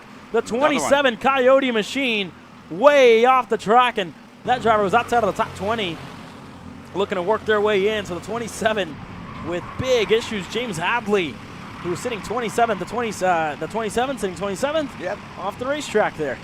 So tough break for Hadley there, getting pushed out a little bit. Gaffara now starting to have his work cut out for him. And you see him trying everything he can with the body language. He's been using a lot of body language. I know the two-cycle racers do that, and he definitely races everything, Gaffara. But using a lot of body language to get that MGM to do what he wants it to do, that's for sure. And he's doing good right now, holding the lead Josie Chambers right there. Savalio in third. Lloyd, keep an eye on the 119 of Lloyd because he's somebody that will definitely try to come up to the front and challenge. Logan Ploder in sixth. Mitchell Morrow in seventh. Jason Molney in eighth. Yeah, you see here Chuck Gaffera looking on as his son, Caleb Gaffera, leads the field to green. Only 3 laps into this race. Now on the inside now, his kid's going to get past into turn number 1. Savalio now into the lead of the race. Owen Lloyd goes up to second. Gaffera able to slot back in the line ahead of Cameron Reed. The Racing Cajun is able to hold on to fourth. Morrow there in the fifth spot in his Mark Steele Motorsports machine, and it all goes all the way back to almost Harry, who's on the edge of the top 10 right behind Reagan Seville. So the top 10 are just still sitting patient, and for Ian Quinn, who sits in 11th, this is pretty good for him with how close his pack has kind of stayed together, but this is going to open it up here just a little bit. Ploder looking on the inside of Woney. He gets through. Seville going side by side with Jackson Woney now. Seville going to have the inside into the showcase corner. Not going to be able to get it done, and Jason Harry able to get through. Yeah, so some good racing going on. Don't count out Gaffara yet. He's right there. He's still in striking distance. Owen Lloyd, as I said, keep an eye on him. He has moved up to second. Savalio in first. Maccabee dropped the tire there, going side by side with what looked to be Ian Quinn and Eli Warren as well. Mixed up in this kind of mid-pack battle just on the edge of the top 10. More drivers in this pack, as well as what looks to be AMAX Racing driver Adam Maxwell, who's in that. Matthew Maccabee there as well, and more. Josh Conker as well, looking to make up a couple of spots here, Tony. But this race is going to get turned on its head now. You're going to see a lot more action start to kick up as we're on lap number 4 of 8 here. 5 laps to go left in this race. I believe that was Josie Chambers. Indeed. Who got a position there. Up to so 5th. He's starting to work his way back up. And I believe the top 6 have pulled away. A tough break for the number 82. Anthony DiMaggio, the 82, off the racetrack here. Stalled. DiMaggio from North Carolina. Living in, where is he? North Carolina, you're right. Carolina. Originally from New York. Yeah, I've been seeing him at Trackhouse. I mean, on Facebook or whatever. Now on the inside, and Caleb there goes G. I told you, don't count Gaffara out. Oh, Matthew Maccabee with big issues. This driver was well inside of the top 10 a couple of laps ago. He was 15th. What happened to Matthew Maccabee there? Way off the racetrack, and now the top 3 starting to fight Owen Lloyd, Gianluca Savalio, Caleb Gaffera, Cameron Reed, and more getting themselves into the mix here. Reed looking to go for third. The rookie Josie Chambers looking on the inside, fighting against some veterans in this class, only 14 years old, looking to go through. Up to 4th for Josie Chambers. But side by side, looks like Morrow wants to go there as well. Jackson Woney in tow, and more drivers as well starting to join the mix. Here comes Eli Warren. Look at this. Here comes Ian Quinn. So Gaffara goes back into the lead with Reed, I believe, in second. Savalio in third. Chambers in fourth. Morrow in fifth. Owen Lloyd drops back to sixth. So we got a race going on here, let me tell you. And like I said, don't count Gaffara out yet. He's in the lead again, but hey, it is tough when you're in the lead here. Top 3 look like they're starting to pull away. And that might give a break there between that group, but no, they're starting to bunch up again. Everybody looking for big contact. Hey, Jaden Harry. Wow. And the JMF factory kart machine looked like he popped wheels with some driver. Could have been Jackson Woney there. And got spun around, sent airborne on the exit. What a sequence of events here, Tony. It's all come unglued here. Just 4 halfway into this race, and Gaffera able to stay ahead from the angry swarm of karts right behind him. That's where you got to be. You got to be out front. Gaffara jumping up and down out of that seat, trying to get that weight, just try to get that engine to rev up a little quicker so he can pull away. And he's doing a good job of it, but this race isn't over yet. And you're going to see, look, here they come. They're bunching up again, the top 3. And maybe that 4th place driver, Josie got it knocked out. I'm sorry. Josie Chambers is just a little bit further back. That's Morrow there. Here's that Shop AKR instant replay of what just transpired. Side by side, look like Ian Quinn. He was side by side with and just got sent airborne there for Jaden Harry. That was a wild ride there for Harry to find himself up in the air and falling way down the order. And half of that incident, Ian Quinn now falling under fire here by the 312, looking on the inside. Not able to get through, but Ian Quinn again. Got two of them So tied falling, up. I think Quinn fell way down the order here as well. He's even outside of the top 10, down in near 15th here. Yeah. Wow. Quinn was up there in 7th place, and now he moved 6 positions to get up into that 7th place, and now getting tied up there, he's falling back. Here's a battle up ahead. Seville, Gianluca Savalio, Morrow, Moore as well in the top 5, continuing to fight two of the Burrell Art machines.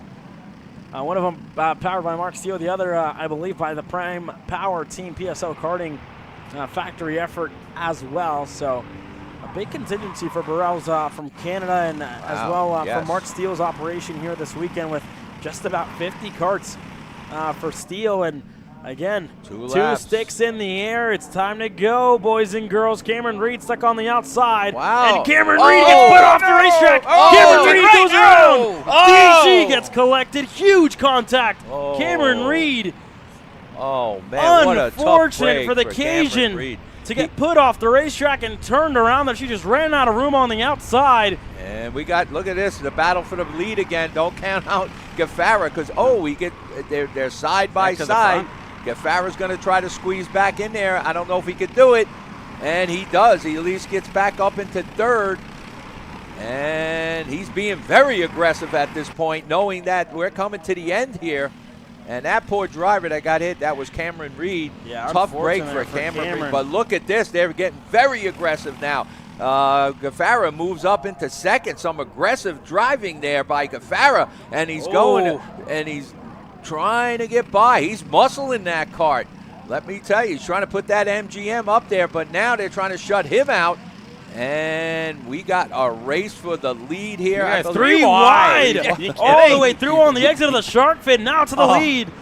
It holds on for Morrow, but more drivers looking to get in the mix. Look at Gaffara all the way on the outside. High, wide, and handsome there for Caleb G. White flag in the air this time around. Warney sits 4th to the bottom of the racetrack now.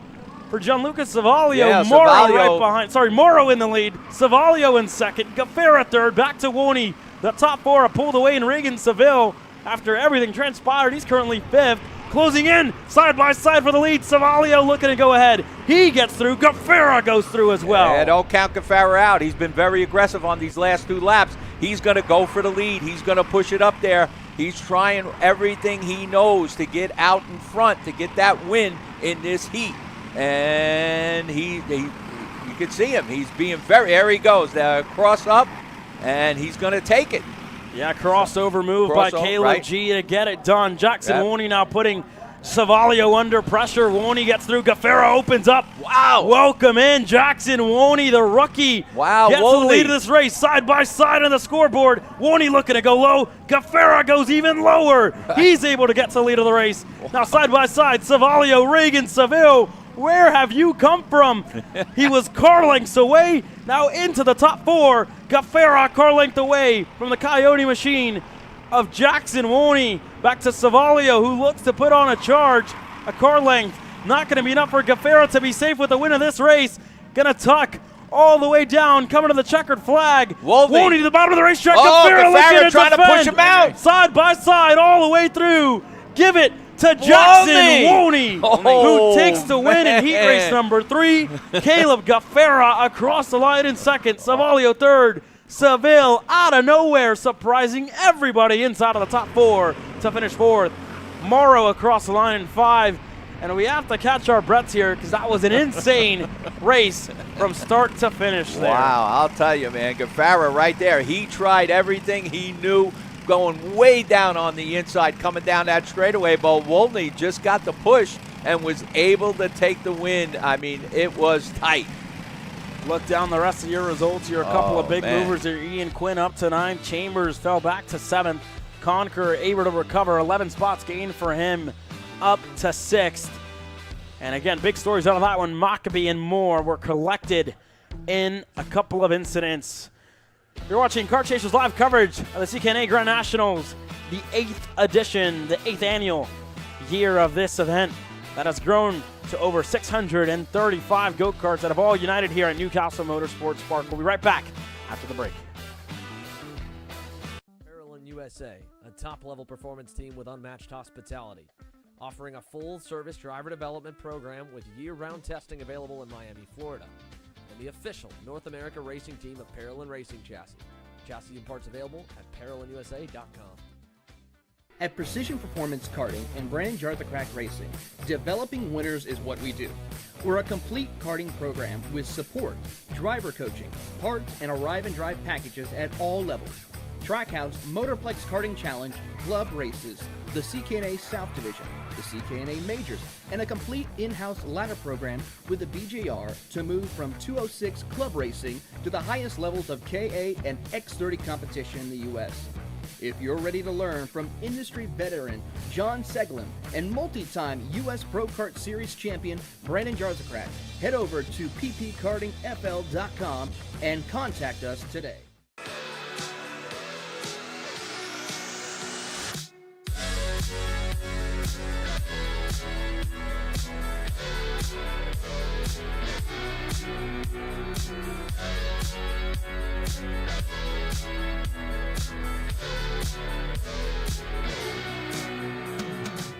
Colin, I need a new 219 chain. I need a 77 tooth sprocket. I need some more chain lube, and I need it probably as soon as like tomorrow.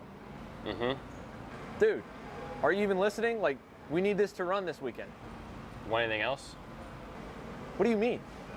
I already got it in the car on Acceleration Kart Racing's online store, bro. All orders over $200 get free shipping. Oh, throw in a set of tires. Done. Everything you need, all in one place and shipped to your door for free on orders of $200 or more.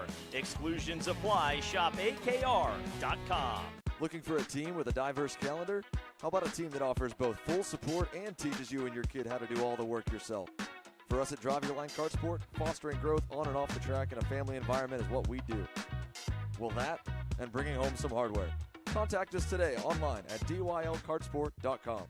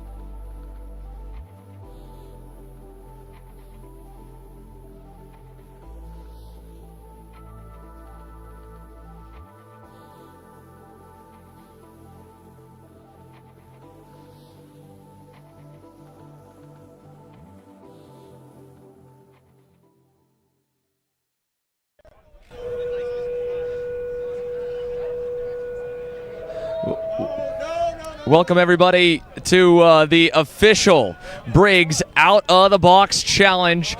This is the beginning of what is going to be about a 6-hour kind of special event, but it's not really 6 hours. Right, Tony? So, of course, right now, you can see that this false grid that has normally just had go-karts, maybe a driver or mechanic or parent or family member or friend next to them to pull the cord and stand by to make sure they made it out for the races. Now you can see carts all around behind me and Tony are ready with their tables, and it is about time. 1 minute there from CKNA's own Greg Jasperson. Of course, my name's Anna Clements, Tony the Toe Cirillo. So, Tony, why don't you explain to everybody, you were at the drivers' meeting a little bit. This is what will set the grid for the race, but there's a couple regulations. But specifically, the teams that get done first will start first. The teams that get done last will get start last. I've taken a brand new Briggs & Stratton motor out of the box and getting it mounted on their engine. Okay, so the boxes have been, they had to draw a pill for the box. The boxes were all numbered, and each driver now has their number. When you hear the horn go off, that's when they're going to start the build.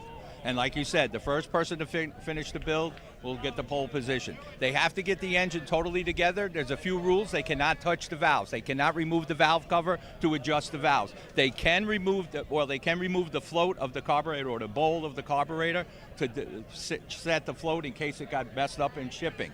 And that'll be about it. As soon as they're done, they'll bring it right out to tech. It'll get sealed. And there it is. And there it goes. This is the start. Right. So that's it. So here's a look over at Ben Gaunt's crew out of the PPK BJR camp. So they're able, again, straight out of the box. First things first, you're seeing everybody just tear apart. Let's see what everybody's style is. They put their motor right on a mount. Some people are not. They're working them first on the flat table. Most of them are on the flat table. Ben Gaunt's crew, like you said, decided to go right on a motor mount. Check out the CRG boys we got on here. They brought their whole toolbox, rolling toolbox, so all the tools are in drawers underneath. Same thing. They're working on the motor straight yet, and not on a mount.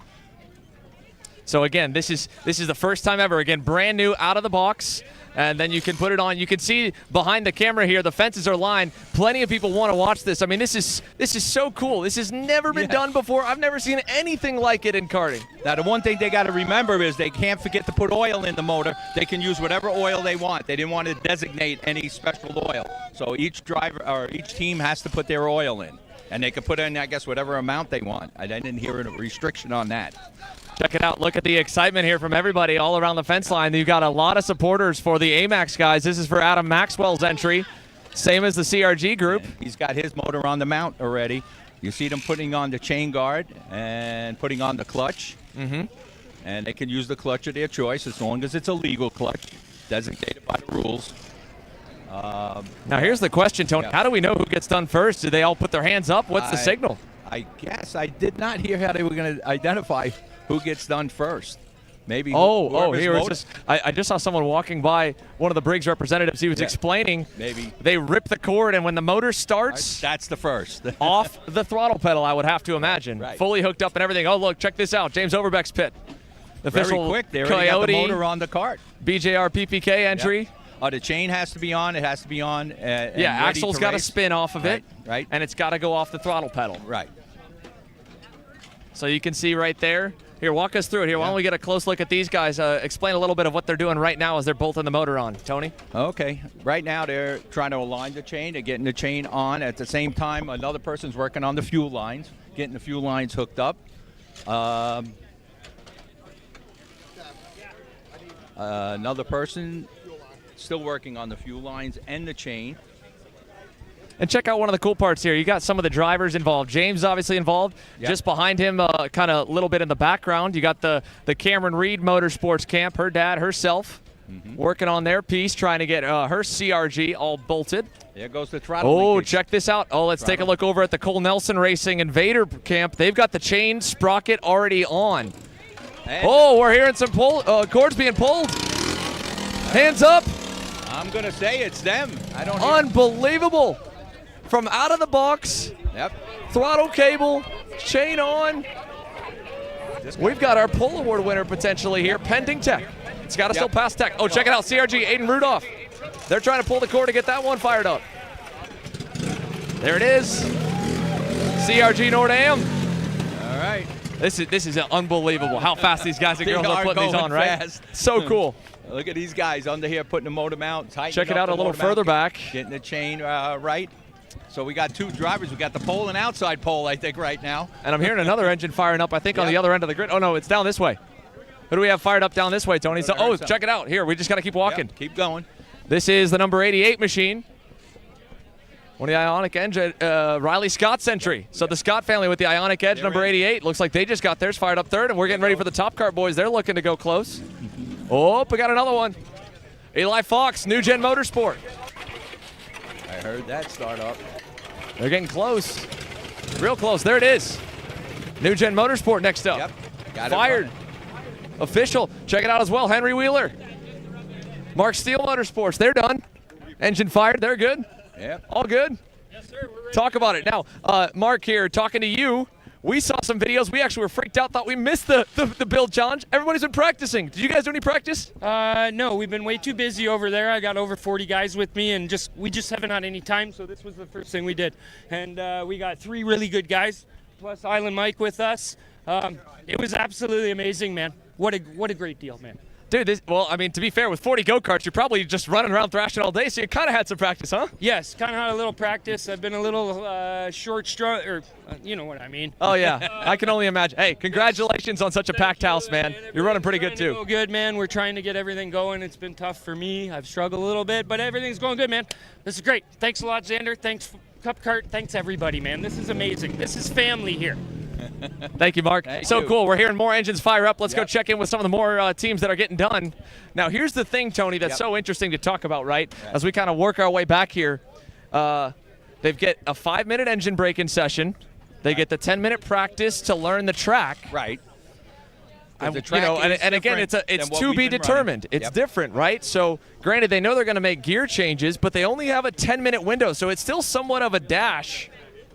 I have to feel like thinking that at least some of these teams were kind of almost trying to guess of, well, if they do something different with the track, what kind of front sprocket should we throw on the clutch? Right. Because imagine if something goes haywire in the practice or the break-in, specifically the practice. Right. Because then if you wanted to make a gear change or you want to make some other adjustment, you've only got 10 minutes. Right. So you got to narrow it down to the rear gear. So whatever you choose for the clutch gear, you got to make sure you gotta got live enough with it. high and low. You know that you could go. That you're not going to get out of what you think the ratio would be. So I would think that they pretty much got that the clutch gear figured out, and they'll have a lot of adjustment with the axle gear because they'll be able to go put a small tooth axle gear or go up to even a higher tooth. Whatever range can give them better. Maybe like a 19-tooth will give them a good flexibility, or an 18-tooth sprocket. But then you got the mini gears. Right. So I'm not too familiar with those. Yeah. And that's like a half a tooth, in between. And I think we've got a couple that are done, a couple that are still working. I mean, I think also, when you're thinking about trying to get a leg up, if you're not one of the first couple teams to finish, where you're not going to have that front row starting spot, then take your time and make sure everything is right. Really go through things right, because again, you don't want to take yourself out. I mean, who knows? That's what I think is going to make this race so fun and unpredictable. Yes, they'll have the practice, and yes, they'll have a break-in, but that's still only a short amount of time. Right. And if they break something in either or because they rushed it in the build and forgot to tighten something, they are losing valuable track time. Or again, they might have done something where maybe they stripped a bolt putting it on and it doesn't materialize until the race. So there's something to be said for taking your time for like these teams, for example. But still, we started at 240. It is 247, and of the 30-plus entries, I think we're at least 2/3 of the way done. I guess he's wheeling up to Tech. They're wheeling up to Tech already. Yeah, so. Ben Gaunt. I think they pulled their cord when we were further down, so they're done. But like in comparison, the Overbeck camp, they were not in any. I mean, they were moving fast. Right. But it didn't seem like they were overly concerned with trying to get the front row, because again, this is going to be a long enough race that, I mean, come on, Tony. We've seen these 8-lap heat races. These guys get 12. For the main 8 laps. We've seen Ian Quinn picked up 34 positions. Unbelievable. Right? Yep, I saw that. And we've had some really good people that got regulated to the back for one reason or another come back. And that's what I was telling the rest of the people out there, that this goes to show you that you don't think you're counted. Like, you can't quit. You still got a chance to come back. I want to talk too about not quitting here. How about let's check out this group, right? You saw some of the factory efforts, and again, part of the idea with this was to put the manufacturers that support the 206 program and Cup Karts North America on display. But what was so cool was having these privateer entries here. Tristan Altman and a buddy of his from Pro Kart Concepts, local shop based out of Pittsburgh with Dan Schlosser. We mentioned him earlier in the broadcast. Couple of buddies getting after it. Right? That's exactly the heart and soul of what Briggs 206 Racing is all about. Yes, it was super cool that the major manufacturer teams were able to be done in, 2 minutes, 3 minutes? Yep. But here you are, couple of buddies. Making sure everything's 7 right. minutes, 8 minutes, hustling, fellas. Tristan, all right, cord pulled, everything's connected. As much as, again, Tony and I were talking that, this is about putting the manufacturer's speed and mechanics on display and showing that off. This is also about showing the simplicity of the 206 and how simple it is for anyone to get into karting. Because you guys, just a couple of bros, put an engine on here in less than 10 minutes. I mean, honestly, with the 206, out of the box, there's not really much you have to do to it to actually get it on the kart and get it running. I mean, even compared to a pre-built from like Gary Lawson or something like that, there's only a handful of things, like 1 or 2 things that you have to do to get this engine together and on the kart and running.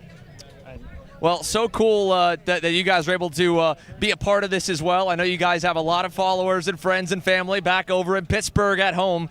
I want to give you a chance as well to kind of give a little bit of a recap of both of your weekend so far.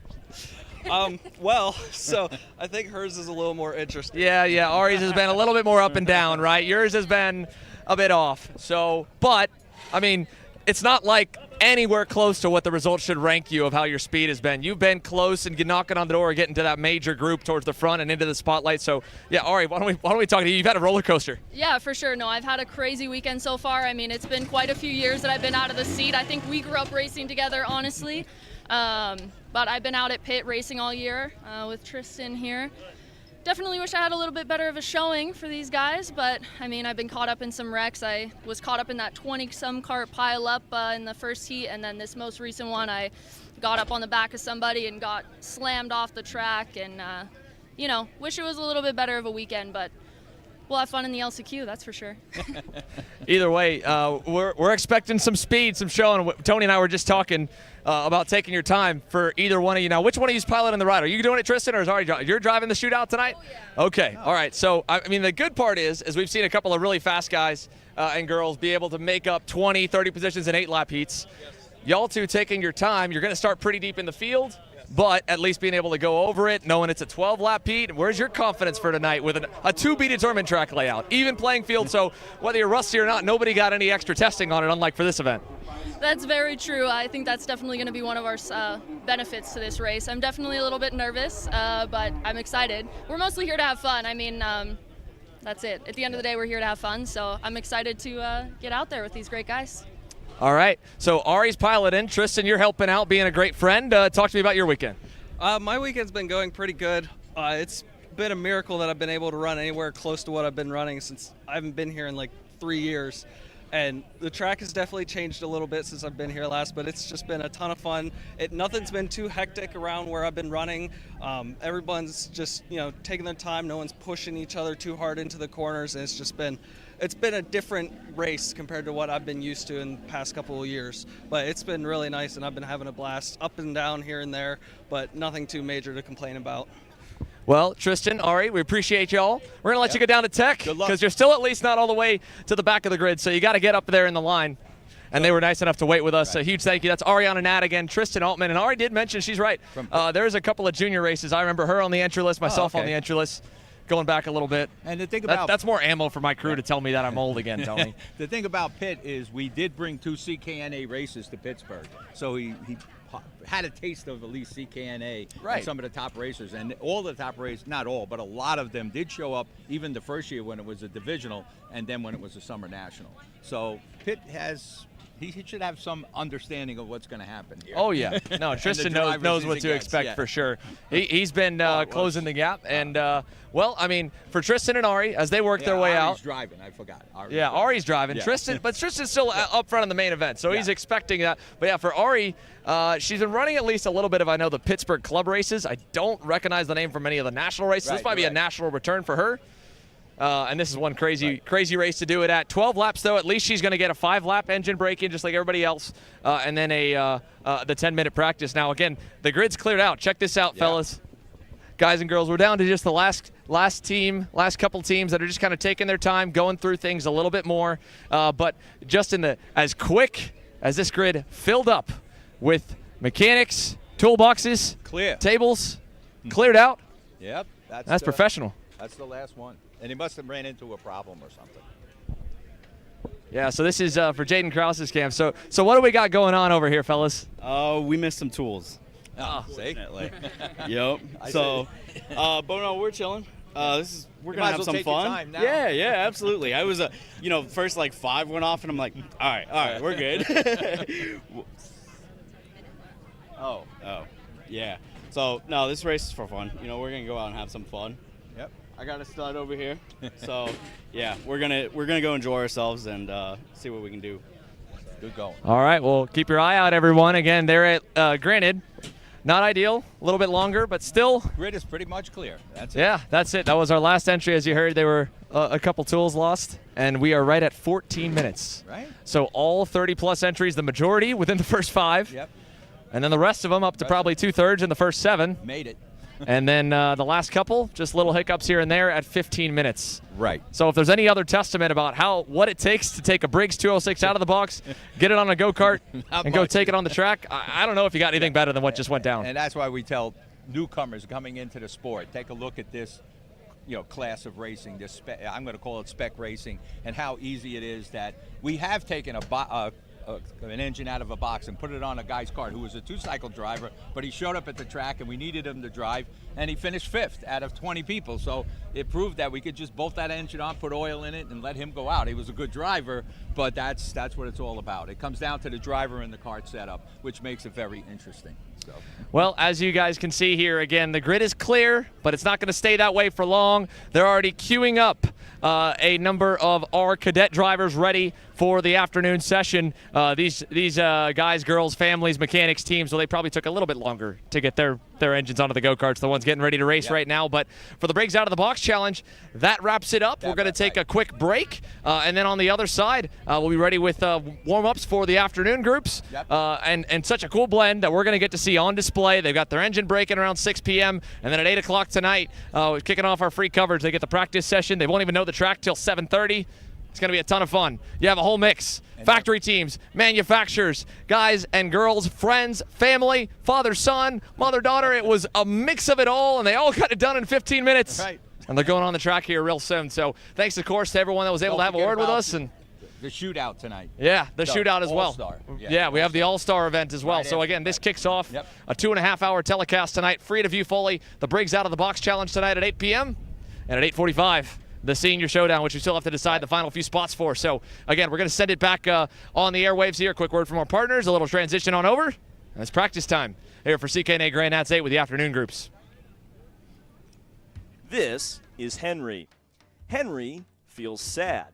Henry feels sad because it's time for his next big race, and his go-kart is in bits. Henry doesn't know that Acceleration Kart Racing is the United States' #1 shop for all of your karting equipment needs. Henry also doesn't know that Acceleration Kart Racing can deliver anything from tires to race suits and even wheels directly to your front door or to the racetrack itself, quickly and efficiently, with tech support available 6 days a week. Poor Henry doesn't even know that Acceleration Kart Racing offers free shipping to mainland USA on selected product if you spend $200 or more. Do yourself a favor. Go to accelerationkarting.com and make sure that you are never left stuck on the pre-grid with Henry. Be smart and don't be like Henry.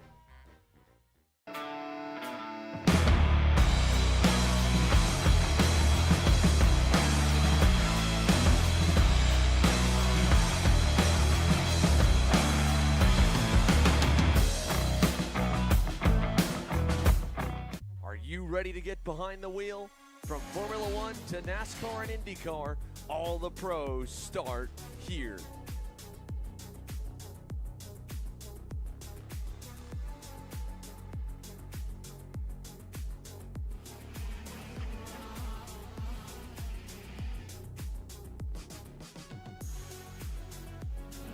more information, check us out online at mcckarting.com or call us and go racing today.